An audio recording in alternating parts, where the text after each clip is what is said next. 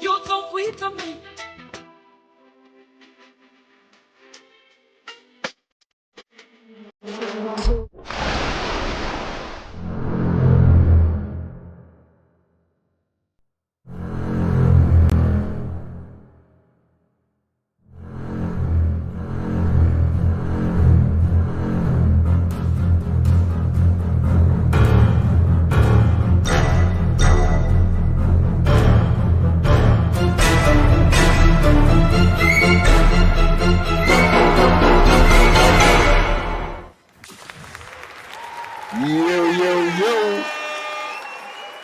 What is the deal, man? What is going on? What is happening? You are back for another Turf and Rundown show. You already see what time it is, right? Your boy Rundown is out and about doing his thing on the holidays. You know, man, I be shaking, moving, and grooving. Yes, but sir. we still be doing our thing here in the holidays, man. Still giving y'all that Raider content wherever we are, however we can do it. So you already know what time it is. Make sure you guys are tapping on the like button, tapping on the subscribe button.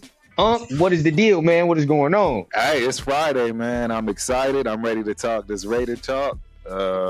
We got 2 left, man. I mean, As always. It's a bittersweet. You know, it's a bittersweet moment right now, man. We Bittersweet that it's 2 left. We in bad shape. You know what I mean? We in bad shape. Yeah. It's just a lot going on for us, man. So I don't know. And real quick, want to go ahead. You know, I got Pops in the building right here too, man. So gotta give a shout out. Got Pops in the building, man. Good to see you, brother. Y'all already know, man. Good to see you. Yes, sir. Bro. He said, "What up, Big Turf?" Yes, sir. As always, man. Make sure everybody is tapping on them buttons, man. You already know what we say here on Fridays, man. Super chats are always appreciated, right? It is Absolutely. nothing that you guys have to do, but it's definitely appreciated when they do come through, man. So you already know the goal for us every live is 5, man. So that's what we trying to do, man. But without further ado, you know I'm limited right now, as you know, because I'm on my mobile device. But let's go ahead. Let's get through the chats, man. I know we got some of our regulars in here. We got some of our people in here, man. Let's do it. So definitely want to show them some love. Yeah, first and foremost, I don't know if you know this one or I know this one, but Niall Kumar, what's the first comment? New to me. Exactly. New to me. New to the building. So shout out to Niall New to Kumar. me. You are the first comment, my dude. We appreciate you for showing up. Please like and subscribe. Hope you enjoy the show, my man. Hope you enjoy the show. Factuals, man. So Hope you enjoy the show. Let's dive all the way in, bro. You already know Steve Jones in the building. Steve Jones, what up, man? Yeah, that's the family member right there. That's family. I already got this thing. Hold on, let me get you right so everybody can see you. There we go. Do we give Trey Taylor, Dylan Lowby, and Tommy Eichenberg any snaps in this last 2 weeks? If you to me, bro, if you ain't seen it now, then it don't matter at this point. Right. If you ain't seen it now, bro, Raider Paul in the building.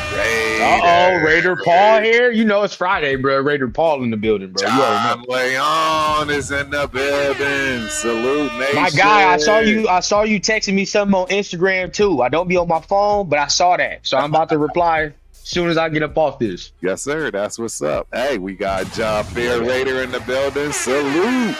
Fair. Man, we got what's going on, man? Town in the building, bro. All the regulars is in the building already. We hot. I'm already know what time it is, man. It's Friday night. Sir. It's the holidays. People trying to keep themselves out of trouble, man. That's what it is, man. You got to come to the Turf and Rundown show. I already know what it is. Hey, Raider Nation, Jason is in the building. Our guy, man. What's You going on, already Raider know, Nation, man. Jason? What up, dog? What up? Glad you in the building, man. We got Jeff in the building. Y'all already know, man. Jeff You know you're going to see surprise appearance from Mr. Jeff a little later, man. Right. And we got one more that I don't know if we know. Patricia Monroe. Hello, Patricia. No. New to me. New to me. We love it. Hope you enjoy the show. Please don't forget to like and subscribe. Yeah, 100%. That's right. 100%. Now, once again, we appreciate everybody taking out the time in your holiday Fridays, man, to come and tap in with Turf and Rundown. So as always, make sure you guys are hitting the buttons. But, as we always say each week, This right here make it at least a little easier. Make the season a little easier to stomach, because it ain't been too much to cheer about. It ain't been too much to be happy about. I mean, only time we can really vent the frustrations, we come on here, right? And then, you know, we let some of the people on here come on and vent their frustrations as well. But that's just that. I think as of right now, bro, this is the only thing I got to look forward to when it comes to. I look forward to the post game. The post game absolutely, bro. podcast after the game. You feel me? Like, not even the game. I'll be looking forward to talking to y'all and talking to everybody in the chat after the game at this point, bro. Like that. Yes. And it's always gonna be like that, but that's how sad it is, bro. Yeah, it's pretty ugly. It's pretty ugly, man. And the thing is, the truth is, none of us has felt this in the last 4 years. You know, don't get me wrong. My pops was even talking about it earlier. He was saying it's ugly. It's ugly. He ain't never remember feeling like this. You were saying that in the chat too. It's like y'all older fans, bro. Y'all having a hard time reeling this in. It's really it is really tough. I'm not gonna sit here and lie or front. It was a hard game, man. That was really a hard game to deal with. The win or loss, right? Or it's just, man, you don't know how to take any of this stuff. You know what I mean? It's all new territory for us older heads, man. So I don't know how to react. I honestly don't. I really don't know how to react. Well, let's keep it a beat, right? Like, let's go ahead and talk about the last game, touch on the last game, and then we'll get into this week. But just a little bit on it. Like you just said, like win or loss, right? Like, what is it?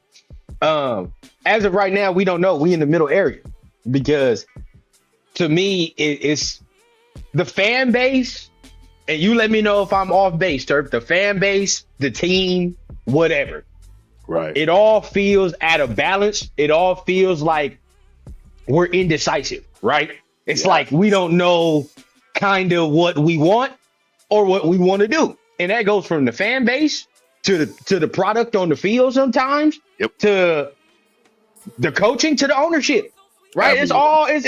It's all the same thing, bro. Like, and I talked about it in the episode I'm gonna release tomorrow, bro, and I'll let you go off. You let me know if I'm off track. But I'm like, you know, it don't matter if you working at, you know, some Fortune 500 company or you working at goddamn Walgreens. If your manager is indecisive and he don't know what he wants to do, and that's going to reflect in the product. It's going to reflect in the work, bro. Like, it don't matter what it is, bro. Absolutely. I mean, you hit it right on the head, man. There's no question. Shout out to Billy Davis in the building. What up, Raider Nation? Turk and Rundown. Yeah. Hey, what up, Billy? Big Bill. I don't know, man. It's just a tough situation. I don't know how we going to go about it, man, moving forward. I really don't know. I mean, the bottom line is we got to see what Telesco is really going to do. Is he going to hold the true form?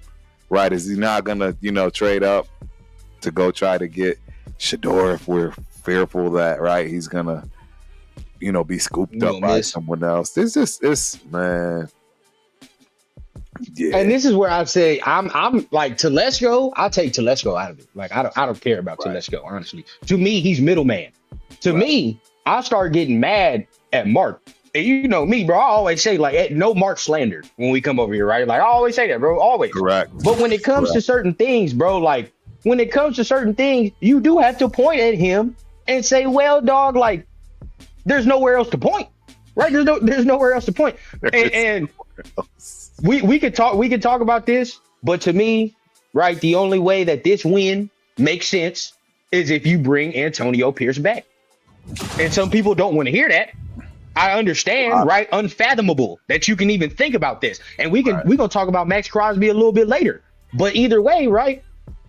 If you bring AP back, you can chalk this up and you can try to sell to some of us fans who aren't really tapped in, and you can say that was a culture win, right? Now, just because they selling it don't mean we got to buy the shit. Correct. But still, right? Like, but still, you can try to pass this off and say, like, this is a culture win. You get what I'm saying? Like, this coach is whatever. All right, you got young dudes playing who really wouldn't be playing this many snaps anyway, but they're getting experience, whatever the case. Yep. We can go into next year and say we're building off of that, blah, blah, blah. But if you continue to win and your plan was to fire AP anyway, well, that's not fucking fair to the new coach you're going to bring in. It's not fair at all. And anybody that sees that knows it's not a good idea to do business here. And that's a problem. No. Thank you, Turf. Because now you run the risk of saying, if you're the new coach, well, why the hell would I go there? They have all this money, but then I can spend all this bread and still not have a quarterback. Right. Interesting. Right. Very, very interesting. And even so, even spending, you even have $100 million. How many free agents gonna want to come here if there ain't no quarterback? Correct. So then how much of that 100, like we could all say, oh, we got money. But how much of that money are you really going to spend if nobody wants to receive it? Correct. So you can throw whatever money you want to throw at me, dog. If y'all suck, I'm not going to go over there. It is what it is. I'll take some less to go somewhere and win, as per proof with Josh Jacobs. There you go. Because that's exactly what he did. Like, he took less. So what the fuck is going to happen, right? Like, that's just what's going to happen, bro. Like, so at this point, we're running risk because now, like, we're getting into that scary stage, that purgatory stage, bro. And I hate that word. It makes me shiver. But in the NFL, dog, if you're in that purgatory stage, you're fucked. Like the Jets are in the purgatory stage. Oh, they're bad. Like they're down bad. I don't know how you what do you do? You're not bad enough to get a quarterback, but then you're not good enough to win shit either. Right, so then it's like each year, bro, we go into it spinning the wheel. They just ran through a bunch of quarterbacks. See, and that's the part that I'm hoping us Raider fans take heed to. Even getting Shador and or Cam doesn't guarantee anything. Exactly. Like if the OC isn't right, if it isn't a good fit, if he doesn't have the pieces around him, whoever that him is, based on him, it's not going to be the same for each kid. Right. So, and that's the problem. We're putting the cart before the horse. I think Miss Peggy said it. Excuse me. And said it. And if that's how you want to think with, there are different cases. Everything is different, right? Because yeah, that's true. But I look at the Bears, right? You look at the Bears situation, and how that looks with a rookie. I honestly really don't think Caleb Williams is that bad. And I understand, you even watched the game yesterday, and I'm watching him, and I'm like, he's not that bad, but it just don't look like they know what the fuck they're doing. Like you just don't know. It looks like they're just all over the place. But the thing is, with them, they can be in trouble with being in purgatory too, because if they don't get this goddamn coaching hire right? Like if they don't get this coaching and OC hire right, it's a wrap. It's over. I agree. But then again, right? You could sit there and say that they have a better shot to get their shit together because they have a guy with some talent there that's like, all right, bro, I can work with that, right? That's a dude in year one. You feel what I'm saying? He's not really like he's holding on to the ball. Yeah, you know what I mean? But there are different guys that can come in and provide a different offense for him. Correct. That'd be like, all right, bro, get the ball out your hands here. Let's do this here. Tailor more to your skill set and do all that. You can correct that. That's why when people talk about Shador and say he holds on to the ball too long, that's an easily correctable problem that a quarterback can have, to me. Correct. Man, Chris is going wild, bro. Chris is going wild. Y'all see the screen lighting up. Y'all see that? Well, you don't hear the noises, but man, shout out to Chris for Raiders, bro. 5 gifted my guy. Man. Oh, hey, my guy. What's the deal? Appreciate you. He'll be up here in a second. So y'all just wait for him. He's factual. I can't wait to hear what he has to say for a few things, man. Because now we've calmed down. You know what I mean? Now when the after effects got to left, it'll be interesting. Yeah. Yeah, very interesting. But I'm interested to see how you view that. Like how do you view kind of where we are as an organization? Like what's your standpoint? I believe we're a ways away. We still have pieces to fix in the front office and on the coaching staff. And until you get those fixed, how can you expect to win games consistently? This is why I keep trying to, quietly tell people, look, we got 3 years minimum before we're winning consistently. We might get lucky. and get some playoff wins in these next 2 years, but they're not going to be meaningful. Let's be realistic.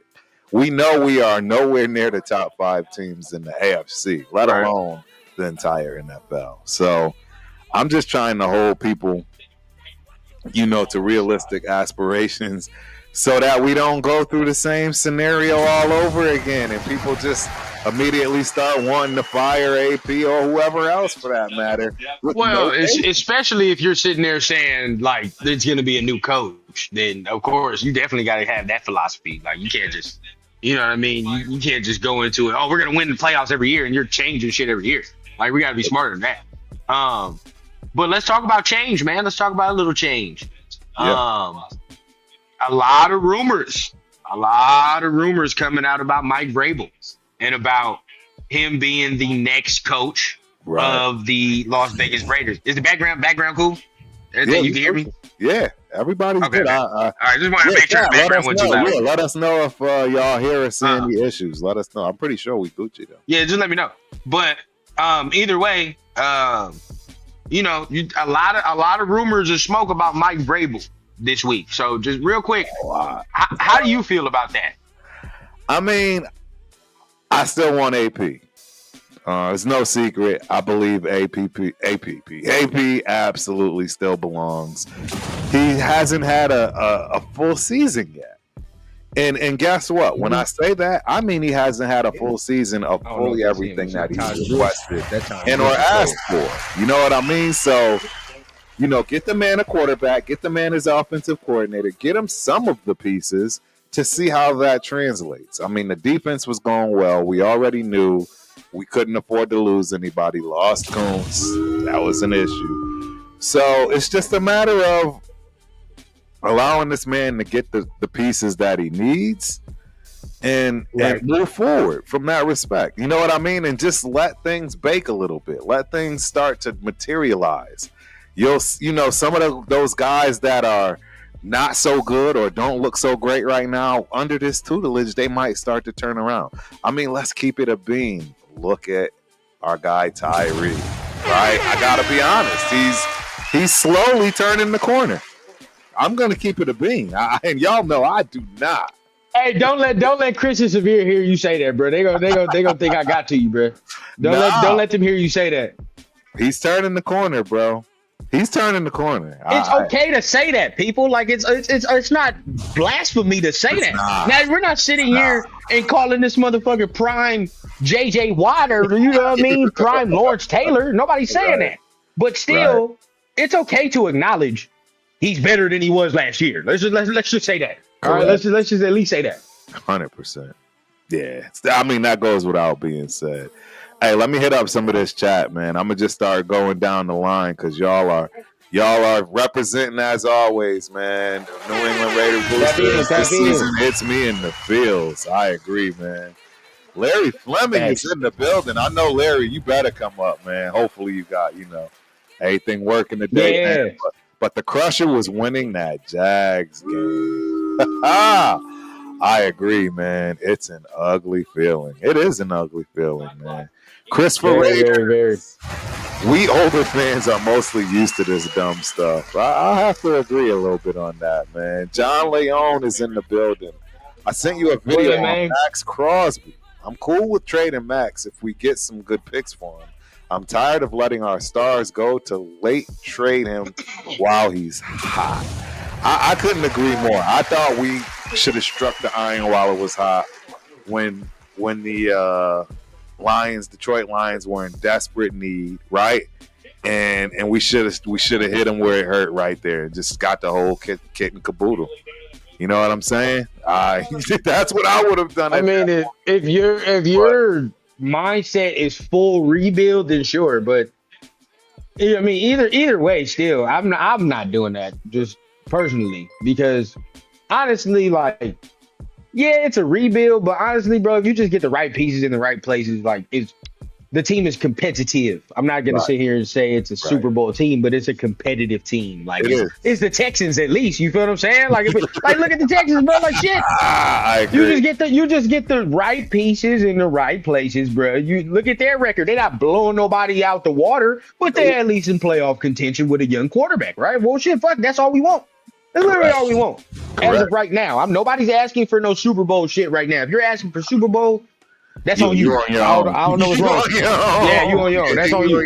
But you feel me? We just want playoff contention, bro. Like, so to me, I don't think it's, it could be that far fetched if you just get the right pieces. That it could be something that you can build upon, right? Something that you can build upon. As far as AP goes, we'll start with this. We'll start with AP. As far as AP goes, I would like him to get his shot, but the fact that all these different sites are saying the same thing is cause for red flags for me. I'd say that, right? Yep. Because understandably, like, some of these sites are bullshit. Like, ML football, NFL rumor, and whatever the case, right? Like, some of these are bullshit. But then you gotta understand this too, right? Like, it's all content game as well. You feel me? Like, they're all content creators, just like we are, right? Understand, some content creators don't really rock with each other in the circle. Even though sometimes their information be bullshit, they still trying to be first at what they be saying at the same time. So the fact that a lot of these different sites are saying some of this shit is like, I'm not saying it's immediate, but at the same time, your antenna should be up at this point. I'll say that. It should be all the way up. Hey, we got a super chat in here. Be up, bro. But first and foremost, man, we got my guy, Dark Side Raider, aka Strike Raider. You gotta remember him, Rundown. Strike coming through to check two of the Raider Nation's best. Hey, Strike, I'm so glad to see you, man. Hey. Real talk, bro. It's good to see you it, bro. out of them dungeons, I appreciate it. Facts. Yeah, Facts. 100%, man. And hold on real quick because we got something here. Yeah, these things sometimes don't work out as well as I like, but give me one hot second here because we do got a super chat coming through. This is the only problem. You on your phone, you can't help your boy out when it comes to the. I know, huh? I'll be through the chat. Flying through him right now. I'll be through the chat. All good though, but we about to get this one up because this is a super chat. Shout out Dark Raider, Dark Side Raider. No, Andy Reid still got on spicy nacho deodorant. Yo, we miss you, bro. We really do miss you. Yeah, what's going on, bro? We really miss you, man. It's been a minute. It's been a minute, bro. Them takes that used to have us dying, bro. Straight up. He used to have me dying, bro. I'm glad you're doing well. I'm glad you're back, though. I hope you're doing well. Yes, sir. Yes, sir. Gunsmoke in the building. There we go. What's cracking, Gunsmoke? Yeah, Jack Kenna is in the building, too, man. What's cracking, Jack? What up, Jack? What up, Jack? Yeah. What's going on? All right, man. So now we touching back on the Maxx Crosby thing, and I want people to tap in with us. And I heard what you just said about trading him, but that was then, right? Like that was like when they needed him at that point. Right. At this point now, I'm not doing that, bro, and it makes no sense. Now this is where I'm at. For the people that are sitting there and they're saying that from an emotional standpoint, shame on you, dog. Shame on you. Because some of you motherfuckers was just praising this man like he was white Jesus 2 weeks ago after the ankle surgery. Stop it. Right? Like, stop the bullshit, bruh. Yeah. 2 weeks ago, bro, you would have thought he walked on water. The way people was like, oh my God, bro, Maxx Crosby. Oh, I wish you the best, whatever the case. And now, 2 weeks later, you say, oh no, bro, get rid of him. Who cares about Max? Get rid of him. He wanted AP. Fuck Maxx Crosby. Blah, blah, blah. Do you hear your fucking selves, bro, sometimes when y'all be saying certain shit? Now, like, look, bro, when we be getting emotional about these players, bro, we gotta take a second. Don't be posting that shit on the internet all the time, bro. Leave that shit alone. It's too quick. Because some of these takes don't be making no fucking sense, bro. No, like you have to understand. This is the next thing. I'm gonna go ahead and shut up because I know you have your takes on this. But for me, I'll say this. everybody said, well, why the fuck would Maxx Crosby want to leave? He wanted AP here. He wanted blah, blah, blah, whatever the case. Well, has anybody ever thought, well, maybe when he was talking about what he was talking about in the clip, it wasn't directed at AP. I know, unfathomable. Right. No way Maxx Crosby could still like AP. There's no fucking way. Right. But just rewire your brains and think for a second. What if his problem isn't with the head coach actually? So who else would it be? Right. Who's above the coach? Let y'all figure that out and piece the puzzle for yourselves, bro. But at the end of the day, come on now. Yep. So just because y'all don't like AP don't mean that he has to share the same sensibilities. And maybe he does, maybe he does not. But at the end of the day, bro, we have to just rewire our brains to sit there and say, bro, just because, oh yeah, we're 3 and something, whatever the fuck, bro, fuck that. That don't mean Maxx Crosby sitting there saying fuck the coach. Nope, it don't. You are absolutely right. Hey, say what you want, bro, because to me, in the clip, he talking about ownership. Right. It's plain as day, bro. 100%. He talking about simple as day. We need a plan from the top to bottom. What's the fucking plan, bro? Because guess what? If your plan up there is to fire the coach right now, what are we doing? Right. Sacktown Raider Mike, Turf and Rundown. Can't wait to see you in 2025. The Raiders, $5 super yes, chat. Sir. Hey, popping. It's gonna be crazy next year, bro. It's gonna be crazy next year. Yep. Up in production, we up in everything, man, as we always do year after year. Everything getting up. And I am we always do. Rundowns. I'm finally getting rundowns. His chats now. We finally got it figured out. I had to figure out. You're actually streaming with the old, So the reason why I create those new keys, if you look, you're streaming with last week's. So it's the last week's thumbnail. It's last week's all the information. Yeah, but now I found you so I can find everybody in the chat. So shout out to the chat and the people that haven't been seeing their stuff get put on the screen. We got you now. We got you. So my channel live though? Your channel's 100% live. It's just not with the new stuff. Okay. The old stuff. You could. Just had to make sure. Now we just had to make sure. Okay. But talking all that, bro. But how do you feel about the Maxx Crosby situation? What did you hear from the video? What did you hear? I mean, I hear a frustrated kid that, understands that he's 100% being wasted right now. I mean, the best scenario for him is to go get a chip. It's not go to some other team that needs to rebuild. And that's why I said we needed to strike when the iron was hot, because it was the perfect time. And they should have been having these conversations, in my opinion. I mean, we were already, out of the gates looking really, really bad when that injury happened to Hutchinson. So it made a lot of sense at that point to start having those conversations and to think about it. And now he's stuck. You know what I mean? Because that's really the reality. Now he's stuck. He's definitely not, they're not going to trade for him now. They're not going to give us the farm anyways. I think we literally could have got everything possible out of the Detroit Lions with that trade when Hutchinson went down. They were weak. They were vulnerable. They would have given us every first rounder they had, second rounder probably included, and it would have been beneficial for all sides. That's my thoughts. They might. I mean, at that time, they probably would have if that was your thought process. But once again, you got to understand at that time, though, right? Ownership is still trying to figure out if they're committed to AP or not. So if you're committed to AP, you can't. If you're committed to AP, you might be able to make a move like that. You know what I mean? Like, you might be able to say, like, all right, bro, we can make that move because we trust that you're going to take us into the long term, and that's going to be the right decision going forward, no matter how hard it is. Because guess what John Gruden did? Khalil, he came in here, and Khalil Mack, and Mark ain't blink no eyes. He said, hey, bro, you do what you got to do. Yep. We shed tears, but who cares?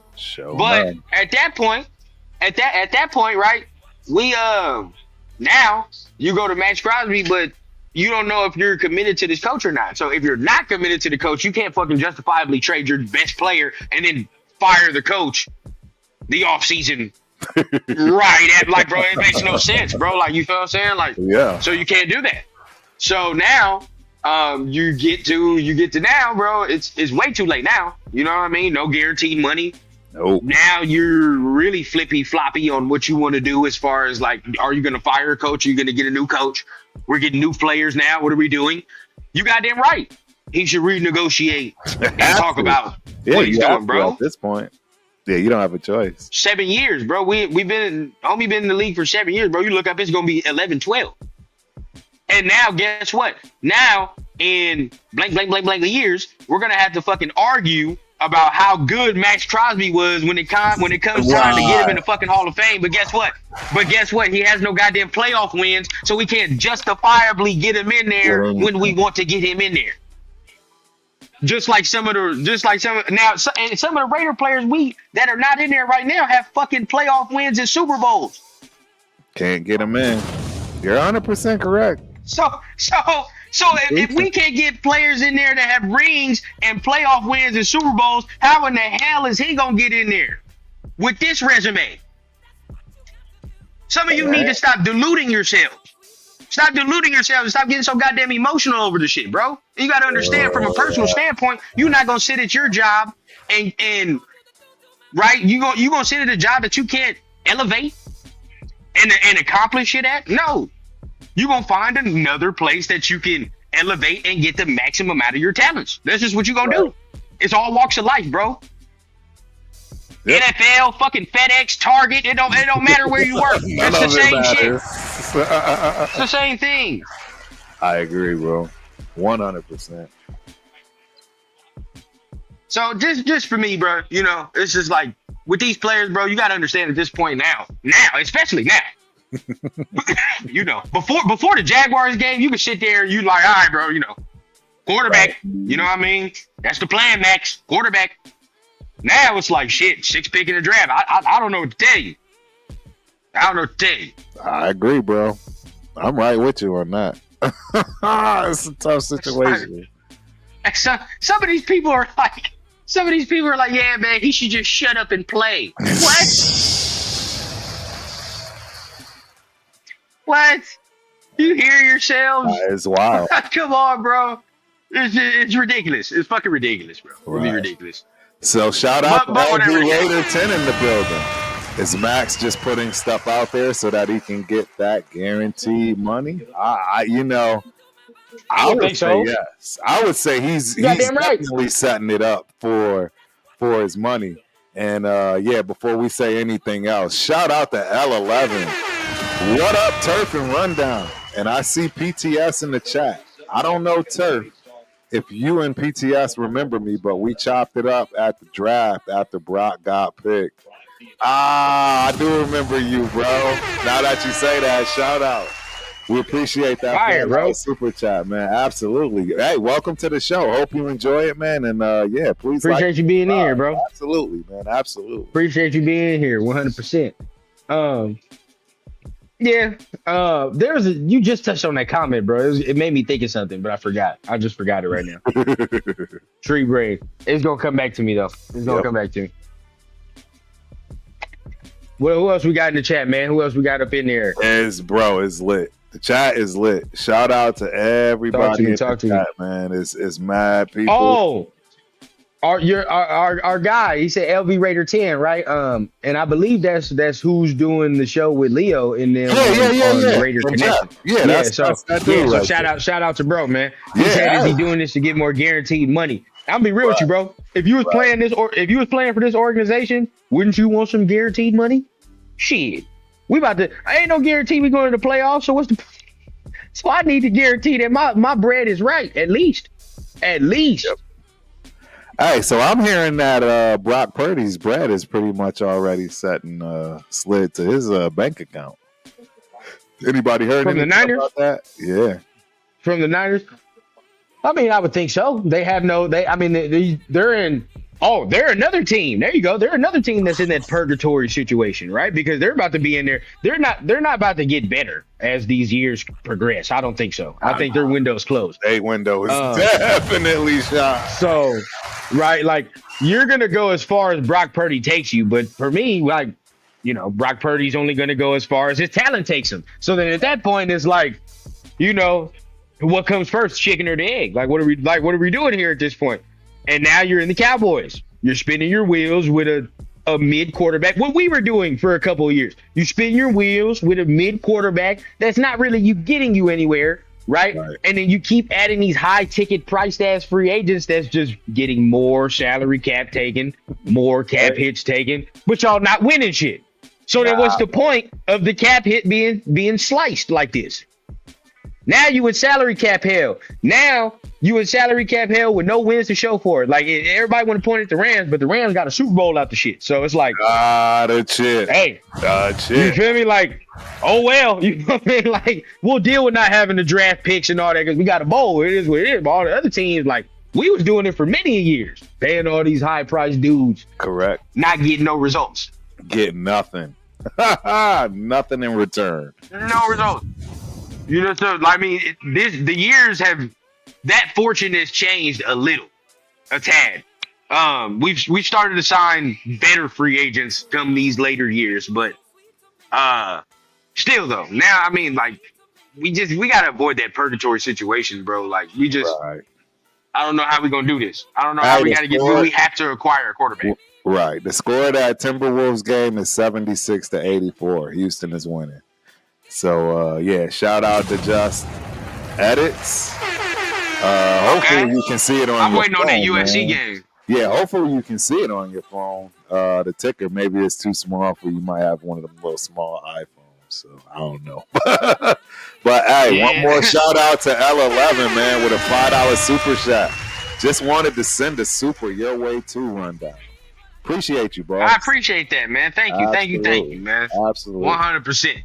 Yeah, I'm over here waiting on that USC game. I got to tap in with that. I want to see what's going on with that USC. We got two more questions, bro. What's the question, man? Fire them off, man. Fire them off. Joseph Parra in the building. What are you thinking for the draft defense player, DT, cornerback, or offensive player, running back, O-line, wide receiver with that first pick? You want me to be honest with you? I wish Chris was in the chat, bro. Right. I don't know if he is. But if he is, hey, I want that DT, bro. Yeah. I'm not gonna be mad at that. I want that. I mean, I know everybody looking at Will Johnson and all that. What is it? Mason Graham? Is that his name? I want that. Yes. I want that. That he's nasty, dog. Or I ain't gonna lie to you, Turf. Yeah. Might be surprising. But that dude from Penn State too? Hey. He's a monster, dog. Penn State, bro. It's Penn State. What's his name, dog? What's his name? He wear 11. I know exactly. I don't know his name. But yeah. I would take one of them D-line dudes, bro. I'm trying to, like, if I'm not getting no quarterback, bro, I'm gonna make the nastiest D-line I can. Right? I don't give a damn. That's just what I'm gonna do, bro. Right. At least if my quarterback ain't gonna play good, motherfucker, yours ain't either. So then at that point, like, at that point, bro, we dead tired, bro. We dead tired. So if we lose the game, bro, if we win or lose the game, like, you know, it's just a lucky bounce here or there. It is what it is, like, at this point. Right. We in the wash, but I say we just try to make the nastiest D-line we can, if it's my opinion. Where you at? I agree.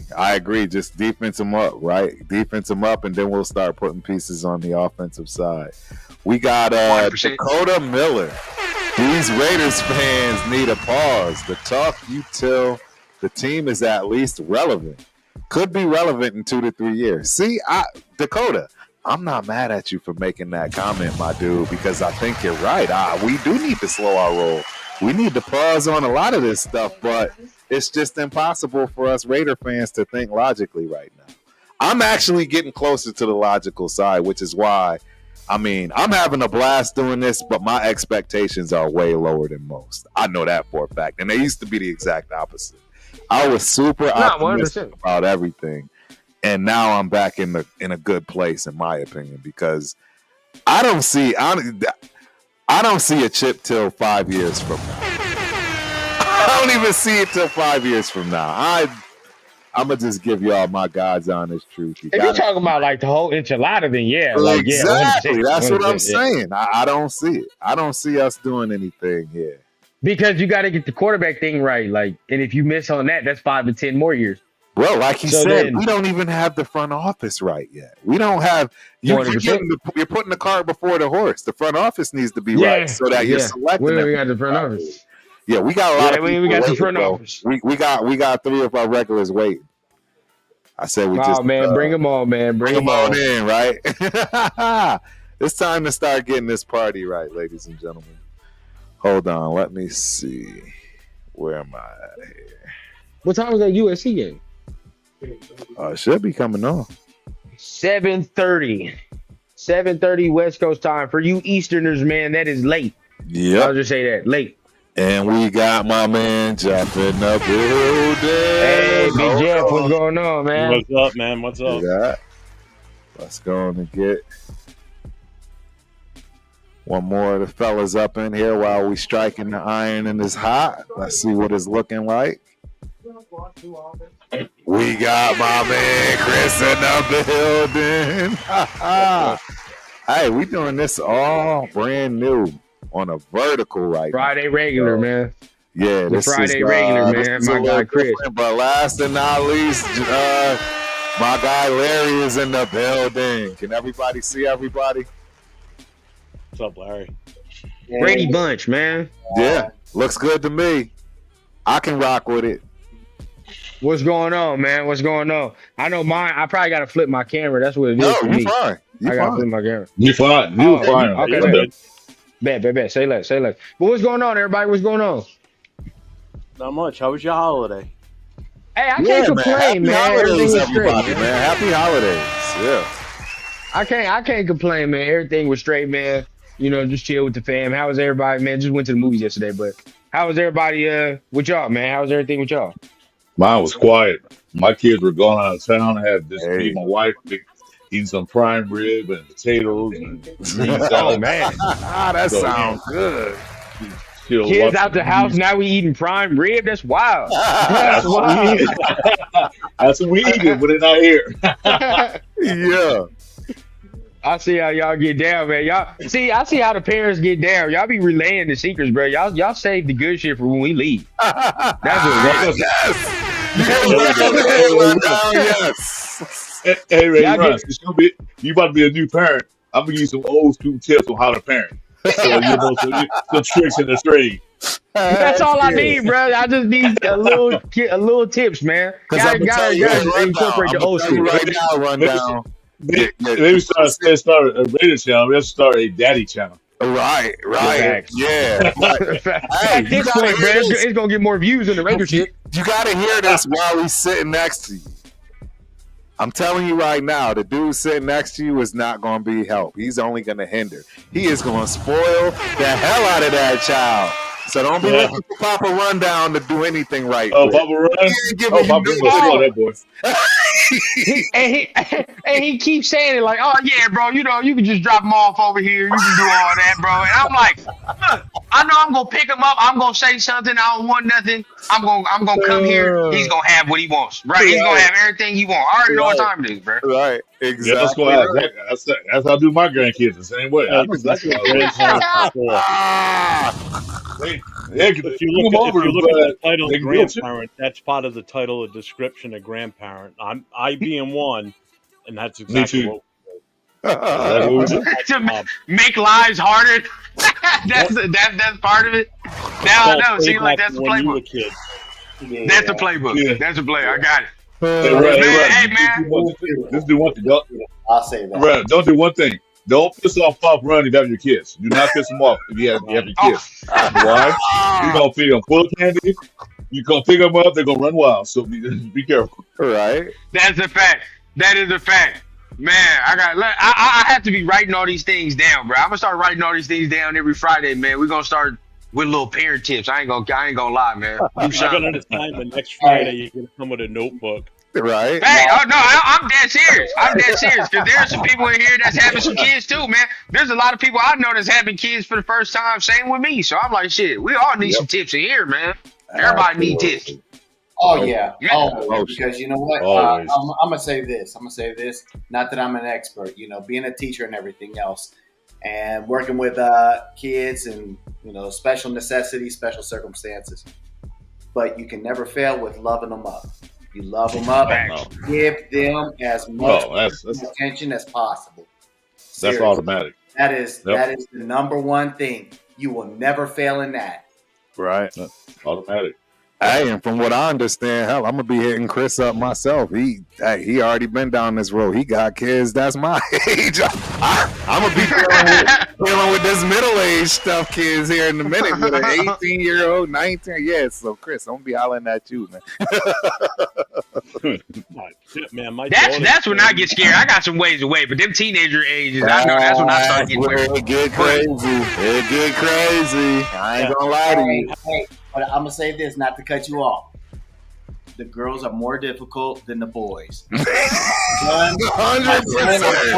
She's gonna point with me, but my girl, she's tearing my heart apart. Oh man. Let's see. I got one girl and 3 boys. My oldest boy is 40, and then my youngest one is 26. So, but they were easy. But when I have my youngest girl, she's 20. She bought her 21. She won't go to Vegas for her 21st birthday. Man, those 21 years was a living hell. But you know what? It was a good living hell because the one thing it kept me on my toes. Right. Kept me from doing stupid stuff. Yep. Because I had to I gotta watch her. Because if I don't, who is? See? I love it. At least there was that. But I be hearing that a lot. Especially, shit, I'm seeing it with my own sister right now. So I'm like, shit, I'm happy right now. I'm happy where I'm at. Trust me, bro. I'm straight. I'm straight. Hey, man, I'm not gonna lie. It's more interesting to talk about shit like this than our actual team right now. And that's the sad part. Unfortunately. It is pretty bad. Unfortunately. It's the sad part. You know what I mean? But that's what they force us to do, bro. That's what they force us to do. Sun Goddess in the building. I nominate myself as the honorary godmama, the baby rundown. You got it. I love that. I love the energy's already right, bro. The energy's already right. I love that. So how you guys feeling? I'm gonna change subject, but I got to say this before we get to the topics. I watched Turf and Miss Peggy. She brought up a valid point. She brought up a point that I totally forgot about. Talk to us. I forgot about Eric B. As an OC. Ooh. I totally forgot about him. I did. I mean, he was blackballed because he talked crap to the NFL's poster boy. Right. So that's why I got blackballed. Correct. I fucking told him. He did a good fit. Fabulous fit. I would love. He knows what he's doing. I would take him in a heartbeat. He fits everything that I mentioned. Right. He's already basically a head coach. Very seasoned. Yep. He can work with rookies. He can bring in a great. That's true. Yeah, he can bring in a great quarterback. He can develop. He can develop a great quarterback. Bring him right on into the fold. So. Oh yeah. Okay. You know what? So it doesn't matter, bro, because either way, I don't think we're getting Shador. I think that's a wrap. But Cam Ward's still in play though. I think that will work with Cam Ward. Eric B and Cam Ward will work, bro. Nah, we can get Cam. I don't think there's a way. There's a way. Get Cam Ward. There's a way. Shador, these next 2 games went on. Oh no! If you win either of these games, it's a wrap either way. It's over. Yeah. My assumption is that you lose both of these. Oh, don't say that. I've been avoiding the whole topic of the game just to not say that. I'm telling you, I think we're gonna win this one. Like I'm thinking, like 24-0. I think because the Saints are just that bad. Yeah, worse than us. Horrible. Is Dirk Carr coming back? Nah, he's out. He's out. Oh, you say he wants to come back and play. Kamara and Carr is out. I think Olave is back, so that might help. I mean, but you got to think, man. I mean, they got a better defense than Jacksonville. I just think it was Thursday and all that other shit. They I had mean, a better wait, defense when no, it McAllister wasn't Thursday. was still there. Not now. That's true. Now when That's Monday McAllister night. gone, hell no. That was Monday night. Yeah. Nah, that was Monday night. There's no way the Saints are going to get destroyed. If Cam Jordan plays, I have confidence in the Saints because our run game was still non-existent. Like honestly, like both sides of the thing, our run game was non-existent last week, and somehow we pulled that out. And honestly, if the Jaguars ran the ball more, they could have won that game. So you know why run game? They gave it to the Raiders because they wanted the draft spot. That's my probably. You know why the run game stuck last week? Because they moved JPJ to right guard or left guard. Yeah, exactly. When they were center, they would run like crazy. See, Meredith is out again this week. Meredith is out this week, so it's the same shit. So, So we rocking with the same lineup. That's what I'm saying. Like if Cam Jordan plays, and like, cause that D line to me is a little more they play with a little more power. So you'll be able to fuck around. They'll be able to do something with Andre James and them in there. Now, the one thing I can bank on the Saints, they gonna blitz our ass. I'll say that. They will blitz our ass. And with Aiden, I don't give a damn, bro. If I'm the Saints, whatever, I'm watching that tape and I'm gonna say, I bet you he can't do that shit twice in a row. All that running and shit he was doing last week, I bet you he's not doing that this week. 100%. Mm-hmm. Exactly. I'll blitz his ass and make him prove he can still do that. But if not, that is what it is. Yeah. Now, think about this, okay? And feel free, of course, to disagree with me. Honesty is always respected.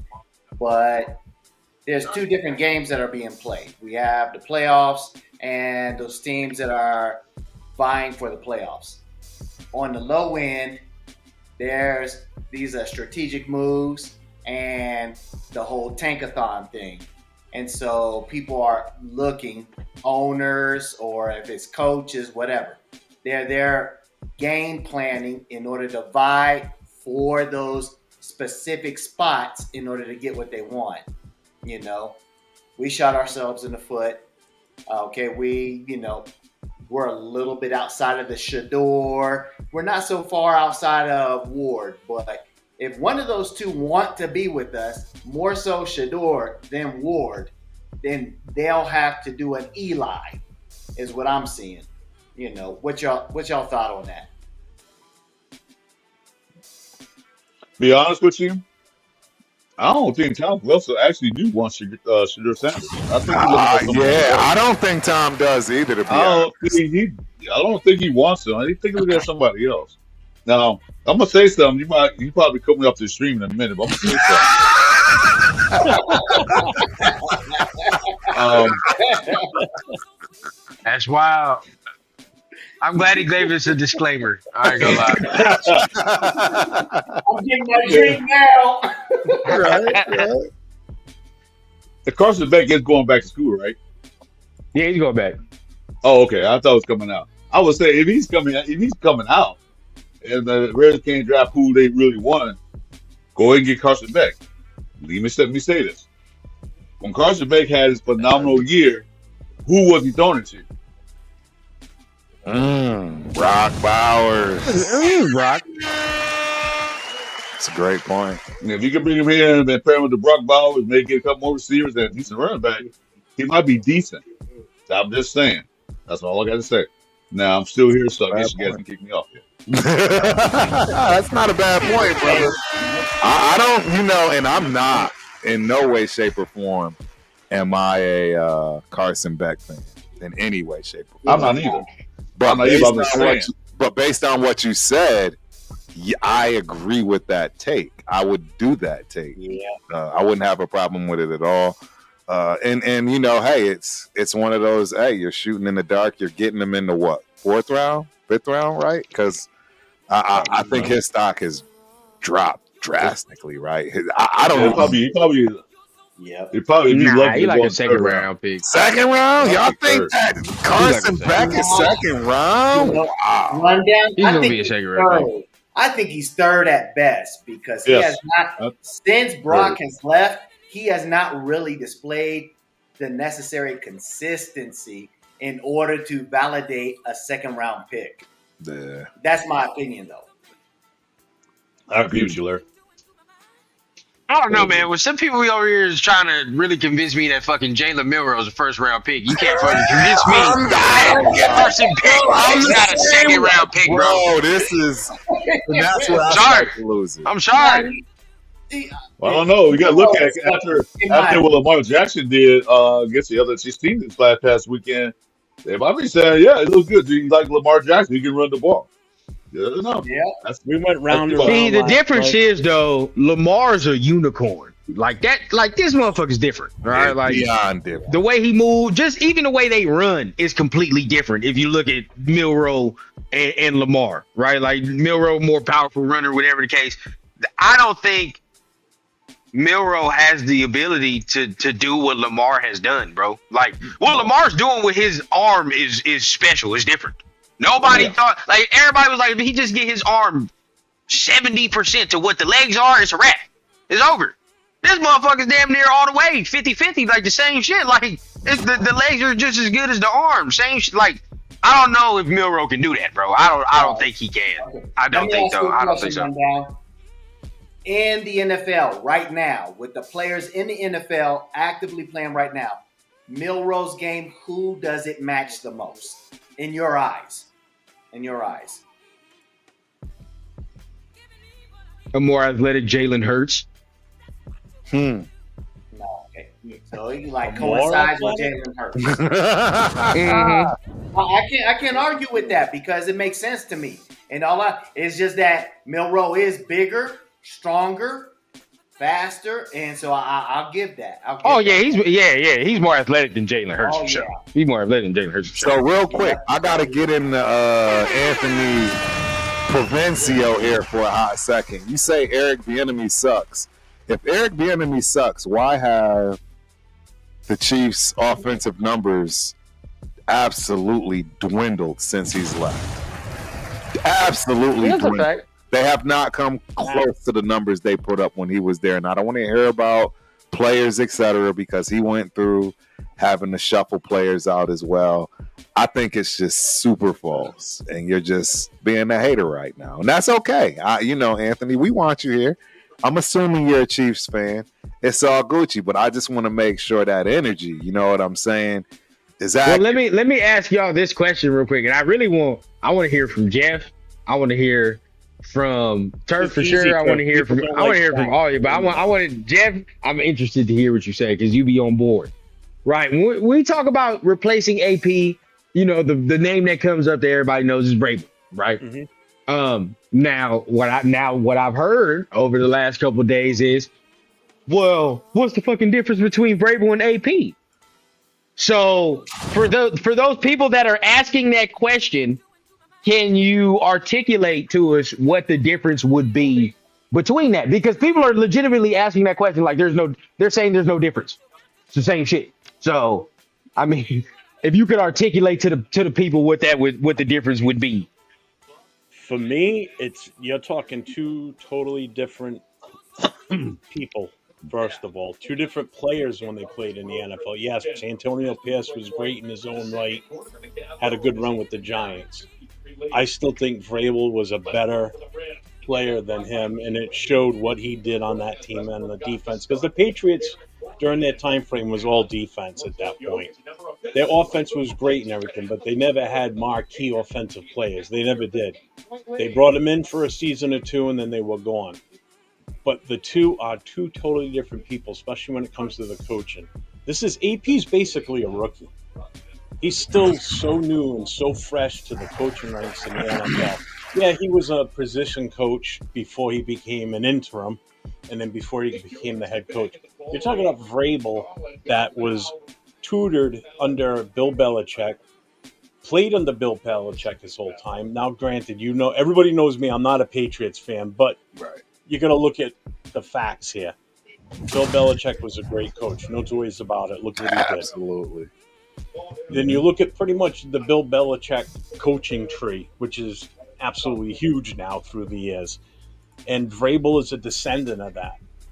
He left New England, went and got the job at Tennessee, turned that team around, had a good career as a head coach there, wasn't let go because he sucked. It's a new ownership. That water there?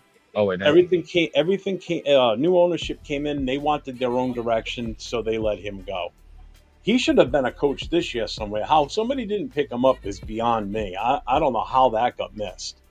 But it's just two totally different coaching styles. Experience is huge with him. You know, why anybody on this organization or even a fan of this organization wouldn't want somebody of his stature, right, is it's mind-boggling. You look at what's out there available right now for head coaches. Belichick's out, so bye, he's gone. You know, who's really out there that you think could come in here and turn this team around?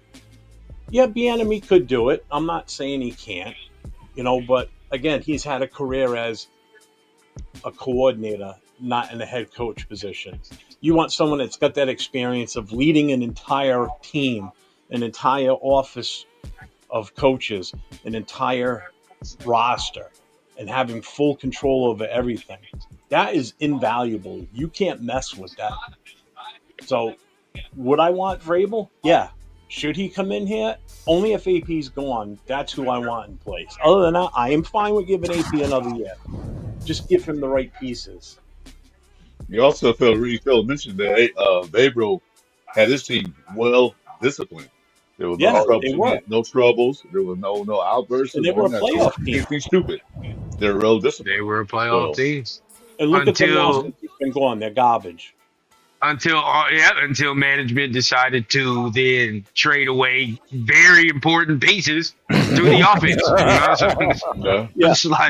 Let's give away our best player in King Henry. Let's ship him off to Baltimore, who already is awesome in their right. Been a little slow in the running back situation now. So let's give them him, and then let's see what happens. Okay. All right. No. So you just setting yourself up for failure in the future? Good job. Success. Yeah. And to me, I don't get that. Yeah, but go ahead, Larry. Right there. Now, I'm a little biased, okay, because Vrabel, the OSU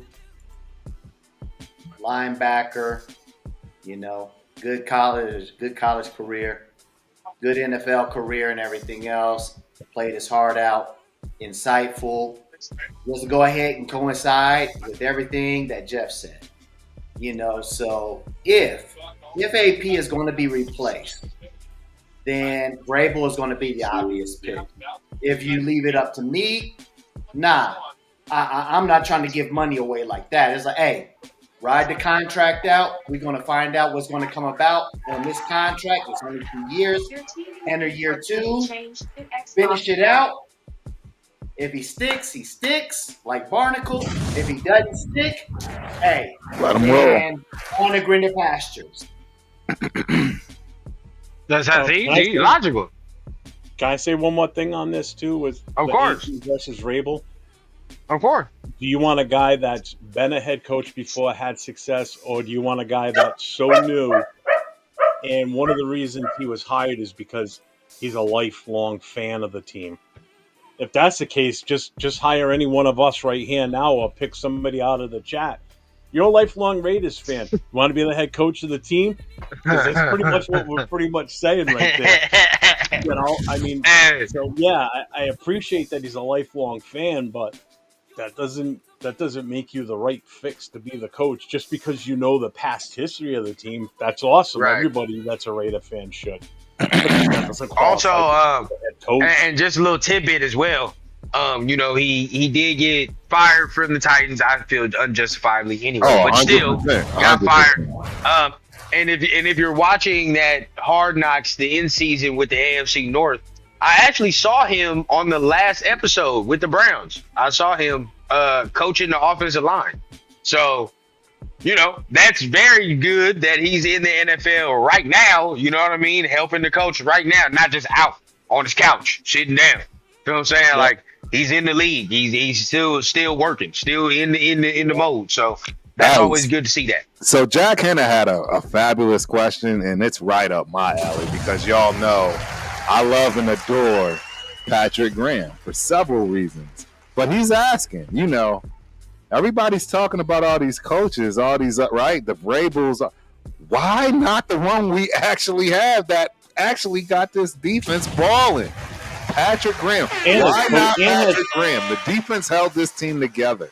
100%. You're right, Jack. And to be honest, I would actually personally, I would take our guy Patrick Graham over Mike Vrabel right now, based on what he did with the defense. I'm in agreement with you, man. I'll be alone on before, correct?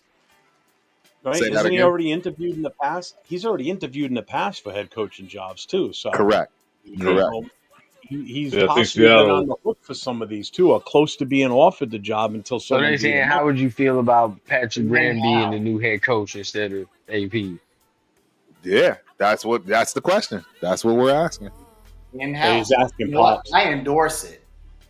I endorse that in a heartbeat. And that is, I think I mentioned that like last week or 2 weeks ago, is that I would be 100% right behind if it's not going to be AP, then go ahead and hire within house. Go ahead and check the archives. I believe I did mention that. If it wasn't a week ago, it was 2 weeks ago. Right. Because really, Patrick Graham, I mean, hey, he's been doing the thing. He's been doing it for a long time. He has a lot of connections. He deserves the opportunity. Better in-house than out-house. Number one, I believe always going internal.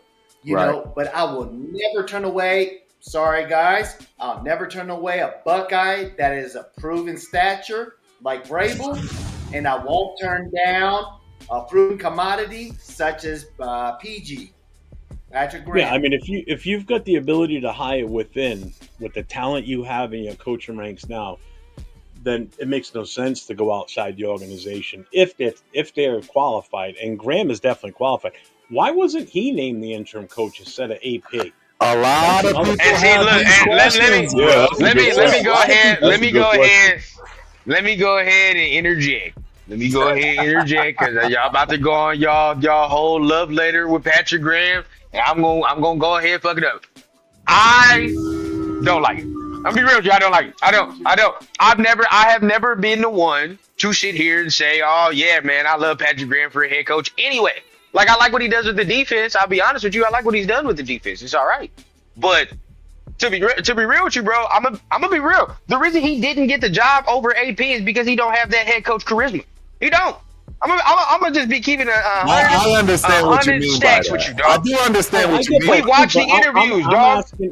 If we all watch the interviews.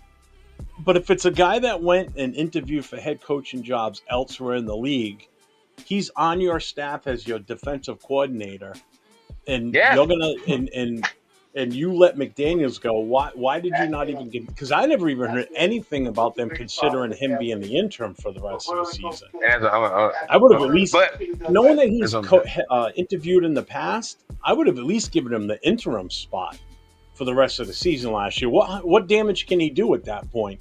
You know, the season was that's already understood. A loss. But then once again, like we always fall victim, and that's why what do we always say about Ben Johnson and shit? Why we like what he does with the offense, but then you don't know if he can do it with a whole team. I have that same question with Patrick Graham. I would just be honest with you. I don't know. I think he can do it with the whole team. I mean, the whole defense in general, but I don't know about the whole team. And I think the reason he did get passed up for AP, even though AP rookie, it's saying that, he don't really have that leadership charisma that I feel like you really need for a head coach, in my opinion. And last but not least, bro, I mean, what's our whole process? We say what we want. Patrick Graham's in this place, that place, whatever place, right? Like, as far as being the defensive coordinator. But you still got to call a spade a spade. Our whole problem with AP is that he ain't never been the head coach. What has Patrick Graham never been? Right. Exactly. But I'm gonna tell you. So this. either way, bro, we can't ignore one and then like just say, oh yeah, we gonna. Who cares? It's Patrick Graham. So fuck AP. He's a rookie, but we love you, Patrick. So who cares about you not? Come on, bro. We can't. Oh no, but hear me out. Hear me out on this, okay? I do hear you, and I listen to you thoroughly. AP got the position because he gave a motivational speech that Mark Davis actually got to overhear.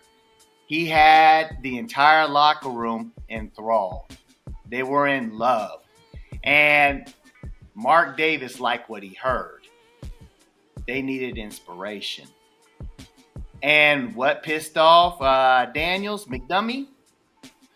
McDummy was upset because of the simple fact that AP could tell about the firsthand experience of beating the Patriots in the Super Bowl. And behind that enthralling speech that AP gave, Mark Davis was inspired to go ahead and give him the interim position. Now, it's not to take anything away from not to take anything away from Patrick Graham. Right. Patrick Graham already stated a long time ago he has never played on a professional level. He's a brilliant mind. He knows how to coach up the players and everything else. He's great at articulating and everything else. But in that moment, we were witnessing, looking at a locker room that was in desperation and that was beyond frustration. And Mark Davis knew he had to steer the ship in the right direction. To Larry's point, it takes a special kind of person.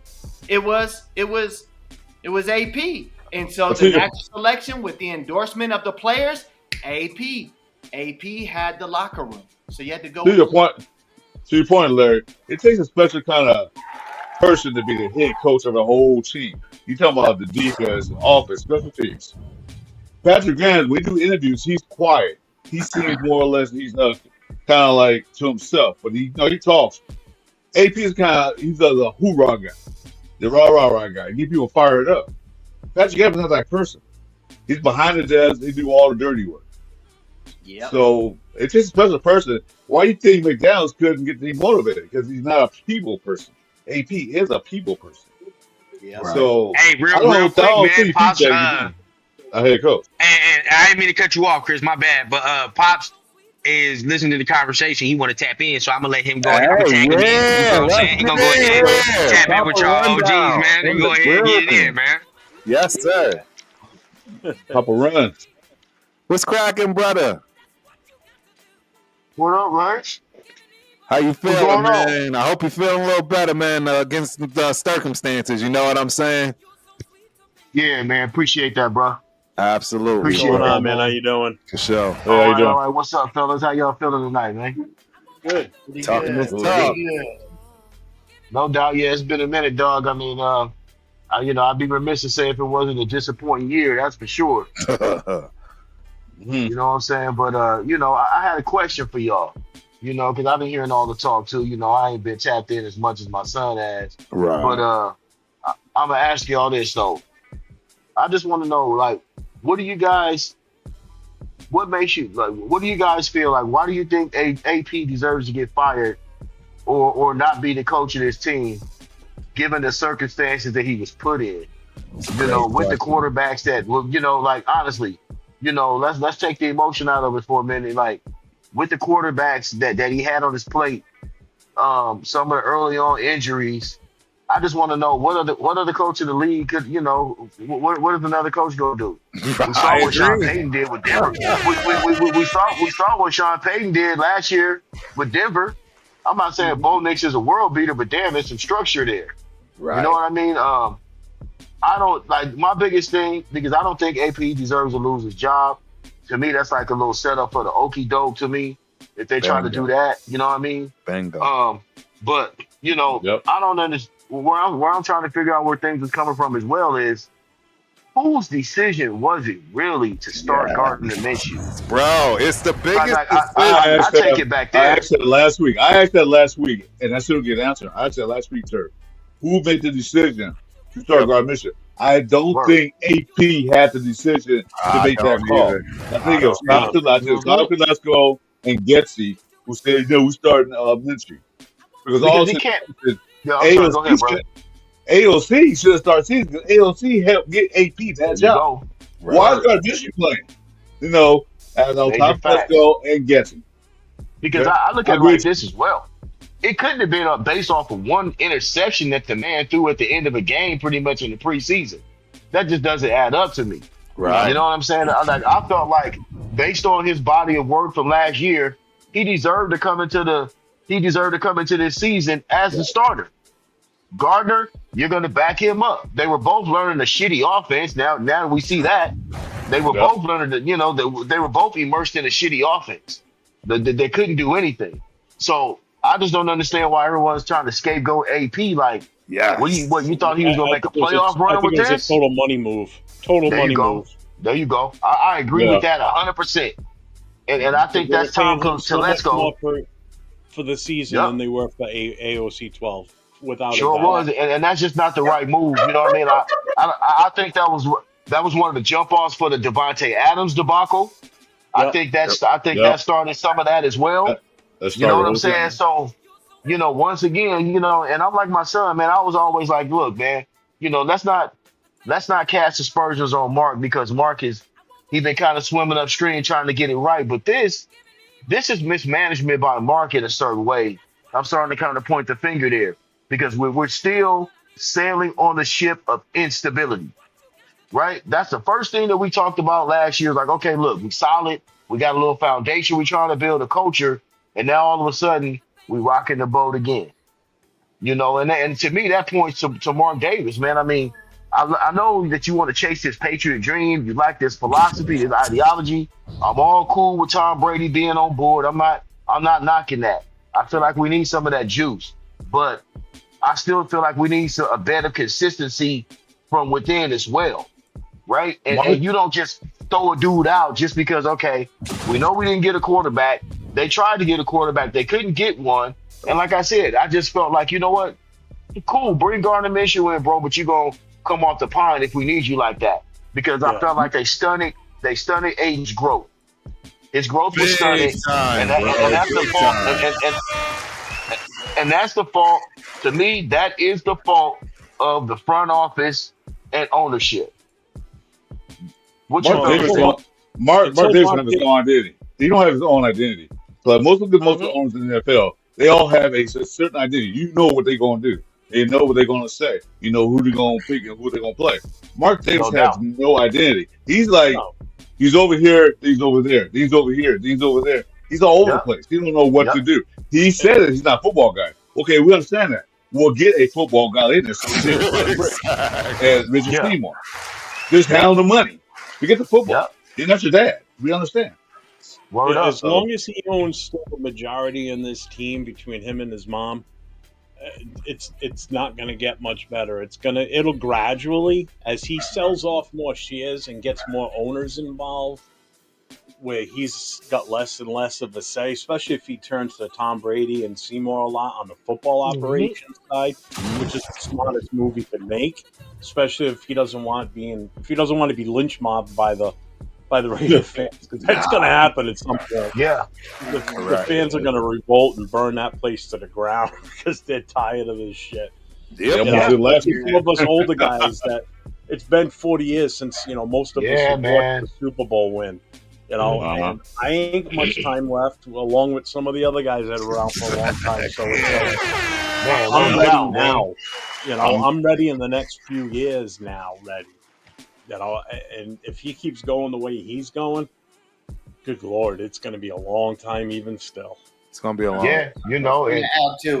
That's facts, man. And it's like, for us longtime Raider fans, this hurts, man. You know what I mean? Like, just to constantly see the influx of quarterbacks and, just to know that we haven't made a move in over the last 10, 12 years to even, you know what I mean? Like, to even give ourselves a chance, and it feels like, we swimming in a sea of hopelessness because right now they just geared the league so much towards quarterbacks. Like, some of us older Raider fans, you know what I'm saying? Like, y'all can attest to this. Like, it's been such emphasis put on the quarterback now that, if you don't have one, you swimming upstream. Long gone are the days of the 2000 Ravens defense carrying a team, or the 85 Bears or the Raiders, carrying teams like, like there's no more of that. So they put a premium on making sure that you have a quarterback, and we just not been able to address that position the way that we need to. Now I saw something Well, interesting today. I don't know how true it is, how much validity it is, but what do you guys think about us trying to trade for JJ McCarthy if Minnesota held on to Sam Darnold? All right. they're not going. Let me Minnesota's go ahead not. and speak. Minnesota's not going to trade McCarthy. I'm gonna Yeah. touch on that. I'm gonna touch on that. You know, when it comes to trading for an Turf was on something. 5 years. This is the 5-year for me because of history, and all of you can attest to this. We've always had external pieces, wide receivers, solid line, tight ends, and everything else. Continue to go with that format. Do like what McVay's doing. Contract. Go ahead and get you, a proven QB. Come in. Remember what Denny Green did. He went ahead, he contracted before getting Dante Culpepper in the draft. He went ahead, he picked up Randall Cunningham. That's right. Bring in, okay? Build up the offense, solidify the defense because we got a stout defense, and it keeps on producing, even in the midst of this turbulent time. So, when it comes to these unproven QBs, I'm not on board with the unproven QBs. If we draft But if one, we got a rookie, though, right. if we draft one, I mean, if you got JJ McCarthy, Right. but if you got JJ McCarthy, that's the same as drafting a quarterback, pretty True. much. It is. That It is. is true. That is true. Yeah, but That's the a thing, great point. the thing, Minnesota's not going to trade their future quarterback because one thing, Sam Donald's there, right? But he's a free agent. They're going to need to pay him the bag to keep him there since he's having a hell of a season. Another thing, they don't keep that quarterback. Why get rid of your first round pick? You got him for 5 years, and he's pretty much cheap right now. They ain't got to pay him to the 6th year or 5th year. So they're not going to trade him for that. Yeah. Now, Now, we we need need to- Especially now that I doing to so my well. son, hear I me think out. Sam now- Darnold's under When you 30. pick your Sam- dime piece, okay, hear me out. You pick your dime piece, she's the one. This is my baby. I knew I cut, bro. This is the one I'm going to go down with. Words. Do we have the OC to say this is my dime piece? No. No, we don't. That is the problem. Hey, we need agree. to go ahead get the OC in there in order for that OC to say this is my dime piece. This is my babe. She's the one to compliment me. And that's what we got to have. We got to get First that things- OC right. First things Hopefully first. Turner can do it. Hopefully they can do it. But if they don't, hey, we got to look. First things I first. agree we'll with see. you. What you said. You said AP was done a raw deal. They didn't give him the OC that he needed, Right. that he deserved in order to have success. And Yep. then Tay, whatever, that boy, the green bean boy. Gotcha. He went and he signed off on Getsy. And Mm-hmm. this year, it's a wash for AP. AP deserves to finish There you out his go. contract. There you and to go. be given an OC. He is There you go. he is owed that because he was not given that. He was not given the fair deal. I don't think Let me throw APF another caveat in there. Well, since we on this AP train and we rocking with that, check it out. Here's another thing. Look how well this defense has played. Despite all the injuries, I mean, dude, like the last 3-4 games, dog, we giving up less than 20 points on D. We got no Maxx Crosby in there. You know what I'm saying? These dudes are still out here banging out, playing hard. To me, that's a telltale sign of those guys haven't quit on AP. He still got them coming out here playing hard, coming out here. I mean, we've been in a bunch of winnable games that we just haven't had the upper echelon talent to finish. But we've been in every single game damn near. You know what I mean? And it's just, to me, that's a testament to AP and keeping these boys together, dog. Trying to keep that locker room together as best we can. Like, I'm an avid watcher on Sundays, as we all are. And I don't see, we've all seen Raider ineptitude, right? Over these last couple decades. We've watched games where we're like, okay, what's this dog shit right here? The whole nine. You know what I'm saying? I haven't seen that. As disappointing as this season has been, I haven't really seen that, right? So that tells me, okay, AP, I know you're trying, dog, and I know you're trying to do everything you can, man. like I said, I just hope the powers that be come to their senses and say, look, man, we got a voice in the locker room. We just need continuity and to add more talent, and let's go find our quarterback. Like my man, I'm sorry, my man, I don't know your name down here, but like you were saying about getting the OC and all that, yeah, I can dig it. You know what I mean? Like I was telling my son, the priority for this thing, dog, is you got to come away with some kind of QB. I don't know how we gonna do it. Like one of the best things that we got going, dog, is that Jacksonville and New England are ahead of us. We might be able to have a plug with the Patriots. I'm thinking we should be able to have a plug with the Patriots. If so, you know what I'm saying? With the Tom Brady connection, maybe we can get a little jump up there if we need to, right? So I think that's in our back pocket in certain ways. But we don't move without no quarterback, bro. I don't care what OC we bring in here, who it is. We're not moving without no QB, bro. It's a proven fact. We knew that last year. We knew that coming into this year. I will say this: so, I don't want to give up draft picks to move up to grab a quarterback. I think that's totally counterproductive. Yes. We got 10 picks. I think we're gonna have some supplemental picks. I think we're gonna get some extra picks because of Josh Jacobs, Amik Robertson, and maybe one or two other cats we should get some compensatory picks for this year. So we might. That's right. Yeah, we might get we might be at like 13 picks. You know what I mean? So I mean, you know, I don't know. I'll say this: it doesn't seem like the talent gap is that. The only way the talent gap is that big to me and wide is the quarterback position. I really honestly believe that. Right. I think it's more the quarterback. I think it's more the quarterback. You said quarterback position. I agree with you on that. I think it's more or less it's two positions that it really got a problem with. One thing is the O line. The O line stinks. You can tell from last week when they changed the O line from weeks before. We had no running game. ALC was getting harassed. Before that, it was not a problem. We would run the ball. The pocket was pretty much clean. Even for that guy Ritter, his pocket was pretty much clean. But soon they changed the line with the injuries. We need O line, and we need, like I said, quarterback, and perhaps a decent running back. We're going to get one of the top running backs. Looks like Genty. We won't get him, but at least a decent running back that can run the ball. Yeah, but remember this as well. You know, when you talk about the O line, we got bread. You know what I'm saying? Like you know, that's where you can address some of those things. O-line, certain positions that we need to build depth with, certain positions that, we still need to add some talent there. We got money for that, right? We got money to do that. You know what I mean? So it's not like we going into this offseason saying, oh, man, we got to do this and this through the draft. No, we going to be able to do both. That we do have great flexibility when it comes to that. So certain little holes we can plug in.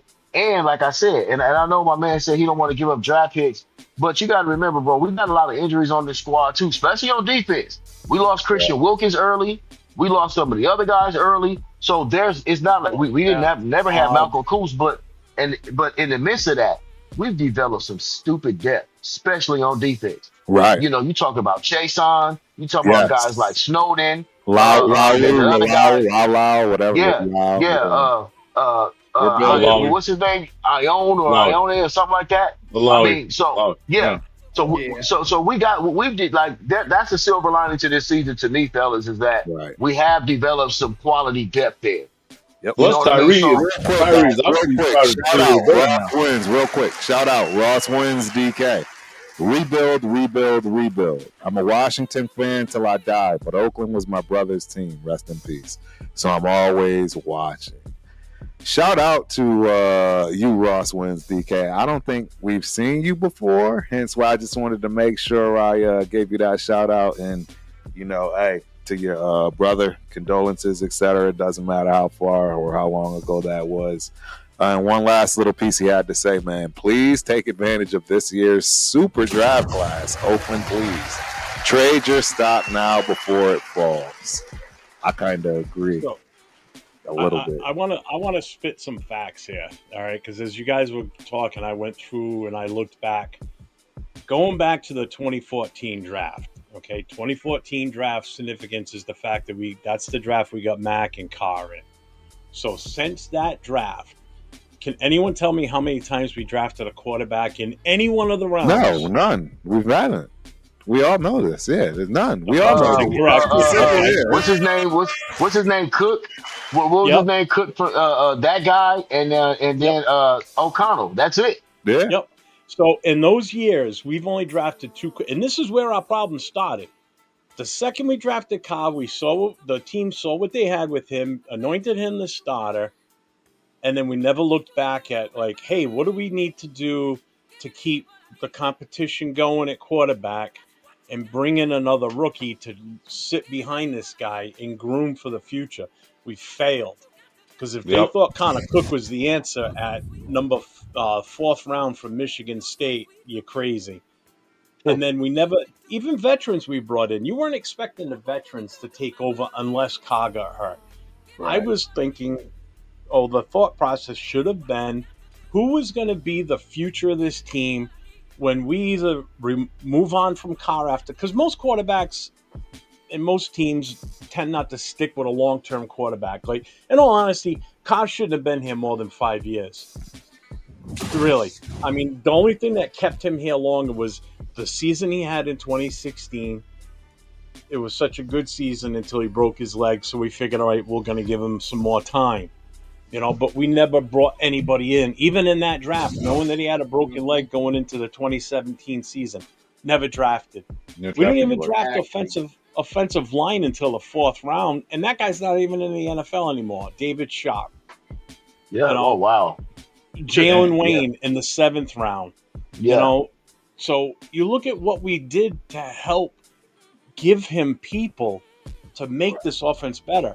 Colt Miller wasn't until 2018, and even that, he's the only offensive tackle until this past draft, or offensive lineman that was worth a shit. Right. So we've done nothing in the time that Carr was a quarterback for this team to give him the protection up front and the competition to make him better. He never had to get better. He was always going to be the best we had. He had no shot of getting beat out by anybody. Well, I'll be honest with you. I mean, and behind that, to go behind that is think about how many different head coaches did David Carr. And that's the other thing. But so we as an organization, the organization failed. Yeah. The organization failed from 2014 until the time that they let Carr go, because they never instilled competition for Carr by bringing in these top rookies, because we definitely had the pick status to do it. We just never did. And now here we are now where we're scrambling because it's like, well, AOC's not our guy, everybody says. What do we do now? Oh, shit, we got the first pick. Oh, shit, we won against Jacksonville. We don't have the first pick anymore. We're number 6. Oh, my God, we beat the Saints this weekend. We're going to fall even further back. And call me crazy, but we've got a legit shot in my eyes that we could beat the Chargers next week, because the Chargers always tend to suck at the end of the season, especially when their season's on the line for a playoff spot. And we have the opportunity to knock them out of that. You think that we're not going to go out there and play our asses off to stop them from making the playoffs? Hell yeah, we are. So there's a chance we go on a winning streak here. And guess what? Now we move even further back. When we could have done this years ago, but we're not doing it, or we didn't do it. If anything, take from that history, learn from your mistakes. Going forward, make sure you've got some sort of a plan implemented, and not just the coaches, because those change all the time. And it's like the owners need to say, this is a plan that we want you to continue with whenever they bring in a new coach or a GM, because this develops a winning culture, because we're bringing in competition's good for anybody. I don't care how good you are. If you bring in a top-notch defensive end to challenge Maxx Crosby, you don't think he's going to play better? Oh, hell yeah. It's going to happen, because he's going to always be looked at as the guy. Competition is golden, and we never instilled that all these years. Right. We got another question, guys. We got another question, guys. Jack Hanna. How are the Raiders using the money? Max wants more guaranteed money. Miller out of guaranteed money. Spillane, Hobbs, Morig, Kuntz, Epps, and Diablo, all free agents. Want Chase on back? BGMS. I don't know what GMS means. So you gotta let me know. Oh, Diablo. DMs. Okay. You can take Diablo off that list. Yep, take Diablo off. You can take Epps off that list too. I agree. I might take Epps off of there as well. No, Mike. That's the Colton other Miller. go. Hey, Colton Miller, you want to stay here, bro? You're not getting top market money. Well, you know, you're going to get what your market value says that you deserve. You know what I mean? Like, you know, Merrick deserves his bread. I'm giving Merrick his bread. I got to see if I can get Chase on back here on a 2-year deal. Right. Great depth there. Yep. You know what I'm saying? So, like, you know, we can disperse the money the way it needs to be dispersed and still pick up guys in free agency that I think we need to pick up. I'm hoping that some of that Tom Brady cachet is going to kind of rub off. You know, really get guys in here that want to come play for them. You know what I mean? But once again, fellas, we got a boomerang back. You got to get your guy. If you got a guy out there that you targeting, you got to go get him. Like, and if this is the year that we got to give up draft picks to do it, then we got to give up draft picks to do it because guess what? Every team does it. Every team has to do it. What did I tell you 2 weeks ago? I told you 2 weeks on the line. What did I tell you? The Raiders going to mess around. They're going on a winning streak. That's what the Raiders do. They know how to mess things up at the wrong opportunity. The wrong opportunity. They're going to mess around and win a couple games. So I want us to win. I'm a Raider fan. I hate them lose. But, you know, circumstances, they're like, okay, if you want a top quarterback, then you got to lose. If you want Shedeur Sanders or Cam Ward.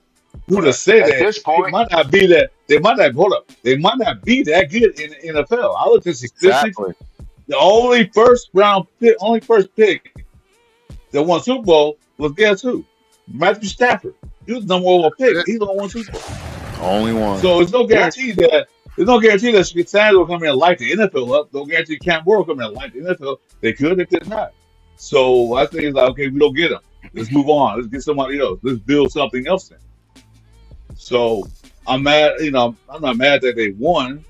I'm like, yeah, well, that's what it is. Right. Exactly. You know what? I'm fine with this ideology. I would trade away Colton Miller for draft picks. Get equity for him this year during the draft. You're going to lose him at the end of the year anyway. He's a free agent next year. All day. And I know this was brought up earlier about Maxx. I am completely fine with trading away. If you're sitting there, comes close to the draft day, and the team calls you up and say, "What's it going to take for us to get Maxx from you?" Well, give me an offer. Let me hear it. I'm messing up phone, yeah. Let me hear what you're offering, and whatever they lay out for an offer. Because listen to this, I'd rather have multiple players on defense combining to have multiple sacks than having a count on one. I said this on last night's show. Rather than having one guy that's responsible or is going to be getting us anywhere from 10 to 15 sacks. Keep in mind, he's never had 15. From 10 to 15 sacks every season. I'd rather have a collective unit just smashing the sacks rather than counting on one person to do it every week. Yeah, because if we can get multiple draft picks for him, and if it includes a first rounder, guess what? I'm answering that phone and I'm saying, talk to me. How many first rounders? How many seconds? What are you offering for me? Yeah. What are you offering me for him? And if you think about, if it means he's got to go, then he goes. I mean, you can't get attached to players in this day and age. It's not like it used to be. These players are going to go for where the money is anyway. Right. You know, so if somebody else dangles a nice fresh contract in front of him in a couple of years, he's gone anyway because he's only got one shot to make his money. One shot. And that's his next contract. What you say about Maxx Crosby? What you just said, it struck a nerve. You're right, because it's all the offense knows about Maxx Crosby. The line knows. So what they do? They only got one player, Maxx Crosby. Double team him, hold him, double team, hold him. Nobody else can come up the line. Kuntz was, so he got hurt. Christian was doing some damage in the middle. He got hurt. So it's all was the defense basically because of Maxx Crosby. So what the offense do? Just double team him, tip him. They don't run it back. But you know, okay, and hold him. Oh. So getting multiple guys in there, like, excuse me. Multiple guys in there that, wait, this guy coming in. We can't double to him because this guy's over here. Just like that's what Chase on is beating them up. Because they were about Maxx Crosby when he was in there. His son and Snowden have the field day. Because they wasn't double teaming. So like you said, get some depth. Well, I'll say this as well though, you just kind of hit it on the head yourself when you said some of them guys that we thought that we were gonna have were injured. Right now, I'm just looking at it from the standpoint of culture, leadership. I believe that we had a conversation. I know Turf, we had a conversation during the off season when you guys was doing the show. We talked about losing Josh Jacobs. Yep. Talked about, you know what I'm saying? You got to remember, fellas, like there's also leadership and culture and things like that certain players they exude. They exude. So, when you start saying, okay, well, let's get rid of Maxx and this and that, like now we're taking a step back in the culture department as well. You know what I mean? Like we already got a guy like that in house. Like, it just sends the wrong message. And our organization has always prided itself on the greatness of our players. You know what I mean? And like for the longest time, we just don't do that no more. Starting with getting rid of Khalil Mack. You know what I mean? Like we just don't. We're not. And you said it. We're not valuing those things. But at some point, look at the Chiefs. I know they're winning Super Bowls, but shit, Chris Jones had a chance to lead. They're like, nah, we ain't doing that. We're not doing that. You know what I mean? There's certain teams like the Steelers not going to get rid of J.J. Watt. Like you kind of continue to shoot yourself in the foot when you constantly jettison culture changers. Like Josh Jacobs was a culture changer. Like look what he's doing over there. You don't think we could have used Josh Jacobs this year? Some way, somehow, some leadership, so, like. Oh, we could have, but I think he would have been killed this year with this offensive line. Yeah. Well, I think they probably would have adjusted the blocking scheme a little bit better. I don't think that those guys that we had. I don't think that the guys that we had, Zamir and Madison, they're not at the talent level of Josh, right? So we have to understand that, and I just don't want us to constantly feel like we need to get rid of guys to get more draft picks because sometimes that just doesn't really work out that way. Keep your culture. But you gotta look at 1 point though.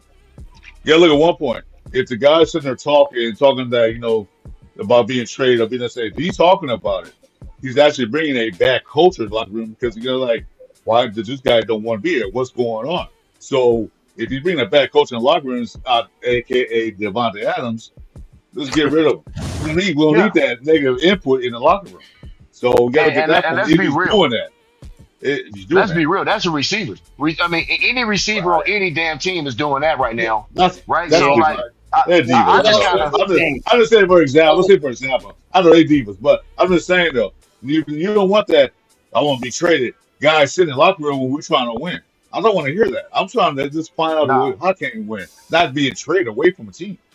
That's what I'm saying. So if he's doing that, the chances are like, you know what, you're bringing poison to the locker room. Let's go. Yep. Now, it's also locker room longevity of position. We have to think about longevity of position. Your average running back is probably 6-7 years, maybe, depending on, how they take care of themselves and everything else. Because they take a lot of beatings. And then the way NFL is trying to modify and try to influence, they're trying to say, first round pick, you don't do that with the running back, blah, blah, blah, blah, blah. The whole shebang bang. All right. Now I wasn't against re-signing, JJ, Josh Jacobs. I wanted him back, but if the price is right, not a hometown discount, but something that's reasonable for the longevity of his career, and he retire as a Raider. And we had the means to do that. We had the means to do that. We could do that. Yep. But then you also we have to consider. Okay, now he's not the face of the franchise. Then we got here. We have our defensive end. He's under good situation. They give him a little kick out. It's like, hey, we appreciate you. We love you. Boom. They gave Crosby a little kick out. That's all fine and good. Okay, demonstrate gratitude. All right. We have to have the face of the franchise. The face of the franchise wasn't going to be either QB. It wasn't. It was going to be Crosby. Because injured or healthy, he's 100% dedicated, And so I'm all for, keeping him. I'm not opposed towards trade. But just like what Jeff said, I'm going to listen to prices. Yeah. And I want to keep him a potential face. We have a potential face. Our potential face, and he's showing it in his rookie year. Actually, 2 players for me. Number 1 is, of course, going to be our tight end. Okay, I love him. Bowers is a dog.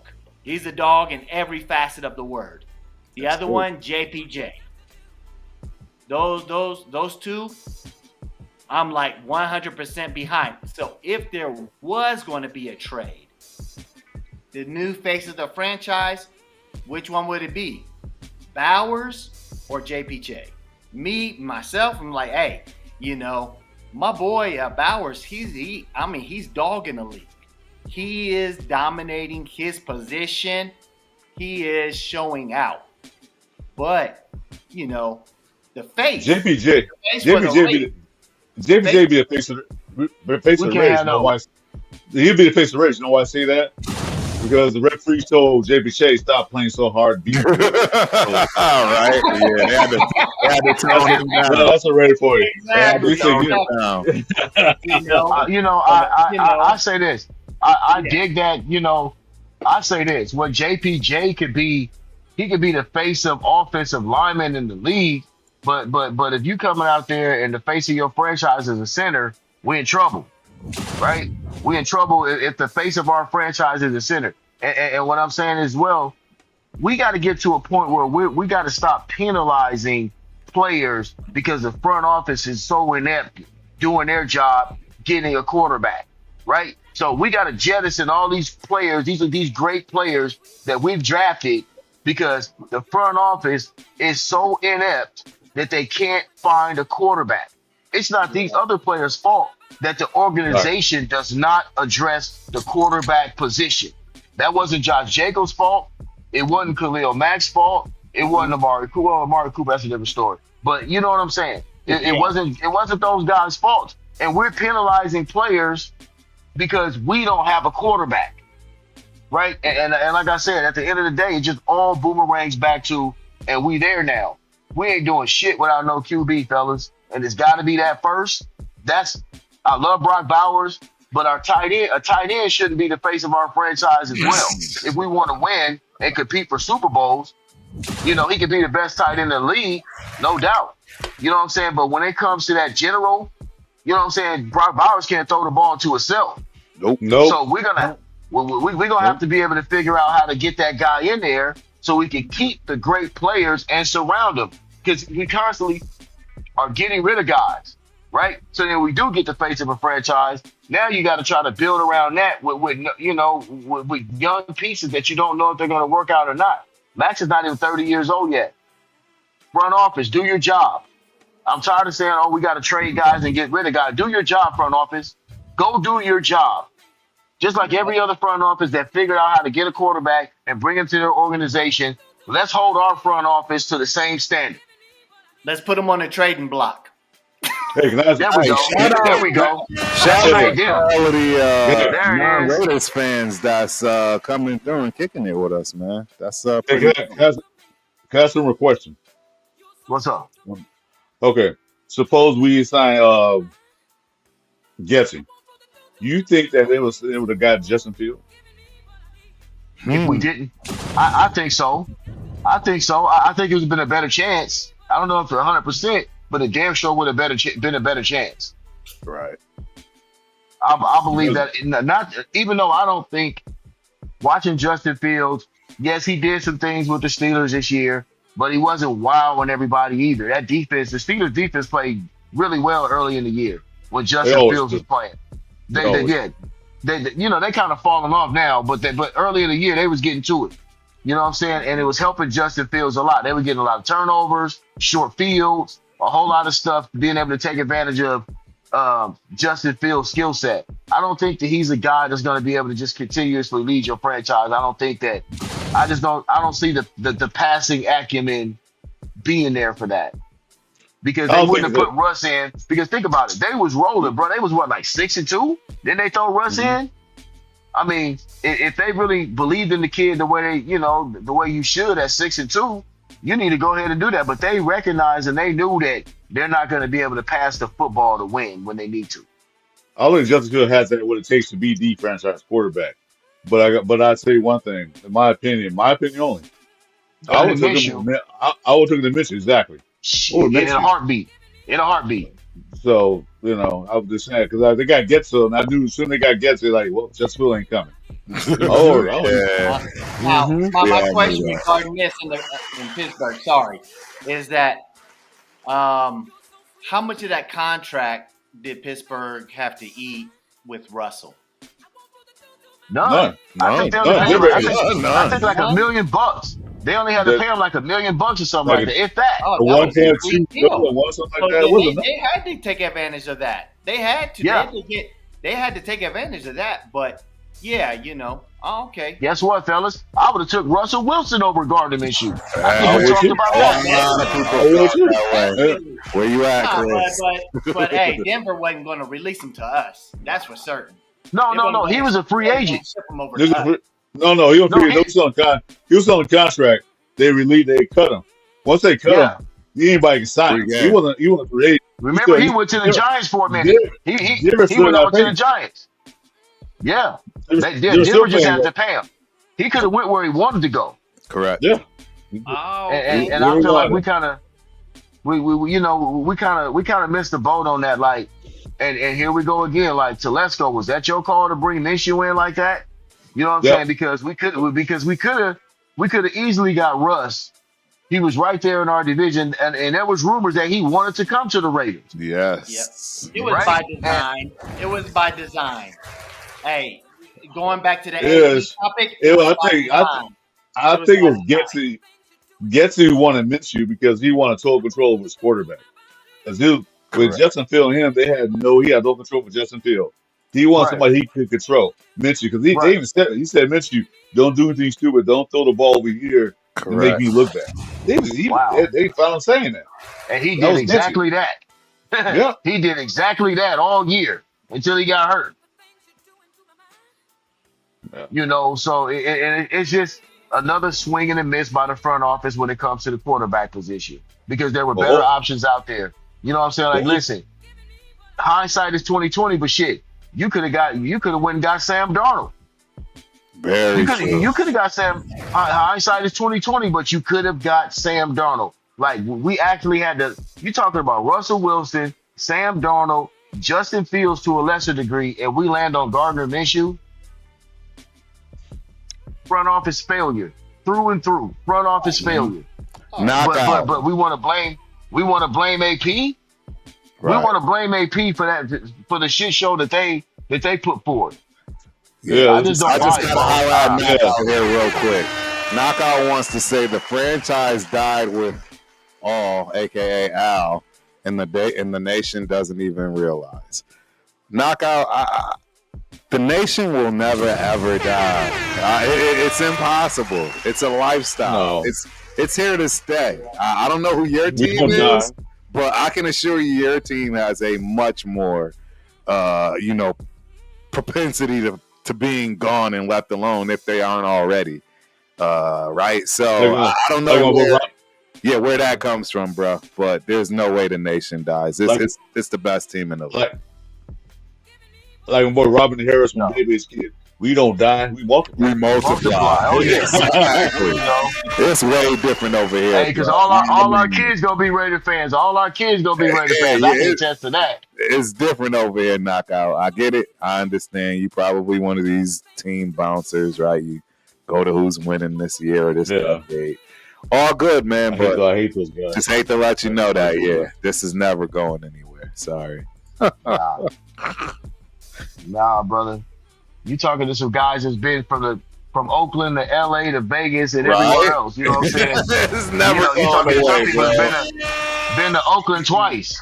Some of us been to Oakland twice, LA and then Vegas. You know what I mean? Exactly. Who's your team? How long you been a Raider fan? When's your year? What year you started being a Raider fan? 82, 83. Okay, 82, 83. Turf knows my story. I'm a fan since 77, 76. There we go. So he knows my story. Original OGs. Yep. So you seen them days. I seen all 3 Super Bowl wins. I was at one of them. That's how I became a Raider fan. That's what I'm talking about. You know what I mean? Yeah. Shout out to you, bro. Like, look, that's what I'm saying, man. It's like, this Raider shit runs deep with some of us, man. You know what I mean? Like, what y'all seen in the last, this younger generation, the last 20, 20 years, 25 years, that's not really indicative of what And we then, had come to know. Not at all. Like some of the greats and our legends are some of the greatest that's ever played in this game, man. You know what I mean? And it's like it's tough on us. It's really hard on us. You know what I mean? I talk about it all the time. Like the NFL has really become so commercialized, and you know what I mean? Like they kind of over commercialize a lot of the game into like some of what our older veterans understand the game as. Right. And so, right. Now it's all about branding and, like you don't even talk about, you fellas remember we used to talk about, oh man, look at this defense. They'll lead a show off, they'll lead a game off talking about a defense. You know what I mean? Like all that stuff is ancillary now. Like only thing, this is a quarterback driven league through and through. You know what I mean? And it's like if you don't have that, you don't have anything. Like, and we didn't really come from that era. Like we came from the era of great teams, not great quarterbacks. Like a great quarterback teams, was part of a team. He was part of a great team. But now the way they craft everything now is that everybody else really ain't shit, bro. Right. If we ain't talking about Mahomes, Josh Allen, Aaron Rodgers, and Lamar, that we're not talking about nothing. And so for me, it's been kind of frustrating as a football fan.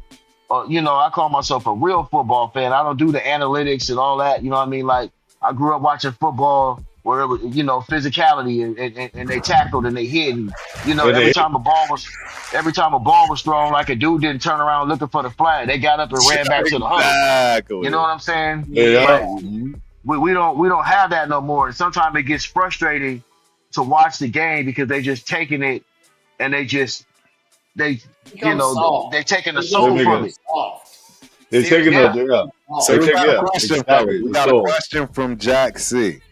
The question is: the Raiders looking to tank for a pick, or you want to take the dub? It's a good question. I always take the win. I agree. I'm with you. I always take the win. You know what, fellas? You know what? As hard as it is for me to say this, dog, because I'm just looking at it from a standpoint of, at this point, dog, it's 2 games left. It doesn't matter, right? Like we kind of, we all want to go out on our shield, but at the same time, dog, if we get to what 5 and 12, I mean, you might as well say, hey, bro, go into the season trying to get yourself a quarterback, man, because that's all that's going to matter. That's the way the league is structured now. And I'm not saying I want to sit here and watch him lose a game, but I'm not going to lose no sleep over it like I would if we was in a race. Right. So, exactly. We just got to be realistic about it because that's the way the league has made us think now.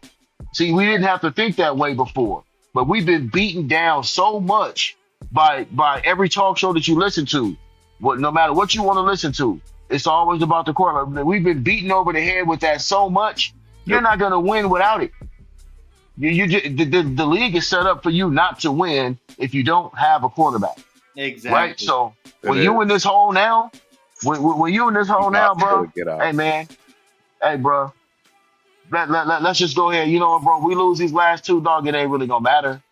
Right? But it matters and it don't. You know what I'm saying? For my old school Raider fans, I know that shit hurts to say, dog, but it's where we are right now. That's where we are. Check this out. Yeah. But check this out. This me. But see, all right, because I want to say this real quick is beat them up enough to make them feel like they lost. There it is. There it is. And I think they've been doing that. I think they've been kind of doing that to some of these teams. You know what I'm saying? So they have. Yeah. But you know what? I see that look on AP's face, man. It seemed like to me, they saying, hey, AP is like, you know what, dog? Y'all ain't gonna fucking y'all ain't gonna just kick me out and put a parachute on my back. You know what I'm saying? Y'all not gonna. So I'm gonna try to win these games. AP like, I don't give a damn what's going on up top. I'm trying to win these games because you know what? If y'all get rid of me, y'all ain't getting no goddamn quarterback without me. That's right. No, he's right. He's right. AP got that look in his eye, dog. When you see him now, he like, yeah, fuck that, dog. Yeah, we gonna try to win. That's what he said in his press conference. They asked him, like, you win that game and lose position in drafting a quarterback. And what he said, talk to Glasgow. Talk to me. I don't care. Yeah, go talk to T Squared. Yeah, go talk to T Squared over there, dog. Yeah, go talk to him. I was hired to coach the team to win. I wasn't hired to pick the quarterback. Exactly. Yes, the old school teams, it was like, you know what?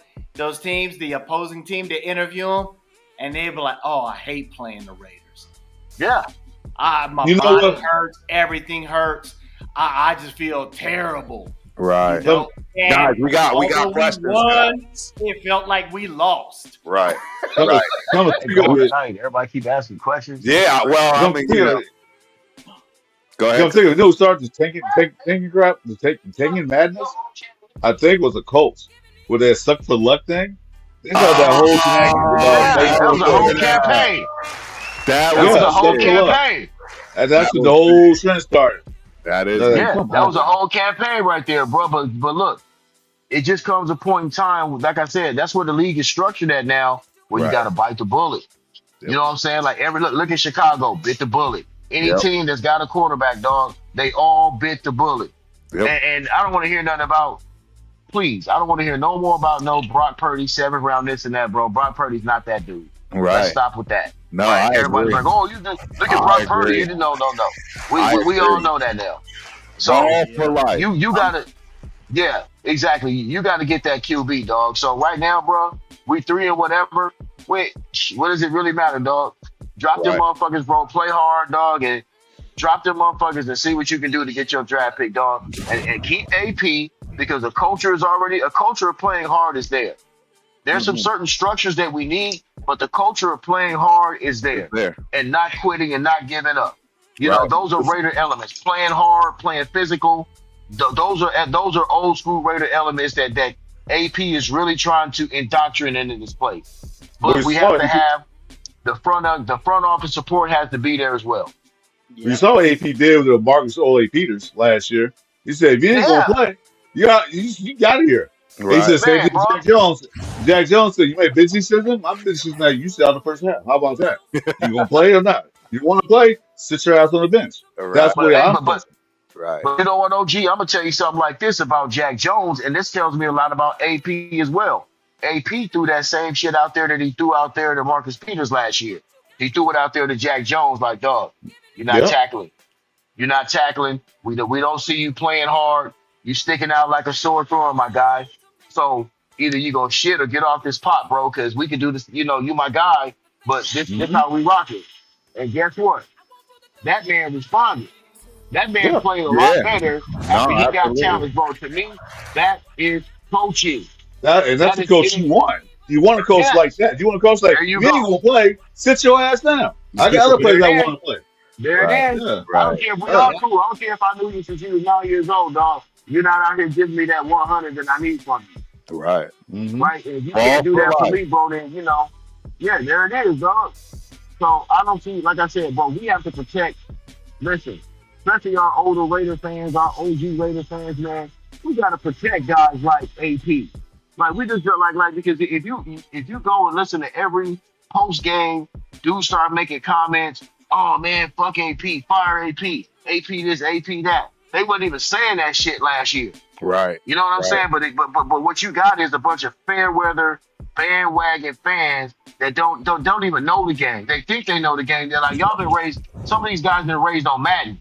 You know, like I wasn't raised on. I play Madden, but I wasn't raised on. I understand what football really is, right? Yeah. Like I didn't come from the go for it on every fourth down culture. You know what I'm saying? Like that's just that's just not football, real game. It's not. We're getting to you. You're right. You preaching now because we are getting to the point where it's rock'em sock'em. It's not really football anymore, and the league is partially at fault for this because they're basically stripping away defense. You know, year by year, they're finding a rule that tweaks, right? And it goes towards the offense to score more points. So let's get through these questions, fellas, because there's going to be quite a few of them. Ball for life. I'm a Titans fan, but as a Raiders fans, who do y'all want first round? Everybody going ahead. We'll start at the top. Pop a rundown. Who do you want? And we're going to assume right now that we are the 6th pick. Let's just assume we are 6th, 7th, right? What are you looking to do? What are you looking to do as Tom Telesco? First round. Word up. Look, if we 5, 6, 7, dog, I'm trying to figure out a way to get up in that 2 to 3 range. That's just me. I'm that's my first priority. I'm trying to figure out how to get in up there, dog. And if not, if that doesn't work, you know what I'm saying? I'm gonna go with the Telesco method, and I'm gonna take the best player available. I like it. I'm not gonna reach for them, but I'm going to take the best player available if I can't move up to get that quarterback. Right. That's 6. Who you got, Chris? Who you working with? What you want to do? Well, for one thing, right now we won't be picking 6 after this weekend unless the Raiders win. Because Titans and Jack play each other, and one of those teams is going to win, so they're going to drop down to, and we're going to move Okay, up. so we might get to like 4 or something, right? 5. We could be Okay. 5. If we lose in one day, if we lose according to that game, we 5. But my thing is like what Papa Run said. If we can't move up to get a quarterback, then best player, best possible player. I mean, there's nothing else we can do. Don't reach, don't draft, don't pick 0 at number 5. No, it's not number 5 pick. But best player available. Who is the best player? Defensive end, something like that. Who you got? Go ahead, bro. Okay, assuming between 4, the 4 slot or the 6 slot. Yeah, anywhere in that. I'm going to try to run the table. And I'm going to shoot for either Ward or Shador. That's what I'm going to do. I'm going to shoot for one of the two. I'm going to keep the hope alive, and I got to land one of those two. So regardless if I'm at the 6th position or if I'm at the 4th position, I don't care. And I'm going to make a trade. I'm going to try to swindle something in order to come out with one of those 2 QBs, because really, Wolfie can't. have one of those 2. But Wolfie can't, because after last year they couldn't trade up to get anybody. But Wolfie can't trade to get Ward or Shadur. Who would you take? Let's see. Assuming Hunter is off of the table, then he will be. Assuming that Hunter's off of the table as well, then what I'm going to have to go ahead and go with, I'm going to have to go with my boy. I can't think of his name right now, but he really impressed me from Oregon, the defensive tackle. Yes. I'm always down for a defensive tackle. Yeah. So, Jeff, the question is, we're at 4 through 6. What's your pick first round? Will Johnson, Michigan. Will Johnson, Michigan. That's the quarterback. You're taking him that early, huh? Okay. Yeah, I would. I'll tell you what. Now, go ahead, Turf. No, I was just gonna say I would much rather go defensive line. Cornerbacks are tricky. I'm scared of picking a cornerback that high. Right? I mean, everybody knows I wanted Jalen Carter. We see what he's doing. I thought that was a no-brainer pick. You know what I'm saying? So, okay, let me throw a monkey wrench in the game. Yeah. Let me throw a monkey wrench in the game. What? You know what? How about we talk about somebody that can put the ball in the end zone, right?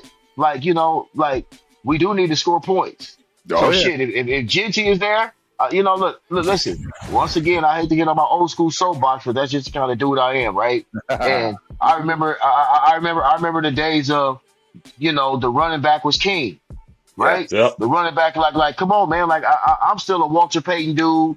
You know what I'm saying? Tony Dorsett, Eric Dickerson guys, like, come on, come on, bro. Like, I don't mind getting a dude that can put the ball in the end zone. I got Christian Wilkins coming back on the D-line. I think our D-line depth is actually probably the best on the team, right? To be honest with you, right? Because them boys, they've been causing havoc. They've been playing hard. We just don't have the upper echelon talent because they're injured. Right. You know what I'm saying? But get a dude that put the ball in the end zone, bro. Like, what's the receiver like? He playing tomorrow from Arizona State, right? No, they play what, Tuesday? Isn't there a receiver from Arizona or Arizona State? Arizona. Yeah. It's Arizona. Yeah, Arizona, yeah. I mean, look, bro, listen. It ain't nothing wrong with getting the guy that can put the ball in the end zone, right? Because we ain't been able to score 24 points to save our lives. Nope. You know what I mean? So I'm going to look at that first.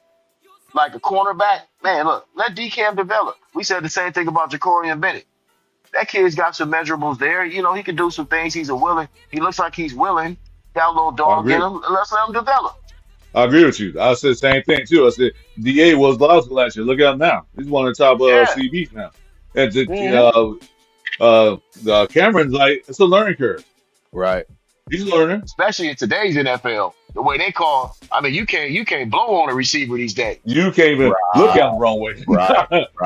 Yeah. Put a flag on him. All right, gentlemen. Yeah, exactly. I gotta give this some exposure because clearly Mr. Nate Billups here wants all. Yeah, I've been reading this shit. He wants all the smoke. So let's let Mr. Nate Billups get all the smoke. First message: Ninjas always making excuses when their team sucks. Always finds a way to blame other ish. Shaking my head. Next eye-catching message by Mr. Nate Billups. So, a person isn't old school. That means they don't know the game, but y'all do? Crying. Aww. And this will be the last one from Mr. Nate Billups, right? All I hear is 4 grown-ass men crying on camera about their team suck and making excuses. Y'all suck for the last God knows how many years. Yup, Jalen Carter a beast. Eagles fan here. Fly, Eagles, fly. Oh, that explains it right there. Let me say this real quick. I'm sorry that you flew the coop because you're not looking too good. Yeah, like your team is so much better. Like, how many Super Bowls do y'all have? I think y'all got what? 2? Uno. One. They got one, right? Uno. And we beat. They got Yeah, one. we beat them. They got one. And we beat them. And guess what? And guess what? I'll tell you something else. Our old asses is old enough to remember when we beat the Eagles in the Super Bowl. Exactly. Yeah, we remember that too. 1980, baby boy. Did you take that L? So Mr. thanks for Nate giving. Billups? So thanks for giving us one, young buck. Exactly. With Kenny King and Rob Martin, 1980, buddy boy. So you got your one. You want to try to clown us, Mr. Wait. And we was a wild card team. Thank you. Wild card team that year. And guess what? I'm also going to say this. You just sit here and said we were sitting up making excuses. I don't think that we're making excuses when we're criticizing our own front office. Because that's what we've been doing. Exactly.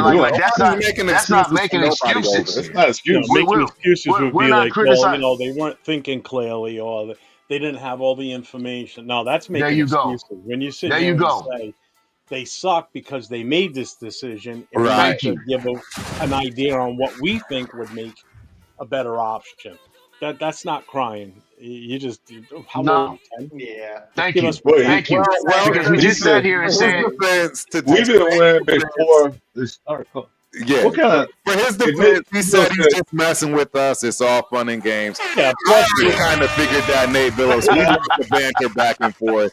We don't mind getting called out. No doubt. Man. We love it, bro. So yeah, enough respect. here, man. We appreciate it. It was all out of fun and love. We didn't take anything, maliciously or anything like that. I know. We've been winning Super Bowls before they call it Super Bowls. Yeah, that's it. Exactly. I don't know when that was. Exactly. And guess what? And guess what? All And y'all. we the old ones. I don't know what dream he just woke up from, but I don't think it was ever televised. I'm not thinking about that. And I'll be honest with you, all y'all youngsters out there, we want y'all to get some of these, right? We want y'all to be able to sit up one day and be like, hey man, look, let me put my spin on it from my old school perspective, right? Because that's what this is, man. Like I remember my elders telling me about certain players that I didn't get a chance to see, or certain eras that I didn't get a chance to see. I take all that in, bro. You know what I'm saying? Like I don't, I don't throw none of that stuff out. Like I take all that wisdom. You know what I mean? And we're not criticizing you guys. We don't criticize you guys just to say, oh, you're young and you don't know anything. But I always say, there's something to say about, oh, well, I've seen that and I've seen this. Some people have only seen this, right? So that's just us having another perspective because we've seen things. And yes, we are pissed off that our team has been bad for the last 25 years, but that goes on the front office. That goes on the front office, bro. It ain't nobody's fault but the Raiders' fault. See, I can say, being old school, I can say I actually watched Walter Payton run for 100 and something yards in a game. Come on, man. Man. Yes, sir. Me too. So I can say that. So that's just old school history that we're telling you that we saw things that not today's game. Everything changed. Yes, sir. So we're just giving a little bit of history to go on. There's nothing wrong with the history. We can't go back to where it was, but we can be better. Now let me give y'all this too. Come on, dog. We in an era right now where fools run out of the goddamn shotgun at the 1 yard line. Yeah. Dudes are in the shotgun at the 1 yard line. Yeah, I've never seen that. What kind of football is that? Yeah. Right? Yeah. We running a spread and all this other stuff at the 1 yard line, bro. Like nobody even knows what an I formation is anymore. Right? Yeah, but Detroit does. Detroit does, don't they? Detroit know what an I formation is, huh? Bro, don't get me started. I constantly talk about Detroit. Man. I constantly talk about that team. Hey, come on, man. Back in the day, the QB was the toughest dude on the team. Oh, there you go. That was the field general on offense and on defense. I mean, he had to be tough. He took a whopping. He had to be tough because the defensive players have to whack the hell out. Now they can't touch him. They can barely like they run by him, the wind blow him down. Oh, personal foul. There it is. I remember Stabler and Bradshaw and all them guys. They used to take a beat and want to fight you. Yes, sir. That should get up and want to fight the defensive lineman. Correct.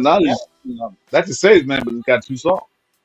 The league actually came out and said, we don't want these guys getting hurt. We don't want these guys to get treated. The league said we don't want to treat these guys like everybody else on the field. And that's where we are, fellas. Let's just be real. We don't want to treat these guys like every other player on the field. And you know what that comes down to? Money. That's what it is. Because you got owners and you got corporations, you got sponsors, you got streaming services now that they want to pay all this money so Patrick Mahomes can run around and fake slide and make plays and do all these types of things, bro. Let's just be real. Y'all can say we old, y'all can say this and that, but it's the truth. That's not how football was played. It's not. It's all about money now. And it's like these corporations don't want to see Patrick Mahomes on the bench because a great defense put his ass out. That's what that is. You never seen Kenny Stabler on a State Farm commercial or a Del Tal commercial. You saw him on a beer commercial, but you never saw him there on you go. There you go. Right. They don't want no forgiveness lines in the commercials. There you go. Because he was too drunk from the night before. Kenny Stabler was a whiskey drinking. He'll smoke and drink after the game. Like, I don't care. That's what I'm talking about. And not to say that guys got to do that, but all I'm saying is there's a difference. There's a difference to the football that we're watching right now. Correct. Right? Just understand that, bro. Like, you don't have no more monsters in the midway and all those kind of guys. And, when they allow these guys to play football. So we have to take all this stuff that we're talking about with a grain of salt right now because the league is doing a lot of things behind the scenes that kind of move the needle towards certain types of teams and certain types of styles of play. Well, I mean, the next step is just put a ball machine in the backfield instead of an actual quarterback and just have a guy stand there. Hey, go that way.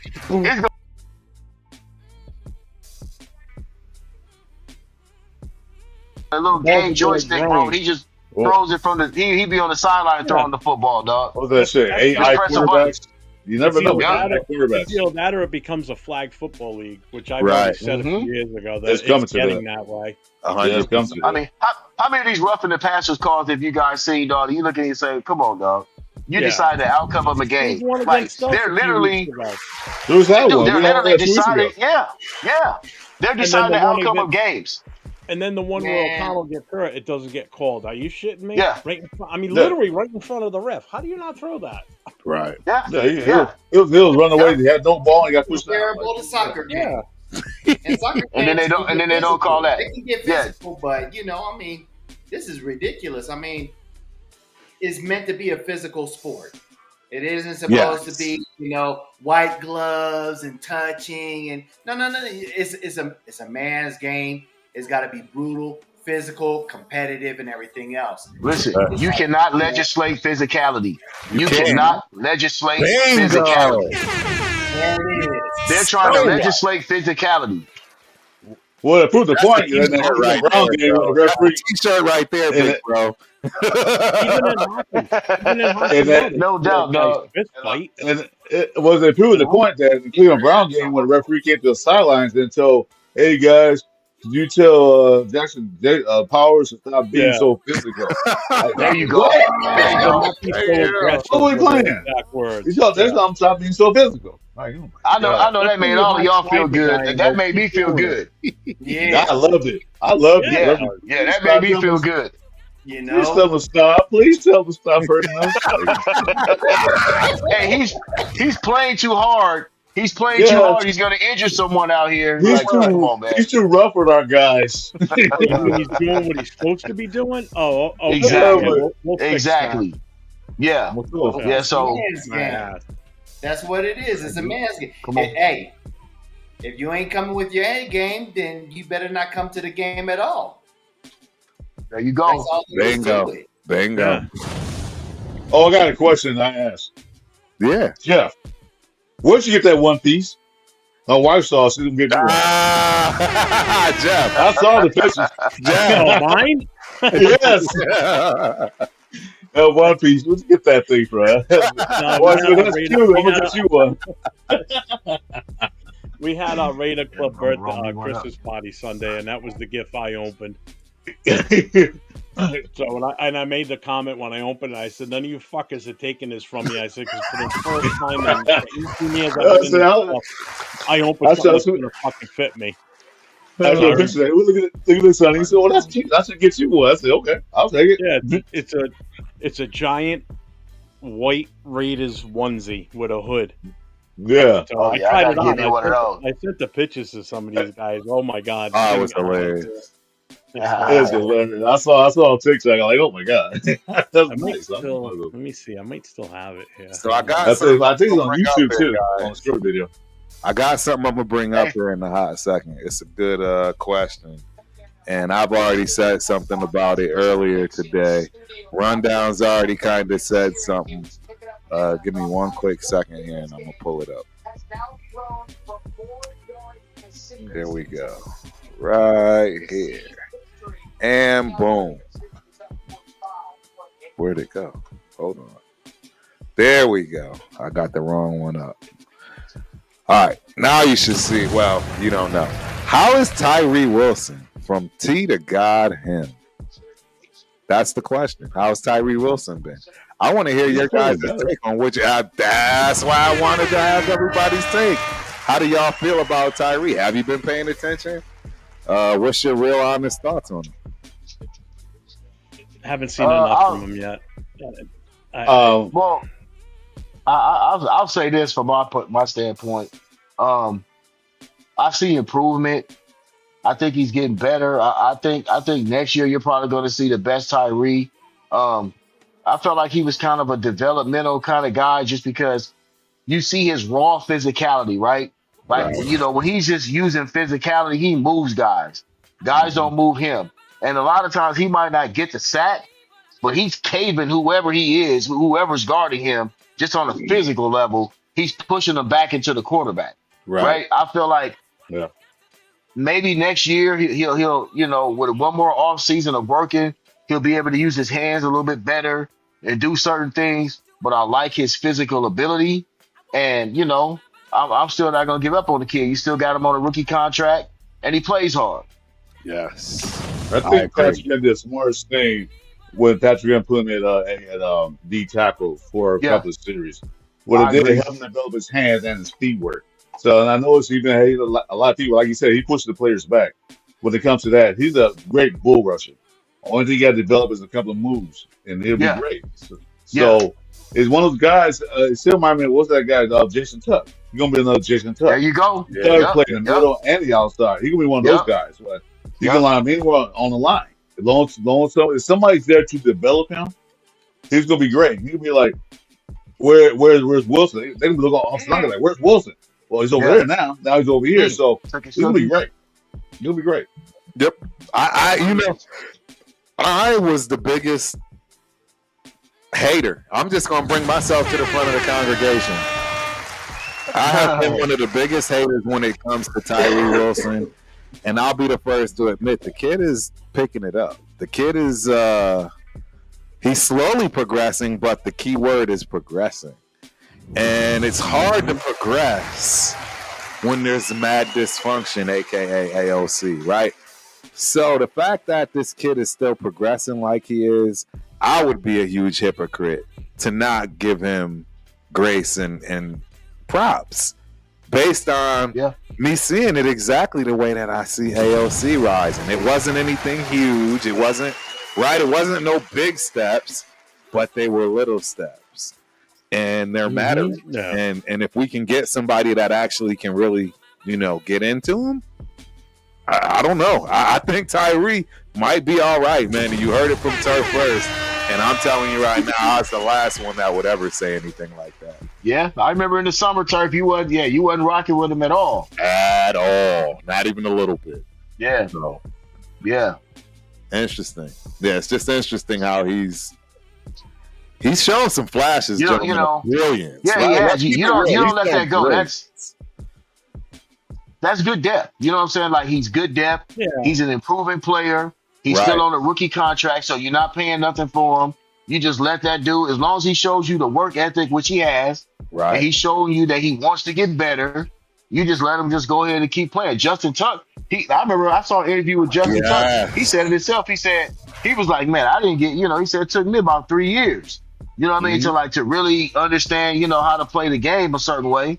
So, I mean, Tyree, I feel like he's right on track, bro. Tyree could get to a guy, he could be an 8 to 10 sack guy before his career is over, I think. Well, remember, Tyree didn't have anybody. He didn't have an off season his first year. He was hurt the off season. Right. And plus, he was supposed to play behind Chandler Jones, and that Cougar head went. Oh, I didn't know. So he had nobody really to mentor him. Exactly. And also, I'm gonna say this is that when they went ahead and Ziegler selected him and they mentioned, well, he's a project, I immediately thought it was like this is not a good decision. There's not that early. That we could have selected. No, that was too early. But, I took a flyer on him. I did take a flyer on him. I'm like, okay, you know what? There's something there. Right. And we got to get past these first 2 years is my thinking. One is the foot injury, because second year is going to be his rookie season, because that's developmental season.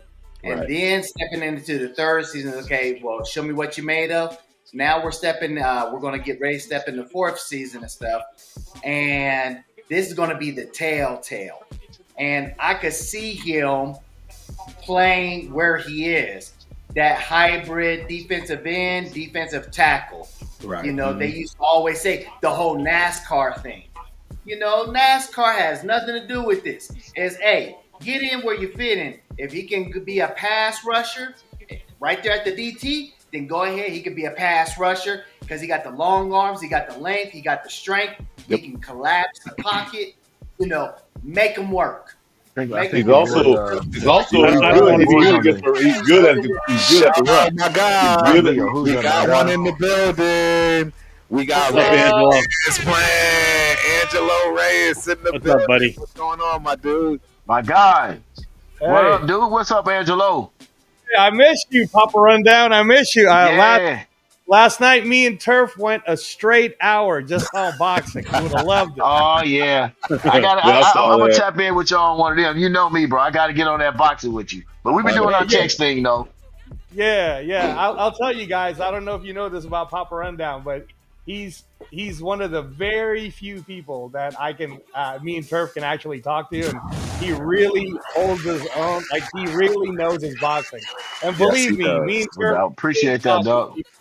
Who are just casuals, but Papa Rundown is so into boxing. Yes, he will watch 7 hours of a live event. Yeah. He knows his field, bro. Appreciate you, bro. Appreciate you, man. We've had some good conversations, man. We really have. So yeah, I appreciate that, man. We got to get together too, Turf, man. You know, Absolutely. just real quick.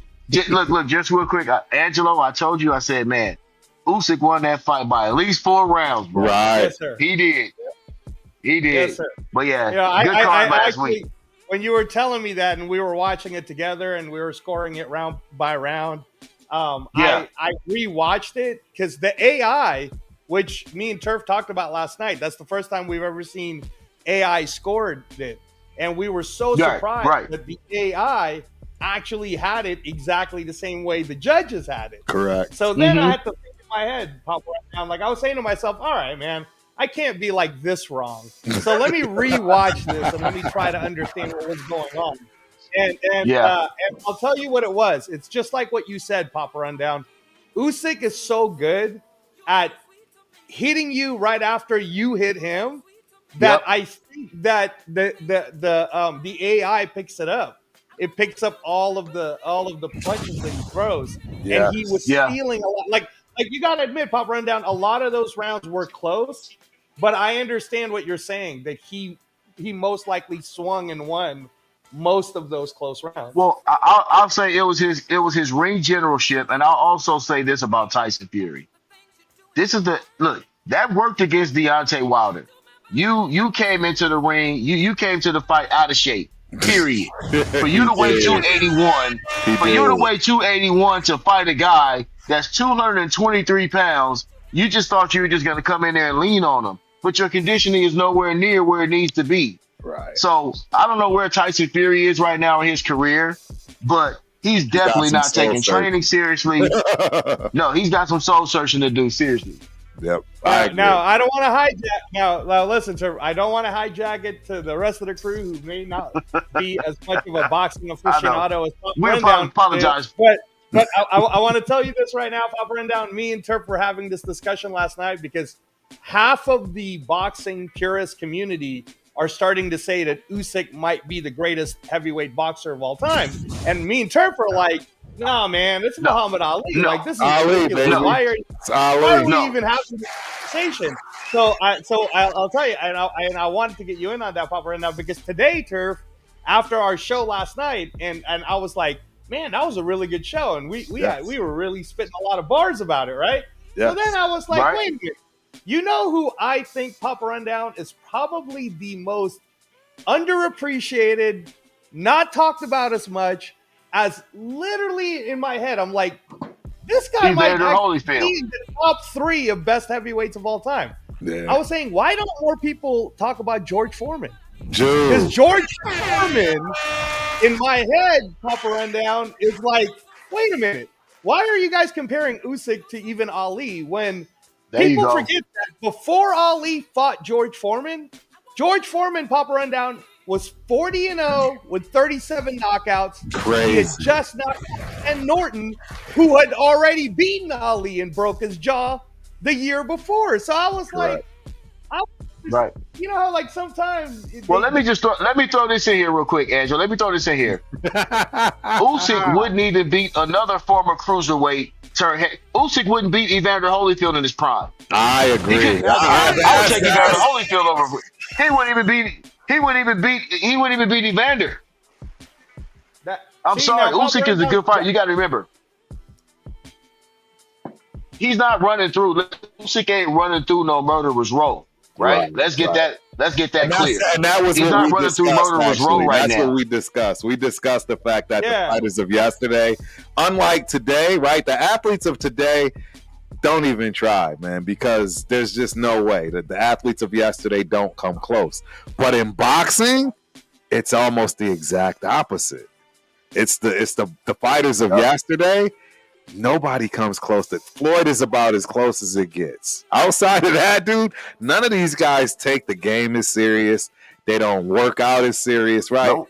And with those added, athletic skills that people have today, just due to the world and technology, right? They still, I don't think, have the ability to get it done. We are going to have a boxing show, guys. We're going to have a boxing show. Yeah, we got to. We got to hijack this. Yeah, I got you. Because we got some good stuff going on here, Raiders-wise.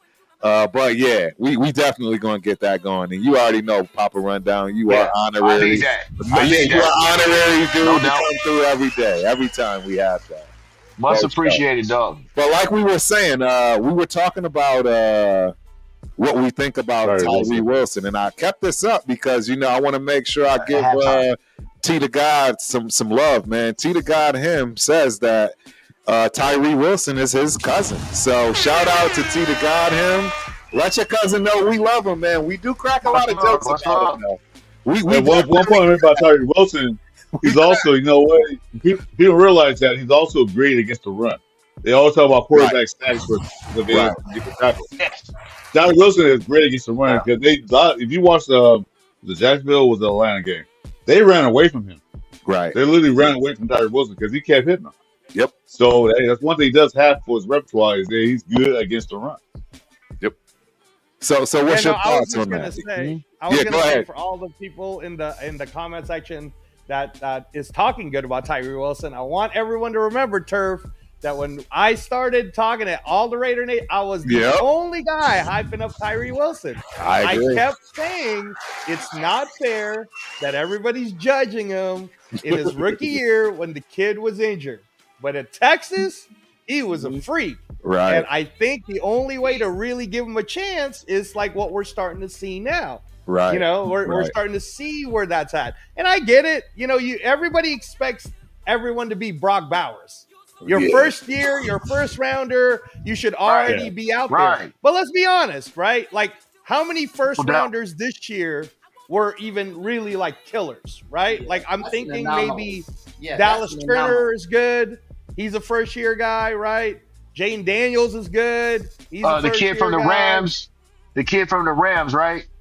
Yeah, the kid from Jared Verse. He's good. First year guy, right? But like, there ain't no 32 first year guys that are all making a difference. Exactly. So we gotta give him a chance, man. Exactly. Like Gravy. I don't know if Gravy's on the chat, but Gravy was telling us on a draft show that Trey Benson was going to be the next LaDainian Tomlinson, right?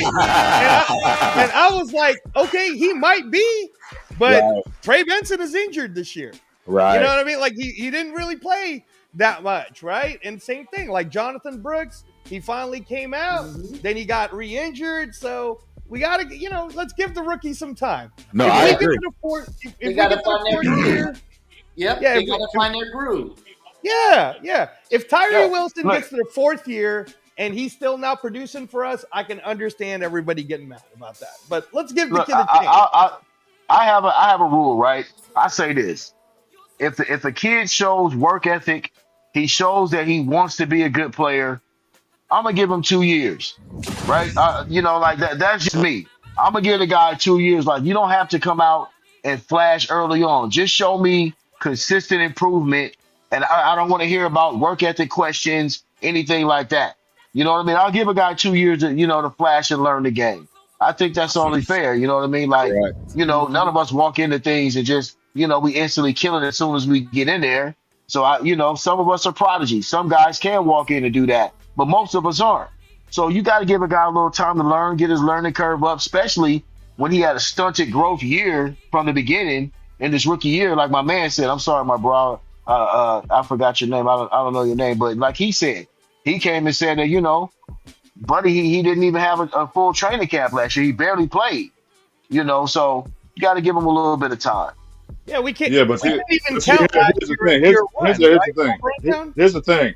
The defensive ends are always great on how many sacks they get. That's not great. Oh, he's a good defensive end. But they don't look at the like me and you, Papa. We watch old school.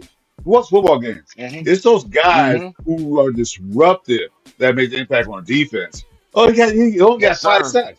Yeah, but how many times did he get to the quarterback? The quarterback throw the ball away. How many times did the quarterback throw the ball away? We got picks. They get on sacks. They grade on sacks. Right. And tackle losses. They don't grade on anything else. Tyree Wilson is very disruptive, like you said. He puts a lineman in the backfield. The quarterback got to move around. Right. Yeah. So he puts the dude in the backfield like when he rushes, he pushes the lineman into the quarterback most times. I've never seen him get physically handled by anybody, actually. Yeah, exactly. Yeah. You know, and the thing I like about him is, you know what, his game. I mean, he plays to his skill set, and he's developing. Yep. He developed. He Yep. shows He's the learned. want. He shows the grit. He just shows up. You know, and we haven't had this whole recycle of being injured again, and you know, some people, they're blessed like that. They're not fragile. They're strong. You know, really solid. And that's a good thing. That speaks a lot for him because it shows that he's diligent in his habits, his diet, his workout, his practice, and everything else. And I really like that about him. So for me, it's like, hey, let's ride him out. Yes, you know? sir. And, you know, when it's time to go ahead and sign that contract again, hey, we're going to be at the negotiation table. And let's see if, you know, if your numbers look like our numbers. I think he's gonna be. How many sacks did Crosby have in the first year? Maxx Crosby. Did Maxx have like shit? I thought how many sacks did Crosby have in his first year? I thought he had like 8 or something, right? I think he only had like 4. 8 or 10. I don't think he had that I know many. Khalil Mack had 4. I thought he had like 4. We got a quick question. Go ahead. Go ahead. No, I was just gonna say we got a real quick question here by the truth. I think we could get this one answered real fast. What's Madison going to do? Leave? Yeah, I don't know. Be a free agent. Find a new job.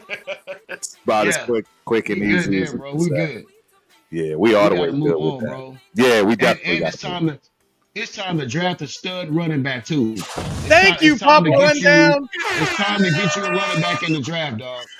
Yeah, I agree. Oh yeah, Papa Rundown. You was correct. It was 10 sacks. 10 sacks. 10 sacks in his rookie year. You're correct. Yeah. He came out killing. He came out killing this early in this year. But look, he was a 4th round pick. No one knew he was going to do that. You know what I'm saying? So it just depends, and it's like you just got to know when guys show you that they want to be good and they have the physical talent. Sometimes you just got to be patient for them to learn the game the way they need to learn it. And I think Tyree is a perfect example of that. You know what I mean? So next year, I think Buddy might give you 8 to 10 sacks next year. Yes, sir. Yes, sir. And Yeah, he was I'll a say 4th this, round, too. and we took Check this Pharrell out. in the first. When it comes to the players, those who love football, it's like, hey, do you love football? Because that's number one. Is like if they have a genuine passion, they eat, sleep, drink, everything is football, that's your player right there. And I mean, that should be in the whole interview process and everything else. You know? That's why you don't want to trade Maxx. That's an example. That's the perfect reason why you don't want to trade Maxx. Why do I want to give that to another team? Right. Like, it's hard enough to get that shit on I your don't team. want to trade him, but if teams are calling and asking And giving us a king's ransom, we can get a king's ransom for him. Yeah, then I'm listening. I get the king's ransom, but I mean, I'm just for one, I'm just kind of tired of losing our leadership, losing our good players that go to other teams and you're like, God damn, he played for us. How many times? Yep. It's like, dude, So, when can we start retaining our players? Yeah. I'm going to share something real quick here. This is what I want in return if we trade away Maxx Crosby. You ready? Chris, you're going to like this. Mm-hmm. There we go.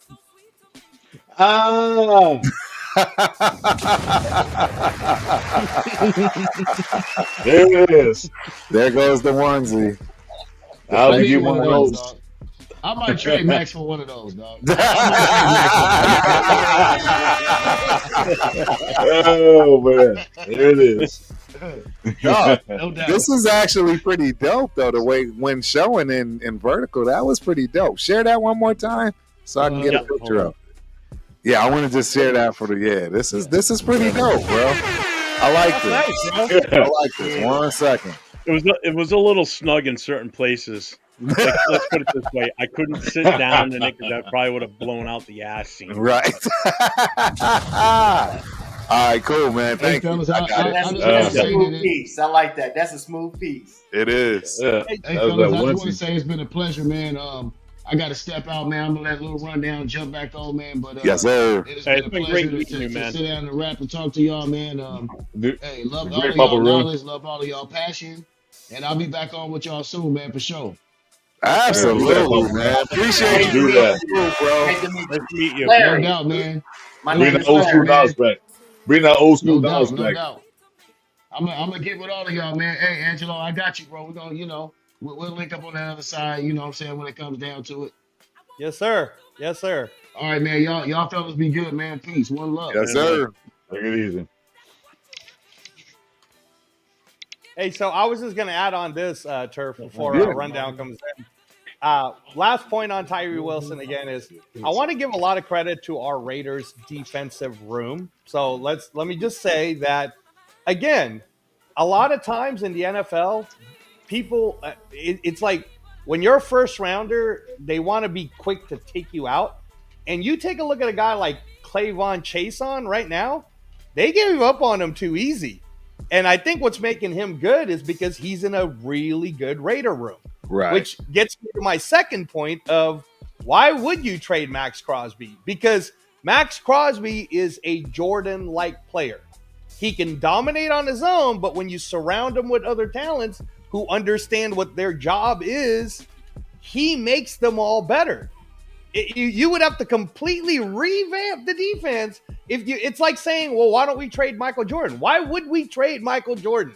Like, I get it. We're getting our asses kicked right now. But sometimes, right, people when they like, oh, I'm tired of losing. And we get all tired of losing too. But this team compared to, like, I saw somebody put out, they were trying to compare it to that Art Shell team that only won like 2 or 3 or 4 games, I think, that year, right? These are 2 different teams. Like these are very 2 different losing type scenarios. And again, Turf, you already know I'm on the let's give AP the one last year that he has left and let's see what happens. And my whole thing about that is, when are we going to stop this revolving door? We promised the guy 1 more year.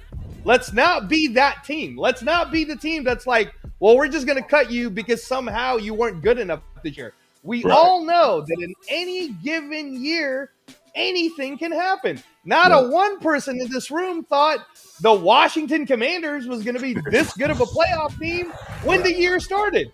No one thought that. I didn't. They were getting Austin Eckler and they were trading away Jahan Dotson. I was like, I don't know what they're doing, man. They're probably just trying to get things together. Next thing you know, they were going on a run. And it's not just because of Jane Daniels. Because I'll be honest with you, at first I didn't want Jane Daniels, and then all year I've been admitting that I was wrong, that we probably should have traded for Jane Daniels. But if Jane Daniels would have been our quarterback this year, he would have gotten killed. Because our whole line is terrible, y'all. And if everybody wants to remember what made us great, what made Raiders great in the 60s, in the 70s, in the 80s, come on, everybody. O-line. Our O-line was dope. The trench. Both sides trenches were great. Both sides trenches were great. Yes. You know, they let no one to our quarterback, and we got to their quarterback all the time.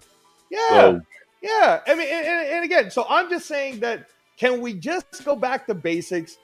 I think I'll be on the. I don't mean to cut you off. Hey, and by the way, what's up, Angelo? I ain't seen you in a minute, man. Hey, run down. I ain't seen you, but I'll say this: I don't think I'll be the outlier. I don't think the offensive line is that bad. I think it was certain players on the offensive line that are bad, and there are certain ones on the offensive line that are still playing that I don't think are particularly all that good. Right. But I think if you trade in that let's just say this, get the guard spots right, we all right. To be honest with you, like our guard spots are mid. They're mid, like past mid. I wouldn't even say mid. Real quick, Angelo, because I gotta make sure we get the chat caught up, man. For one, I appreciate this guy right here, man, Mr. Watford, man. Have you guys ever seen my favorite sport, Australian rules football? This guy's from Australia, man. Hi, I'm from Australia. And, the one last comment he had to say was, like watching NFL here in Australia, but find the stop-start nature of the game difficult in comparison to non-stop action in Australian rules football, which we all know is rugby. So I just wanted to, you know what I'm saying, welcome a guy that I think is fairly new to the channel, man. Welcome. We appreciate you for coming through, man. And absolutely, I watch rugby.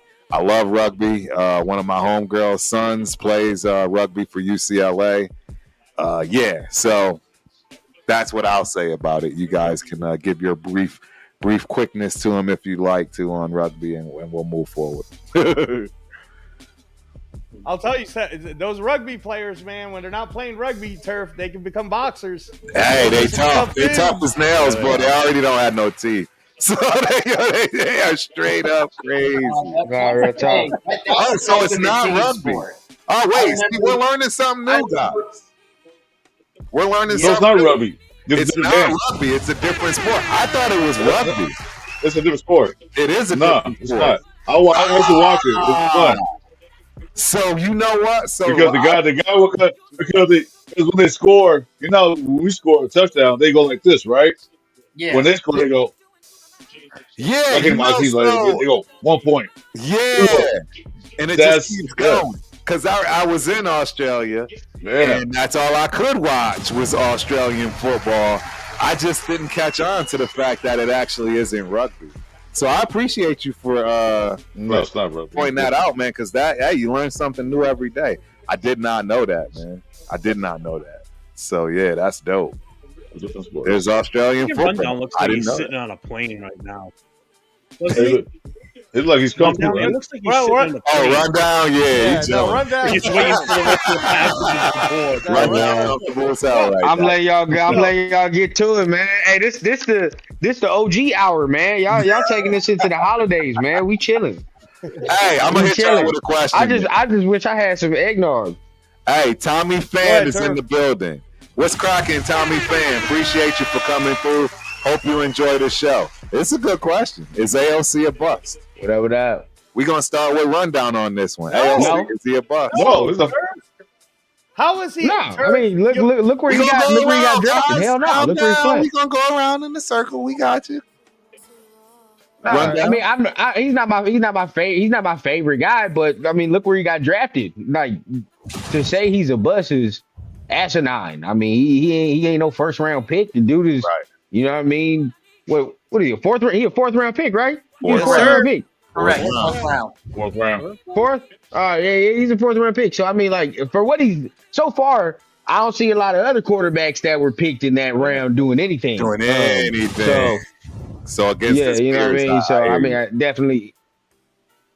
I think he's definitely opened some eyes. If it's not gonna be here, if he ain't gonna be the quarterback here, I think he'll definitely be able to go somewhere. Right. With one of these quarterback happy coaches, you know what I mean, and then keep his career going. So hell no, I don't think he's a bust. Nah. Chris, your thoughts? You think he's a bust? Yeah, like this, like Russ said, he was a fourth round pick. That's not a bust. He was a first round pick. You still give him time. Yeah. Now, with AOC, do you know who needs AOC more than anybody else needs AOC? Was Derek Carr. Because AOC could have pushed Derek Carr to be a better quarterback. I agree. But yeah, AOC, if he's not going to enhance his game a little better and get a little more things like he did against the Jaguars, he'll be forever back and forth. That's my opinion. But he's not a bust. I agree. I think he is a bust. Yeah. I think he is a bust. Jamarcus Russell. I don't think you're gonna get anybody to disagree with that one. What was that? Jamarcus. Jamarcus. So what's your no? I don't think he's a bust. Quickly? In all honesty, yeah, he came out a year too soon. If he would have come out this past year, he would have been a higher than a fourth round pick. I tell you that right now. Yeah, but he's old. That's true. He's old though. He's old. He couldn't come back. He's already. I know. That's why he came out. Right. But I think he's not a bust. Yeah, Jeff. Mm-hmm. I mean, sorry, I'm calling Jeff. Larry. Larry. Nah, I can't say that he's a bust because you think about last year when it came down to it, and then when it was time to call upon him to go ahead and to assume, the position of QB, he filled out the responsibility as needed. And when it came to him, just, hey, whatever you do, don't lose the game. Right. Don't go throwing picks. Don't make it heavy on our defense. Hey, make the smart decisions, pinpoint accurate passes. Yeah, that's it. He did his job.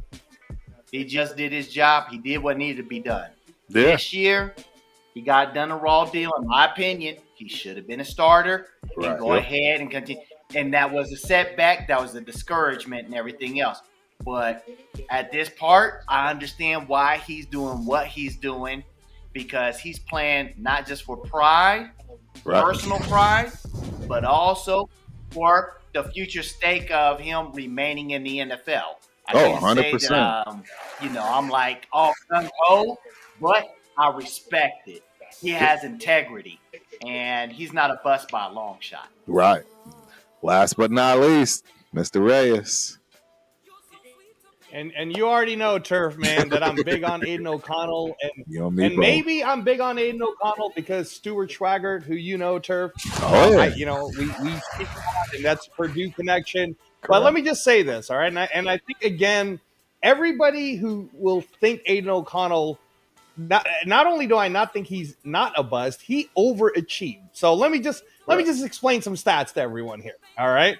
Aiden O'Connell, when he came out the year that he did, he was already out of eligibility, and the only reason why he stayed in Purdue is because he wanted to play one last year with his boys. Right. He wanted to see what he can do, fully knowing that actually the year before, and you can look at all the analysts and what they were talking about Aiden O'Connell the year before. If he had came out in 2022, every analyst had Aiden O'Connell going in the first round. Somewhere in the first round, Aiden O'Connell was going to get picked up. Because if you look at his college record in that 2022 year, he was killing it for Purdue. He took him to a bowl game. He was doing all these amazing things, right? But he chose to stay, which kind of hurt his draft capital and the whole bit, right? We pick him up in the late fourth round, super late fourth round. In his first year, because it was a shit show of what was going on, he ends up winning the last 5 games for us. You know what I'm saying, Turf? Like, he takes it to 5-4, right, in his rookie year.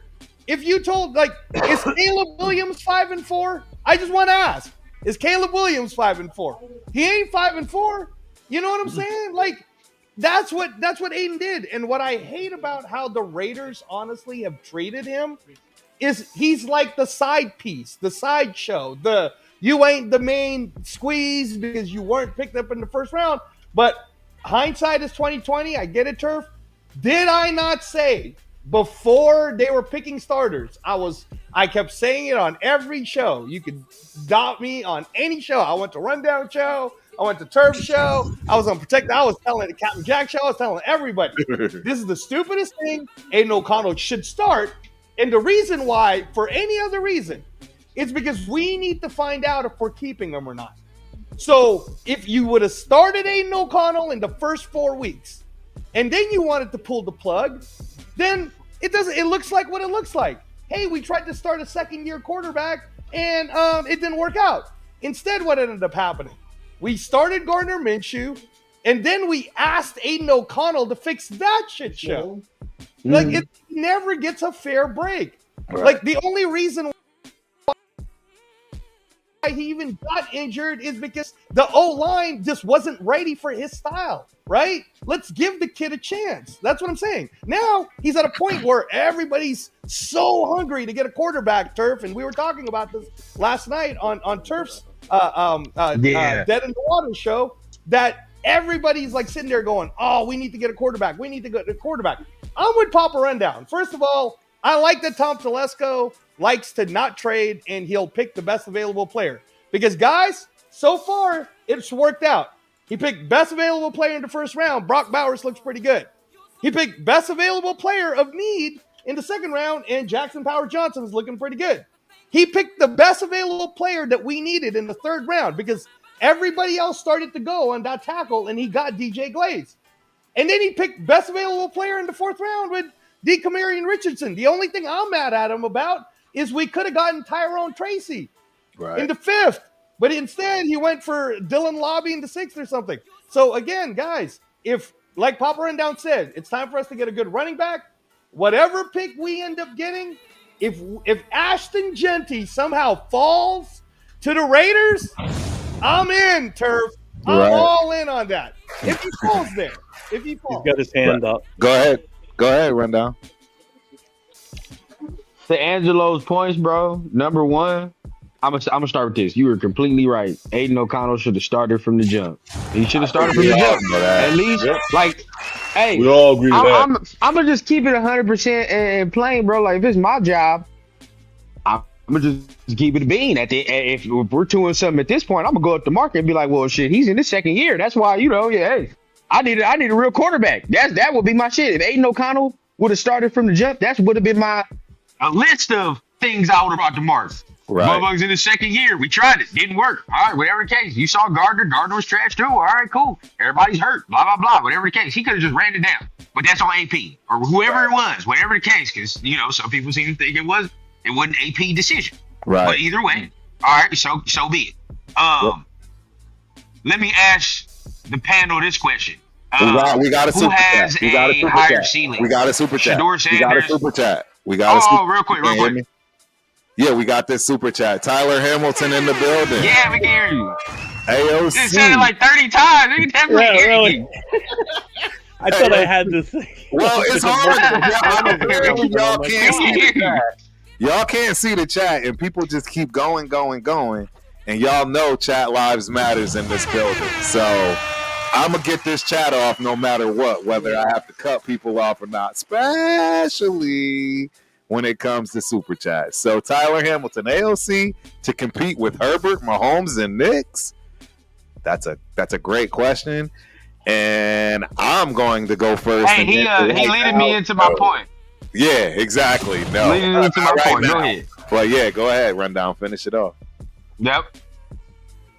No, he leading it into it. Hey, who has a higher ceiling? Shador Sanders or AOC? Hey. I think we all know the question. Who has a higher ceiling, Cam Ward or AOC? So then, when we talking about is he the side piece? Kinda. I mean, like I ain't gonna lie, kinda, because when a better one comes along, bro, I ain't gonna lie. I'm gonna say I want that one. Huh? Oh yeah, I need that. I'm gonna need that. When a better one comes along, I'm gonna say yeah, I might take that one over you. But for right now, you're okay, right? You do what you need to do. You cook a little bit, right? You clean when it needed. But then, it's okay, The meals are microwave meals. They ain't really home cooked shit, you know what I mean? Like they all right. Right. Type shit. When you clean, you wash the dishes, but you don't clean the counter and shit. So it's not all the way done. So why the fuck, you know what I mean? Like, it's all right.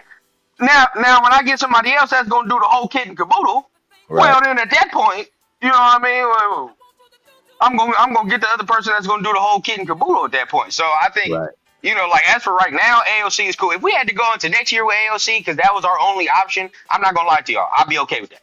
I'll be all right. Hey. Well, you better get ready for it because it's gonna happen. I'll be okay. I'm not gonna lie. It is what it is, bro. Like he's the better option out of everything else. Like I don't want Jameis Winston if it comes to that. I'm gonna be real with you. Right. Like y'all want Jameis Winston? I don't. No. Thanks for saying that, Rundown. Because like I said, why are we gonna look? I think the quarterback, if we were gonna trade up for a quarterback, he was Jaden Daniels, and that's it. And that's it. I don't think at that point, good. At that point, we should trade up to get Cam Ward. I don't think that Shador Sanders is so good that we need to give up capital. They're not to Jaden Cam Ward. Daniels. And in fact, when we were at the show last night, Turf, there was someone who was kind of arguing with us about it, right? One of them was calling us soft or whatever. I don't know what that was all about, Turf. But my whole point about it is we have money. So what I will repeat it again. We need to build the O-line. And I get what you're saying. I want to go back to what you were saying, Rundown. I agree with you now that we have now let Glaze start, JPJ start. Our future is looking bright for the O-line. But Andre James got to go. Yeah, I'm not that excited about Dylan Parham because he's small, bro. He's a bum. He's booty. Let's just keep it a bean, man. Let's just keep it a buck. Dylan Parham's not all that good. All right. He's not all that good, bro. He's not. No. All right. And then Colton Miller, he's getting on the older side. Like, I can't count on his the security of him being healthy for a full 17, 18-week season. I'll give you that.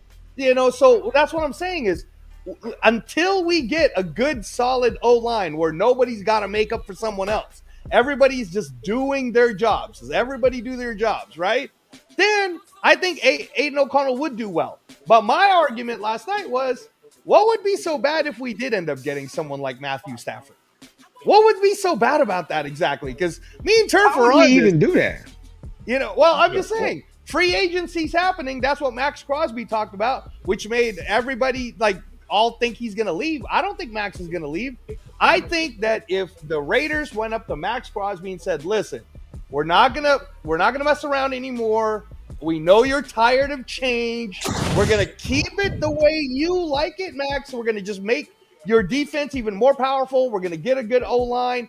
And if it's Aiden, are you okay with that? Or we're gonna go after not a Minshew. We're gonna go after someone who is gonna deliver the ball correctly and not turn it over. Legitimate competitor. Make it competitive. Go ahead, sir. Go ahead. Yeah. Let me say something about that Maxx Crosby situation.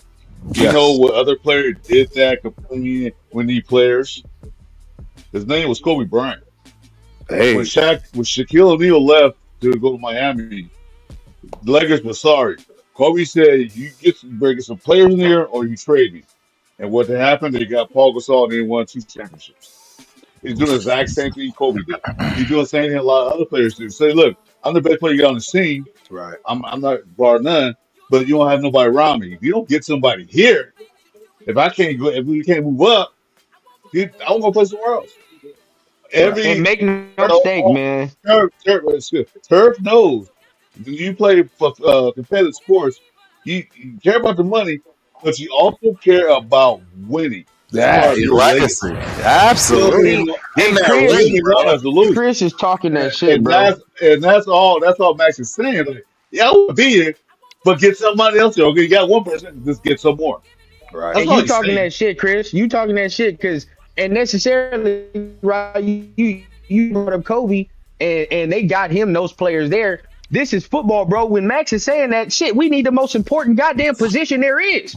So when he's saying that shit, bro, he might not be saying, "Oh yeah, I need a D lineman next to me, a corner." He's not saying that shit, bro. We need the motherfucking best position there is, bro, because in our division there are 3 other motherfuckers that are better right now. Right. Let's just keep it being, bro. We walk into the season at this point. He said, "Get some players so we can." He said, "Get some players so we can win." He didn't say, "I mean, the D lineman." He said, "Get some players so we can win." Shit. We got on defense. Get some goddamn quarterback. Get a receiver. Get somebody to help us win games. We hold on. Nobody's scoring with 20 points on us. Right. You mean some bitches can't score with 24 points? No. That's what he's saying. I don't know about y'all, man. Nate brings up I'm all fired up now. A good question. Yeah, you are. That's good though.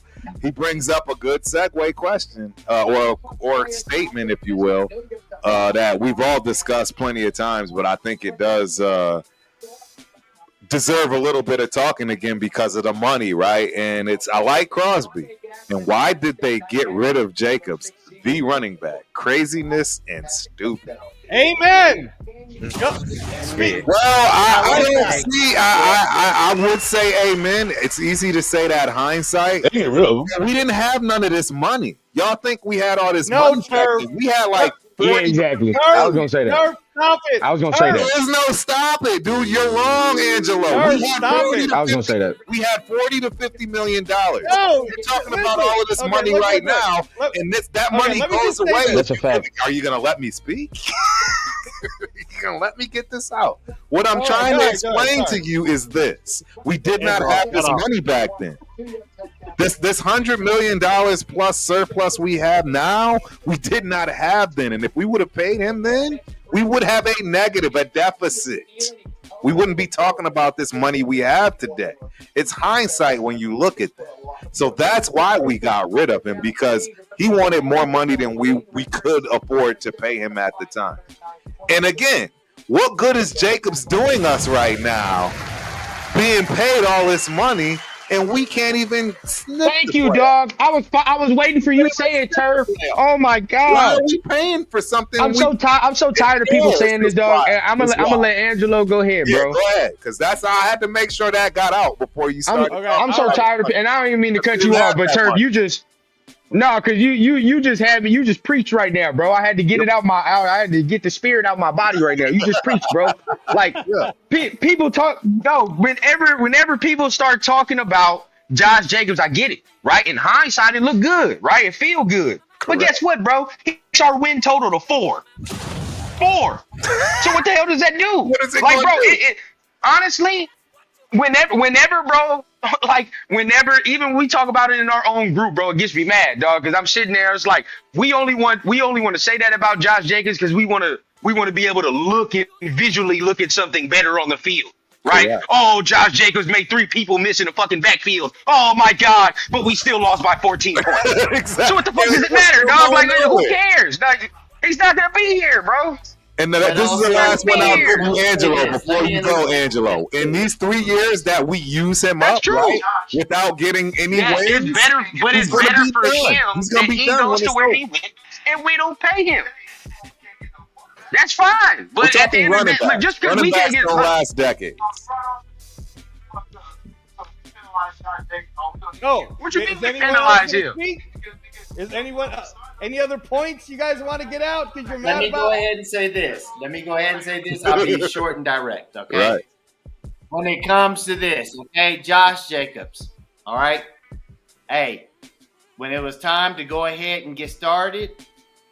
We remember the year he came in overweight, he messed up and everything else, and then he dealt with a little bit of injury, blah, blah, blah, blah, blah, okay?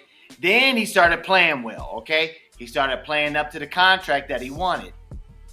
Look, when it comes down to it, he did not want to be a Raider. When AP earned the head coaching position, he could have easily said, nah, I'm going to stay because this is the team that drafted me. Loyalty. But no, he went ahead. He jumped ship. He went over to Green Bay. Que te vaya bien. Dios te bendiga. Take care. C'est la vie. Bye. But you remember, Raiders wasn't loyal to Jacobs. And we got to let Angelo go. They weren't loyal to Raiders. Go ahead, Chris. They weren't loyal to Jacobs in the beginning because they wouldn't give him a little contract in the beginning of the year. So they weren't loyal to him at all. So he saw the writing on the wall. Say, well, could you give me an extension and let's not get that twisted, bro. Let's not get that twisted either. Go ahead. I'm sorry. He lost Peyton Knapp. Go ahead. I'm sorry. No, it's okay. I want everyone to get all their Josh Jacobs venting out. No, I'm going to defend you right now, Angelo. I'm going to defend you. From what Larry just said, right? I don't, and this is coming from me, what I just said. I don't think he helps us at all coming into this year. Like zero. Okay. From what I saw from the quarterback play, right? Like there's nothing he can do, bro. Zero he can do. But hey, no problem. No problem. So but I'll defend him from this point. Let me just first say to everyone, full disclosure, the reason why I do always back Josh Jacobs is not just because he happens to be the 3rd best running back in the entire NFL this year. It's not just because of that. Arguably the 2nd, but not just because of that. It's because he's Filipino. And there are very few Filipino players in the NFL that rock the flag.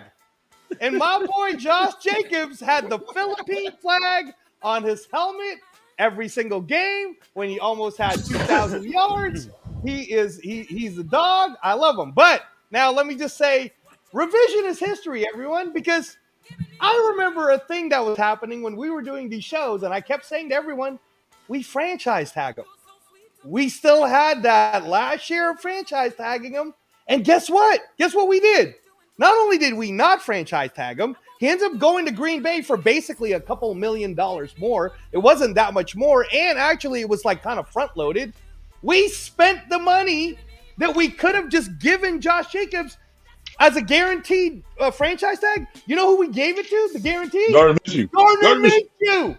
And if we're just gonna be like sitting there going, hindsight is 2020, that is the worst $15 million we have ever spent on any one player, guaranteed. So I don't want to hear it, Raider Nation. I don't want to hear your boo-hoos. Josh Jacobs didn't want to be here. It didn't matter, Larry. I completely disagree because $15 million for a quarterback is pennies. $15 million for a quarterback is pennies. I'm gonna just say this, and I'm gonna drop it. Is that if he wanted to be a Raider, he would have been here. I agree. That's the other part. I agree. Now the other thing is I disagree, but I'll say something about that. The other thing is this, okay? Blood is red. It doesn't matter nationality or anything else. I love the fact you support him. I mean, he's Filipino. He has, Filipino descendancy and everything else is all good. But blood is red. And a Raider is a Raider. Does he love being a Raider or does he love being a Packer? Hey, he ain't no Devontae Adams. If we're talking about love, he ain't Devontae. Yeah, bro. I'll defend him on this point because I'll come back on this point, and this is still coming from me. But either way, bro, I will say this: he just acted on what Max is saying right now, and that's what some of y'all motherfuckers don't want to realize. But he just acted on what Max is talking about right now. Why? Because he's tired of the organizational bullshit, right? Oh, and he's on offense. Keep that in mind, dog. So yeah, Max is on defense, and it can be frustrating, but at least the defense has some resemblance of success. Right, you feel me? Like you fuck around and you might get a turnover here. We gonna hold a team to some points here. Josh ain't getting shit like that at all. If he was here, bro, he's playing with Gardner Minshew and AOC. And yet again, I'm gonna have to get 30 fucking carries. This is, bro, Turf, you know this. We gonna have to get 30 fucking carries a game because our quarterbacks ain't worth a damn. Correct. So our body's gonna hurt at the end of the game, bro. For what? 4 fucking wins? Come on, dog. No, we're not doing that. We're going to go somewhere else. Bro, that's going to pay me. Whatever the case, it is what it is, bro. Money's still green. It is what it is. But guess what? You know why he don't care because he got a less dollar amount? Because he's in the playoffs. That's why, bro. He wants to be in the playoffs. That's going to trump it all. What do we always say, bro? People be misconstrued to think that these players get paid to care about winning. Most of these motherfuckers don't. Let's just keep that a being, bro. Most of these motherfuckers don't care about winning. Some do. Josh actually does. Yeah. That's why he left our ass. I agree. There we go. I agree on. 100%. He left because he knew he wasn't winning. And that's the whole point. Why stay? Why he could have gotten the same exact money. But the point is he knew he would continue to lose. He knows they can't pay anybody if they pay him. He knows they can't go get a quarterback because they paid him. He knows he can't get a better line because they paid him. We didn't have that money back then. That money just became available, just opened up. So now, Turf, all I'm saying is, and again, I want to make this point. He didn't have a choice anyways if we would have just franchise tagged him. Then maybe we would have never gotten Minshew. And then maybe we would have been doing with Josh Jacobs what Matt LaFleur, like, I'm just going to keep it real. The reason why Josh Jacobs loves playing for Green Bay so much is because Matt LaFleur told him, I'm going to make you the focal point of our offense. Right. And if you look at how Green Bay plays, he's the focal point of the offense. That's because they have a great team, top to bottom, ones and twos. They got 44 solid players. We don't even have 22 solid players. Right. No, I agree, Turf. And let me just say this to Rundown's point, because I don't want to act like, sure, you're right, Rundown. Maybe we would have gotten Josh Jacobs, and it's possible we'd still be, a 4-win team or whatever. Okay? Maybe that's possible. But I seem to remember that we were in a lot of games, and it was close. I remember in Denver, we were rolling until Gardner Minshew threw that interception in the end zone, and Surtain ran it back. And I think if we would have had a running game that was more focused on what AP wanted, then maybe the fight would have been different. Now again, we still could have lost, all these games, and we'd still be like maybe top 10 pick. That's all possible. Sure. What would it have hurt us though? We didn't have him for a long-term deal anyways.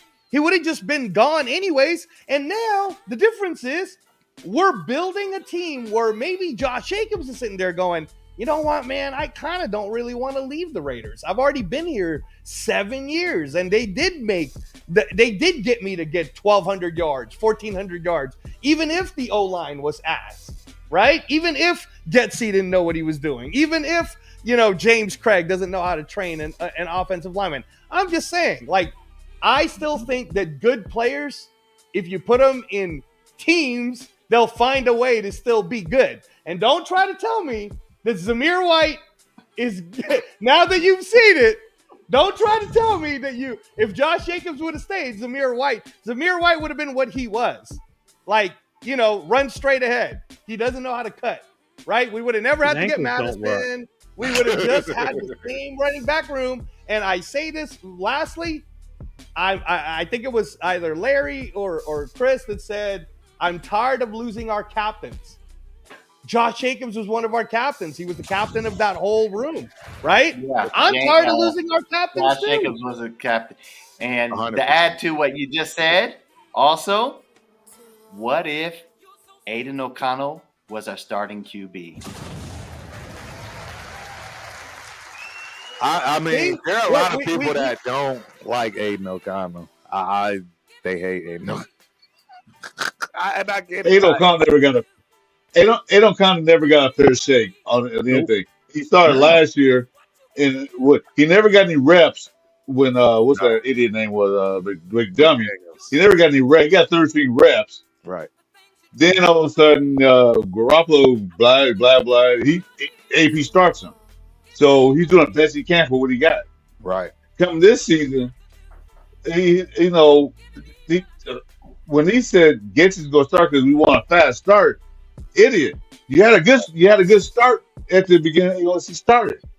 Why continue the flow? Why not continue it? You're gonna bring a brand new quarterback in that nobody knows. The whole team loves AOC. You gonna bring Garner Michigan?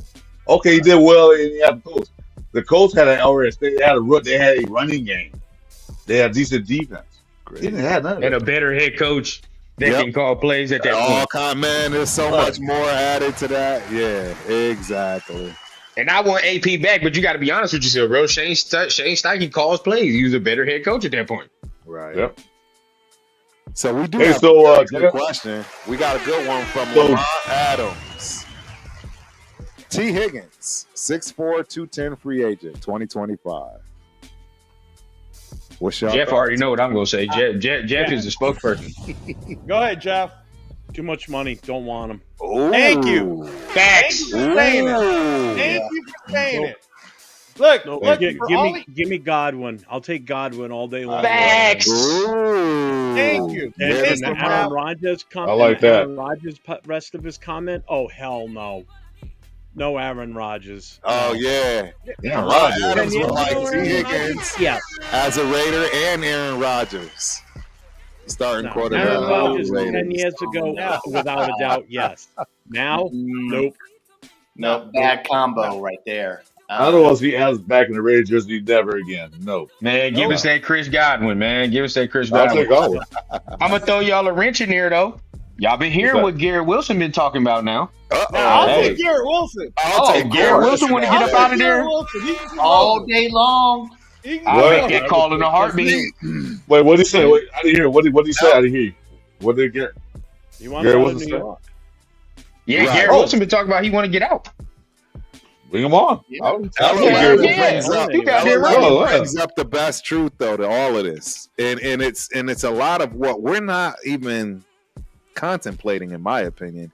We want all these badass players, but we're not even ready for them, man. We're not ready for a T. Higgins. We weren't ready for JJ. We're not ready for a quarterback. We don't have an offensive line. We're not ready for anybody. We don't even have an offensive coordinator. Thank you. Putting the cart before the horse again, man. The chicken and egg. In all honesty, it all starts in free agency before the draft. If we can bring in some of the right pieces and then offset the balance of what we need in the draft, we'll be sitting pretty. So if you can bring these guys in free agency and say, listen, this is what our goal is going to be towards in the draft, it's only going to help you It's only going to better you or better the team with you on it with us. Right. Would you mind coming here and we'll give you X amount of dollars? We're showing you the progress that we're attempting to make. We just brought in so-and-so as our offensive left guard. Now we need a wide receiver, which is why we're talking to you right now. These are the pieces that we're trying to put together along with what we're going to pull off in the draft. Again, which makes me so mad that we won that Jaguars game to just because it's like if you lose the game, we sit at 1 or 2, so you can easily sell a free agent. We're like, shit, we're drafting Shador and Cam. You trying to come or not? Like that's just basically what it is. That's now it's like, well, shit, I don't know, man. I mean, we're gonna have to get a corner or whatever the case, man. I mean, who's throwing me the ball? The janitor might be available for game 4, but I don't know what the fuck else you want me to say. I'm wishing we could go back even further and beat the Chiefs those 2 games, plus win out the rest of this way here. Yep. And we move even further back. I'm with Jeff on this with one. no intentions to move back into the lower, the first round. Oh, you mean like at this point? Goddamn thing to draft. Like at this point. Yeah. No, but let me just add to that what Rundown is saying. All right, because I get it. Rundown, Shador Sanders, blah blah blah. Again, I think there's only 2 quarterbacks worth the first round this coming year, anyways, and that's Cam Ward and Shador Sanders. But let's talk about this. Rundown. Tell me again, even if let's just pretend we win we beat the Saints this week, and then let's say what happens is because Turf thinks New England's going to beat the Chargers. Let's say that last game of the year at home for us is a chance for us to take the Chargers out, right? Yeah, I said that earlier tonight. Playoffs. Yeah, and then we win. So we win out 3 games in a row. We win out, and we're in. All right. Whatever position we're at, I want to do this Shador Sanders game with you, dude. Tell me exactly who other than us wants him, because I know Turf keeps saying somebody's going to trade up to get him, but let's really be honest about it, right? Who really needs a quarterback other than the New York Giants, who is 100%, I promise you guys, is going to take Cam Ward, and they're going to hire the Miami offensive coordinator. That's exactly what's going to happen. So Shador ain't going first anyways. And even if the Giants wanted Shador don't want to go to the Giants anyways. So either way, now the board starts to fall. Tell me who the pick would be, Rundown, that's going to get Shador Sanders. Why would it be Jacksonville? Because they have Trevor Lawrence. That wouldn't make sense. Why would it be New England? Because they have Drake May. Because that wouldn't make sense. Carolina. So then, why would it be Carolina and they have Bryce Young? It wouldn't make sense. So then it's like, at that point, why would any of those teams take him? Because they just took a quarterback. Those teams just took their franchise guys. Or supposedly so. Tennessee. And Turf told me that Tennessee would take his ass in a heartbeat. I guarantee you that. Well, Turf told me the Titans will not take him either because they want to keep trying it out with Levis or whatever. Nah, I don't know. I don't know about that one. Hey, do that, dog. If they do that, that organization is the dumbest organization I've ever seen. I'm telling you that right now, bro. I wouldn't put it past them. But that is true. I wouldn't put it past But there's no way, Angelo. No, but if you're trying to imply to me that Will Levis is better than Shador Sanders, we're going to have a real conversation. Dude. Right not at all. Okay. I was about to say, we're going to have a real and honest conversation with ourselves about how we're looking at these prospects. And by the way, it's the head coach. The problem is the head coach. They don't want to put that on Levis.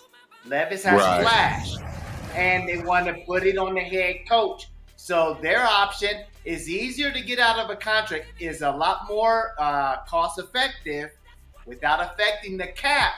Right. To get rid of the coach, as opposed to cutting bait with the rookie contract with Levis. Now, Levis is only a 4-year. It's not a 5-year. Levis is only in 2 years, but still, 1 more year. What if he proves his value in the 3rd year? You know what? So let's cut through it all, man.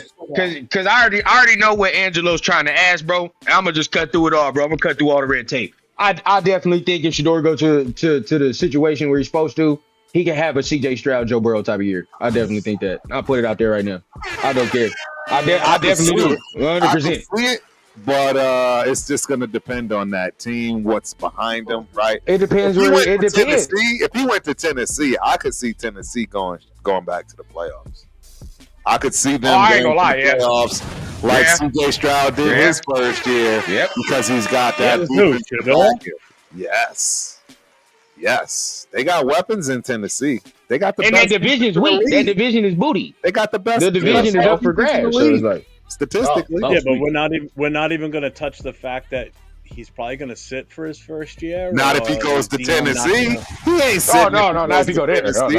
No, if he go there, he's starting right away. Effectively, if he go to the Giants, he's starting. He start right away for us, but everybody still says because we have Tom Brady, and it's 100% complete different philosophy. Complete different. Tom Brady, the only person in the league that can be like, sit your ass down. Exactly. Nobody else is doing that. They'd lose their job, Jeff. Nobody's doing that.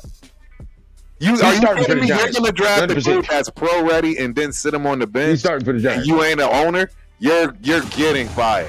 There's no head coach surviving that. All right. Well, and I'm going to throw this one out there for you guys too, because you were saying like no head coach is going to take it. I honestly believe the reason. I mean, AP is going to stay as AP, and he's going to continue to try to win. And he's going to try to win out. If for no other reason, and I think there's a ton of reasons why he's doing it, but if for no other reason, if he honestly believes he's going to get fired by the Raiders anyways. He's sitting there going, no, man, I'm going to coach for my job next year. So I'm going to coach hard so that 100%. People know that players want to play for me. They want to play for AP. So whether it's college or it's another team, people want to play for AP. So that's what I'm saying is I'm with Rundown on this.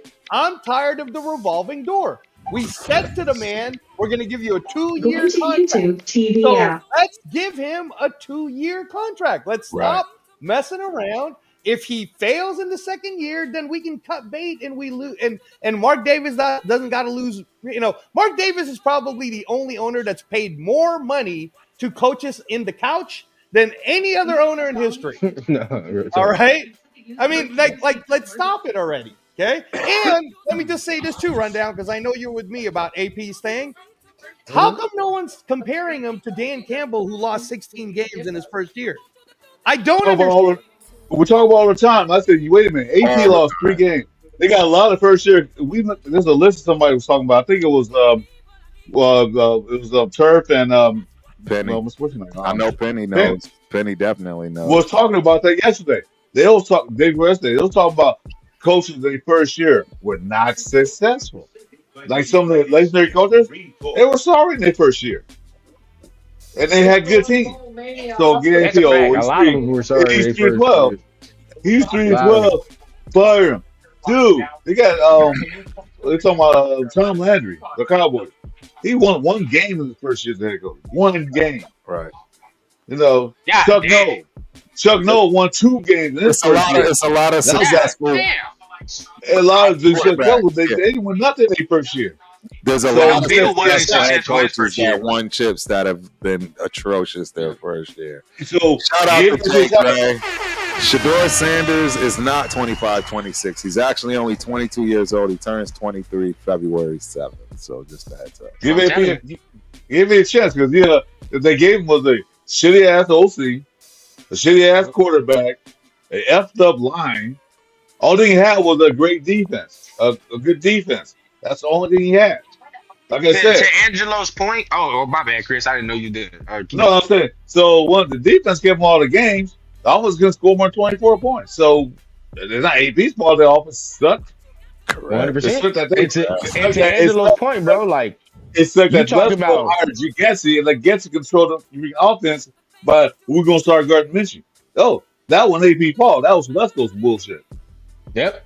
And I say this all the time. And then to add it on to Angelo's point, when if you're gonna be wishy-washy with my job at that point, right? Like first you're gonna tell me we cool, it don't matter. Like hey, I tell everybody all the time, right? Before we won that Jags game, motherfuckers was smiling at their press conference, wasn't he? Everybody was cool. It was all good in the hood. We was all smiling. It was sunshine. It was straight, and we was losing. And all of y'all came out here like, why is he smiling? And now you wonder, right, over the last couple of weeks, ever since that owners meeting where somebody said we evaluate weight shit separately, the smiles done disappeared, didn't it? Now all of a sudden, you done told me I'm coaching for what? Oh well, shit, my son on the team. I'm finna show him I ain't going out like this. We going out like a G then. Fuck that. You ain't just finna fire me, and you done told me before the season going or whatever you done told me before we was straight, and now you gonna change your mind now? Fuck that. I'm not going out like that. And just like maybe whoever done said it on here, I'm gonna win me some games going out of here. Right. This is what it's gonna be. I'm gonna win me some games going out to show that. Exactly. Hey, what did Denzel say? I'm leaving out of here with something. With something. With something coming home. I give up what it is, bro. If it's not my job in the quarterback, then I'm snatching that shit from you. That's what we gonna do, and we gonna pull that right there. So at the end of the day, bro, to me, it's just we gonna keep going back to it. I blame it on the tippy top, bro. Right. I mean, it's just I continue to blame it on the tippy top. Every year, it's a new right hand man. New goddamn person in his ear. Oh, fucking couple years ago, is a motherfucker from CBS that was talking to Mark Davis about what he should do with the team. Where is he now? Who is that person? That's what I'm saying, bro. Now, okay, you would think Tom Brady is the last and final person you need to fucking speak to. Other than that, dog, like you didn't listen to Joe Blow here, this motherfucker here, this dude that's not even involved in direct football here. Dog, it's time for you to shut all that noise up, and shut the noise up, and let either Tom deal with it, right? And you get the fuck out the way, or it's time for you to put your big boy pants on. I just said this for a minute now, and say, look, this is my shit. I'm gonna do what the fuck I want to do at the end of the day, bro. I don't think Mark is like one of these other owners who don't care about winning. You see what I'm saying? Like there's other owners in the league who really don't care. Like it is what it is. It's a steady yearly paycheck that we getting from this team. So it is what it is, bro. Like we in the Caymans regardless, bro. Like here's regardless if we win or lose. But Mark, on the other hand, I think he actually spends, like Angelo's point, he cares. He spends. You could tell. Just ain't been the smartest of decisions. But he cares. So it's like, it's time for you to put that goddamn energy to the right place, Mark. Put it to the right place. All right, bro. Sometimes, even if all of us in the fan base is bitching and moaning about AP, sometimes you got to put the middle finger up and say, this is my shit. I'm going to do what I want. Exactly. You know what I'm saying? Like, if you want to keep AP, bro, I'm going to keep AP. I don't care what y'all talking about. It is what it is, bro. And it's not your money. And let me just say this too, Rundown. Unless you're in the chat room and you're one of the people that wanted Harbaugh or someone else, I think all of us in this room wanted AP. So I'm not about to go back 100%. On my word. I wanted 100%. AP, and 100%. If he got a 2-year contract, I'm gonna stick to the guy that I said I wanted. I'm not gonna be that person. I'm not gonna be that Raider fan that all of a sudden turns. Like I have not once curbed from any of you on what I've been saying all year. And even the ones that I was wrong about, I'm like, yeah, I'm going to own that. I was wrong. By the way, everybody, Turf was wrong because he was hella mad when Brock Bowers got picked. And he was like all getting drunk in Detroit. And he was so mad. He was angrier than all of us. And Turf, come on, right? Brought myself to the front of the congregation. Yep. Okay. He admitted that. So, yeah. So, but hey, real quick with the AP, here's my take on it. We got bait and switch though, because the way it was coached and the way the team ended the year last year made you feel like, all right, well, coming next year, AP will come back as the coach, continue this, what just happened now with the defense going the way they did, and with AOC 12 as our quarterback. But yet now all of a sudden they bring in Getsy, they bring in Minshew. Minshew's our starter. AOC 12's not our starter. That's where the bait and switch happened, and that's when everything just kind of went south. That's a fact. That's a fact. That's fact. We should have known that. We should have known we weren't going to be good anyways, just due to the regime change. I mean, where do you have regime changes that automatically turn good?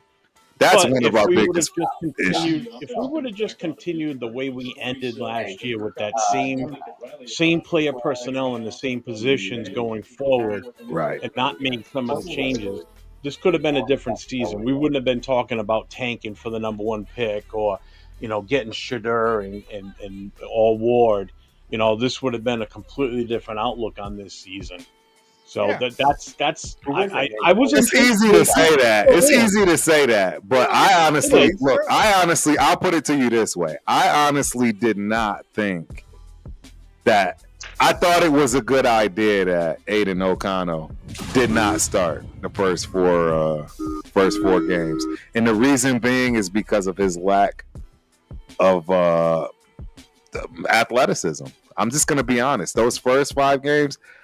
Let me just go to it to make sure people understand exactly what I'm saying. Because it was murderer's row, man. It was murderer's row. It was murderer's row for a quarterback. You literally played the top 5 defenses.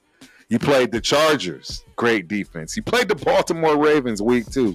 Fabulous defense. The Carolina Panthers, again, great defense. Week 4, the Cleveland Browns. Again, another great defense. Week 5, the Denver Donkeys. You're talking the best defenses in the NFL.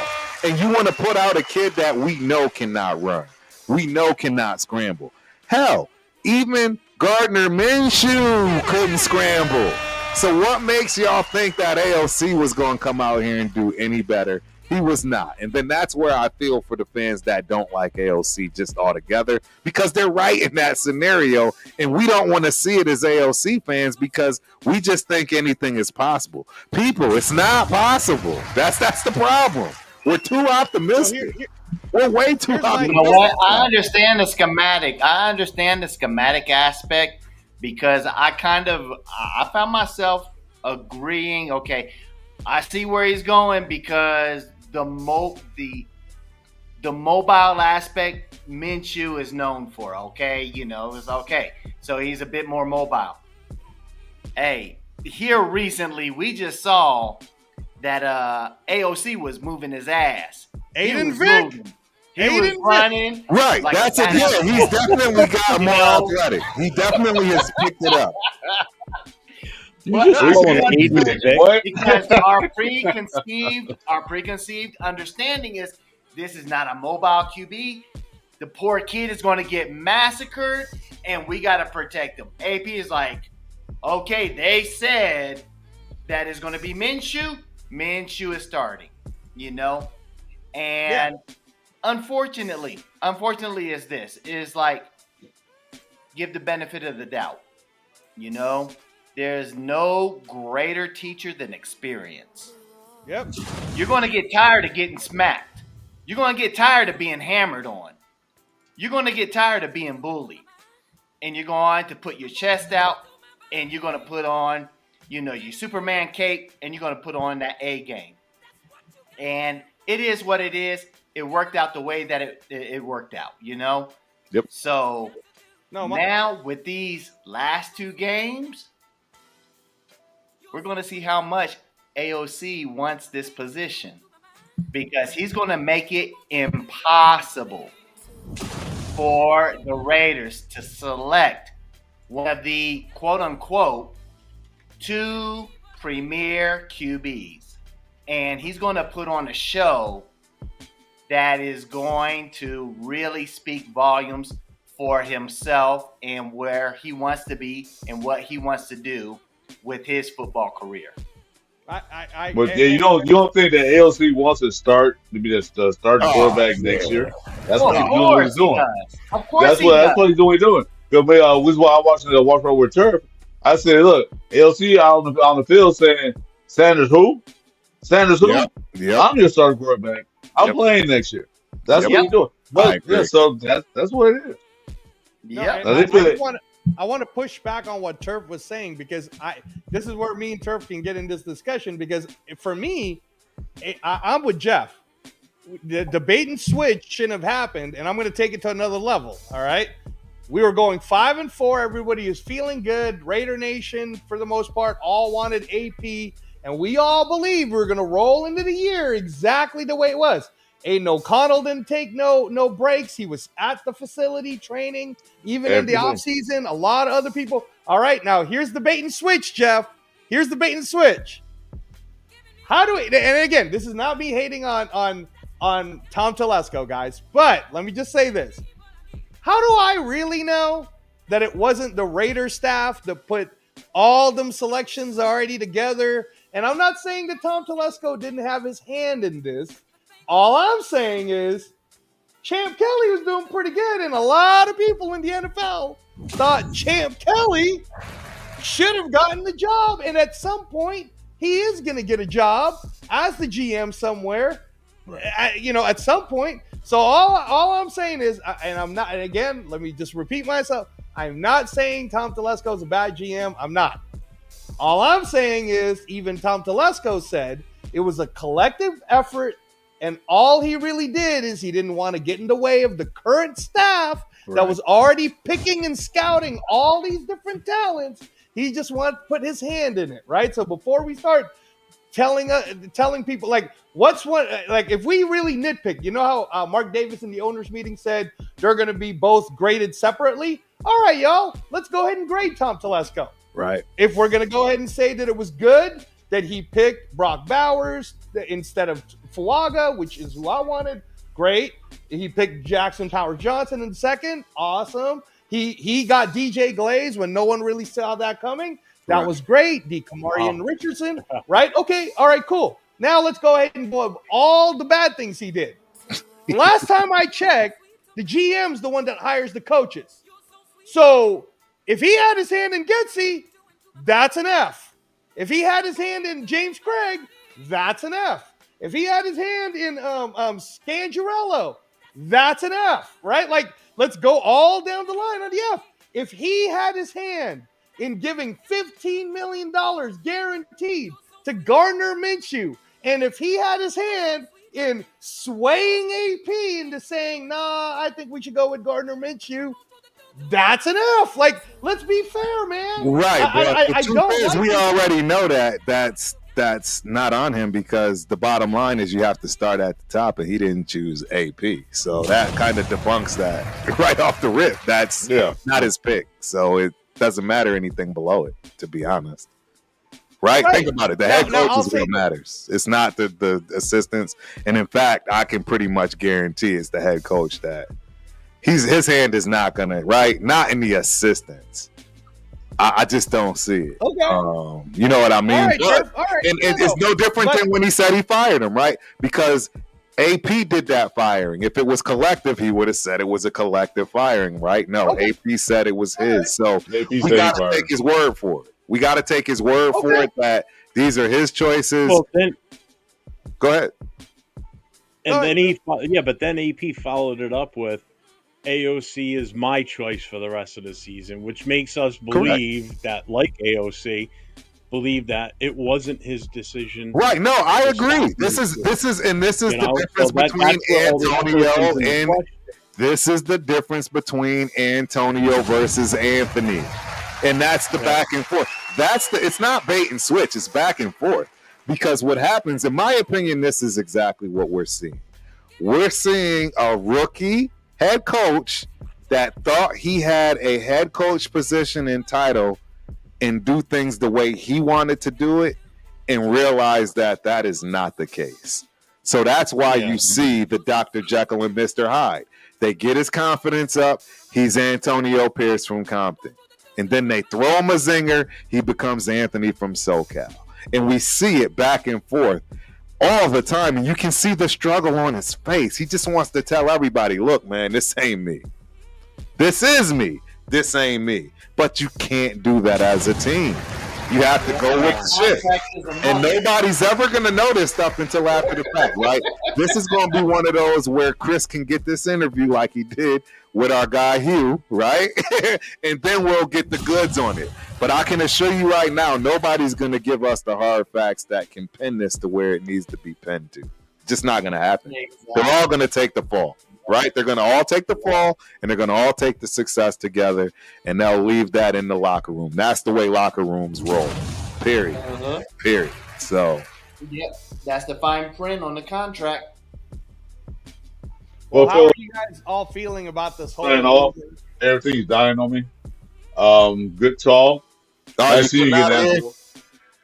Well, my headsets are dying. Okay. Yeah, we're about to get off anyways, to be honest. We getting down.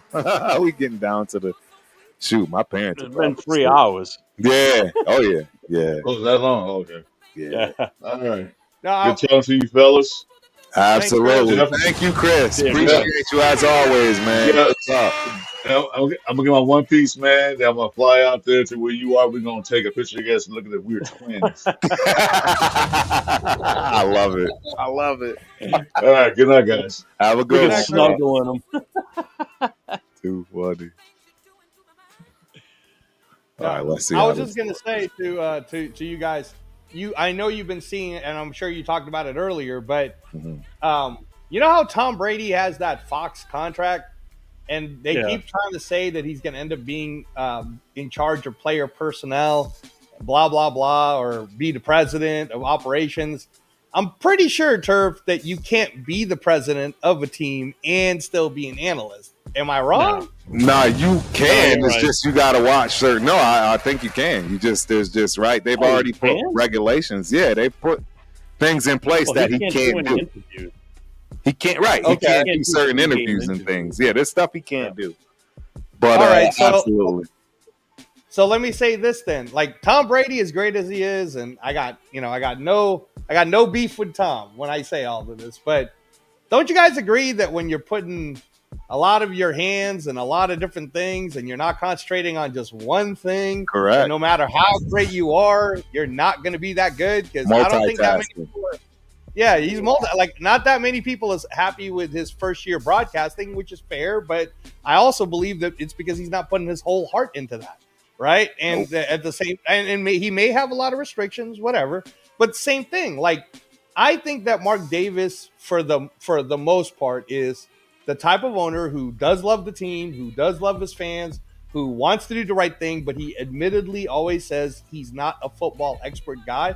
So he keeps like just counting on all of these people trying to tell him what to do. At a certain point, guys, I think that I'm with Rundown. I believe Mark Davis does want to win games. I don't think that he's the one that wants to tank. And if I'm Mark Davis and I'm the one paying all these people money, I'm kind of like, look, it's not my job to get you guys the number one pick. Right. I'm paying you to do your job. So if AP does his job and he wins games, and we end up being the number 11 pick, Telesco, that's your job. That's why I brought you here. Right. Do your magic, right? Do your magic. You do what you're supposed to do. So guys, like if Tom Brady's job is he's a 8% owner, whatever the hell that is. I thought he was And- more than that. But yeah, it don't. Yeah, like a I thought 10. it was- I thought thought it was like 5 10 to and 15%. 15 or whatever. I don't know, 8 and 15 or something. I Whatever. thought it was Okay. 15. But he's supposed to be in Mark Davis's ear. All right, that's all fine. But at the end of the day, when you were saying, Turf, it still goes all the way to the top. Right. I'm still with, okay, what's Mark Davis going to do then? He's the Is he one gonna that work- signs the check. That they're saying that's the reason we lost Kingsbury. That's why I'm trying to say we'll never know the truth. But they're saying that's why we lost Kingsbury, because he wanted an extra year and an extra $1 million. And Mark shut it down. Not Telesco, not AP. Mark shut it down. So that's why I'm saying it's really hard to know exactly who's calling what shots. All I can tell you is my spidey senses and my ability to see, and just using all of my, clues from playing and being in locker rooms and body language, etc. I've seen more than enough to know this man isn't always making the decisions. Absolutely, he's making some, and he's very proud of them, regardless of if they're good, bad, or indifferent, and you can see him. That's Antonio. The chest is out. But when you got to start being Anthony, it's all quiet. It's shy. The eyes are glossy, looking down. I mean, you totally see it in every single stand-up that he has to do. And that's the part that's just heartbreaking for me, because I don't know which one I'm getting. There's no way to decipher when he's got to tell us what he's got to tell us and when he's telling us what he wants to tell us. It's just hard. I think too, Turf, that and I don't know if you agree with this, Larry and Jeff, but part of the reason why I think Mark Davis only gave 2-year contracts, and maybe this is the reason why he looked at Kingsbury, and Kingsbury drew a line in the sand and said, it's 3 years or nothing. And Mark Davis is like, well, fuck you.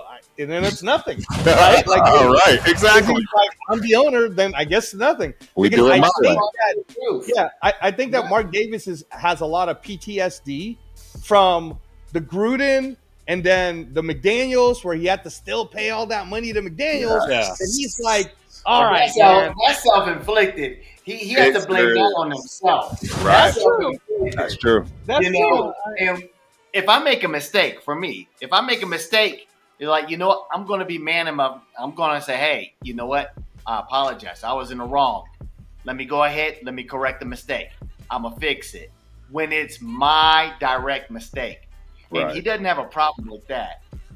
But when other people are playing with house money and he's the house, then it's a different story. There's an issue. It's a different story. I'll put the blame on Mark Davis for the McDum-Dum hiring. Of course. Right. And the firing. But as far as Gruden goes, that's not his fault that Gruden had to leave. No, that was the NFL. He didn't get rid of him. That was just. They all knew. All of them knew. Yeah, they might have known, but That's it was an just me. investigation being done in D.C. with the Redskins. They just happened to find some emails that they were going through that were from Gruden, which raised some eyebrows, which then brought some other stuff to light. Right. And then it forced him to have to step down and leave. That's as far as I'm concerned, that's not on Mark Davis. Granted, he's still paying him. Correct. You know, because he signed him to a 10-year contract. Yeah. Correct. Yeah. You know, the contract was his fault, not too smart. But hey, he honestly thought Gruden was going to be here for 10 years, and he was going to give Gruden those full 10 years. I'm telling you right now, he wasn't going to cut him short. No. Hey, he was going to give him a chance to build. Hey, Jeffrey, you know, I got a secret for you. You know, people talk. And I think they all knew. Everybody knew. Yeah, they all definitely knew. They knew it was coming out. They knew. They knew it was going to be a problem. No, but I do hear you. I'm not discounting you. But, you know, I mean, we're talking about all these people in the same economic class. We get along with some, others we don't get along with so much, but word always circulates. How many people love Goodell? Right. I don't imagine too many, but everybody knows Goodell hates the Raiders. Everybody hates the Raiders, bro. And so, I mean, it was circulating and stuff. And, you know, I believe that Mark Davis was like this. Please don't say anything about John. Please don't say anything about John. Right. He was having seances and shit to just ward off the bad voodoo. Yep. Well, all right. Like I said, guys. Oh, go ahead, Turf. No, I was just I'm getting ready to start wrapping it up. Yeah. We're getting ready to get towards the end. No. The only thing I was gonna say is I do feel like Mark Davis is the guy that's like two coaches in a row. He gave up a lot of money for a lot of deals. So he just wanted to pump the brakes on all the goofy spending. And he was like I think that for the AP hiring, he was like, oh, okay, cool. The fans want AP. I'm willing to give AP a shot. But at the same time, I think as an owner, he thought, well, isn't it fair that I only give him 2 years because he's a rookie? Right. Like, I think that he was going with it that way, where let's do a trial by fire kind of a try. So that's why, Turf, I'm going to say it to you now, I will be very mad at Mark Davis if what he does is fire AP. Oh, I'll be mad too. I'll be mad as well. Guys, we are going to pick up where we left off here. Don't worry. We got Sunday, right? We got the watch party. We got Sunday night. We got all kinds of things. But, yeah, it's starting to turn out the exact way I expect, man. I expected to see. I'm going to give one parting shot as I part ways with you guys tonight. Yeah. One, we'll find out in a week from this coming Monday what happens with the coach. And two, we win Sunday, and I'm telling you, I'm still going with 24-0. We win over the Saints. Hey, I like it. Yeah. I like it. Yeah, Jeff, I like it. Yes. See you guys. Have a good night. Good night, sir. All right, guys and gals in Raider Nation. That is it, man. This was a fire show. Thank you guys so much. like I said, we're going to pick right back up where we left off watching this game Sunday. Please be, welcome to join. Pull up if you like. And, let's watch this game together and suffer together. Larry, you're in Mexico, aren't you, Larry? He is. That's right. Yeah. So I was going to say, man, you got to get in some of this. You got to catch up on the boxing talk with me and Turf, man. Mexico is one of them countries where you see boxing for free all the time. Yep. Yeah, seriously, I got to. I mean, it's running through here. I mean, it's, what can I say? It's like a buffet. Yeah. Boxing, MMA, nonstop.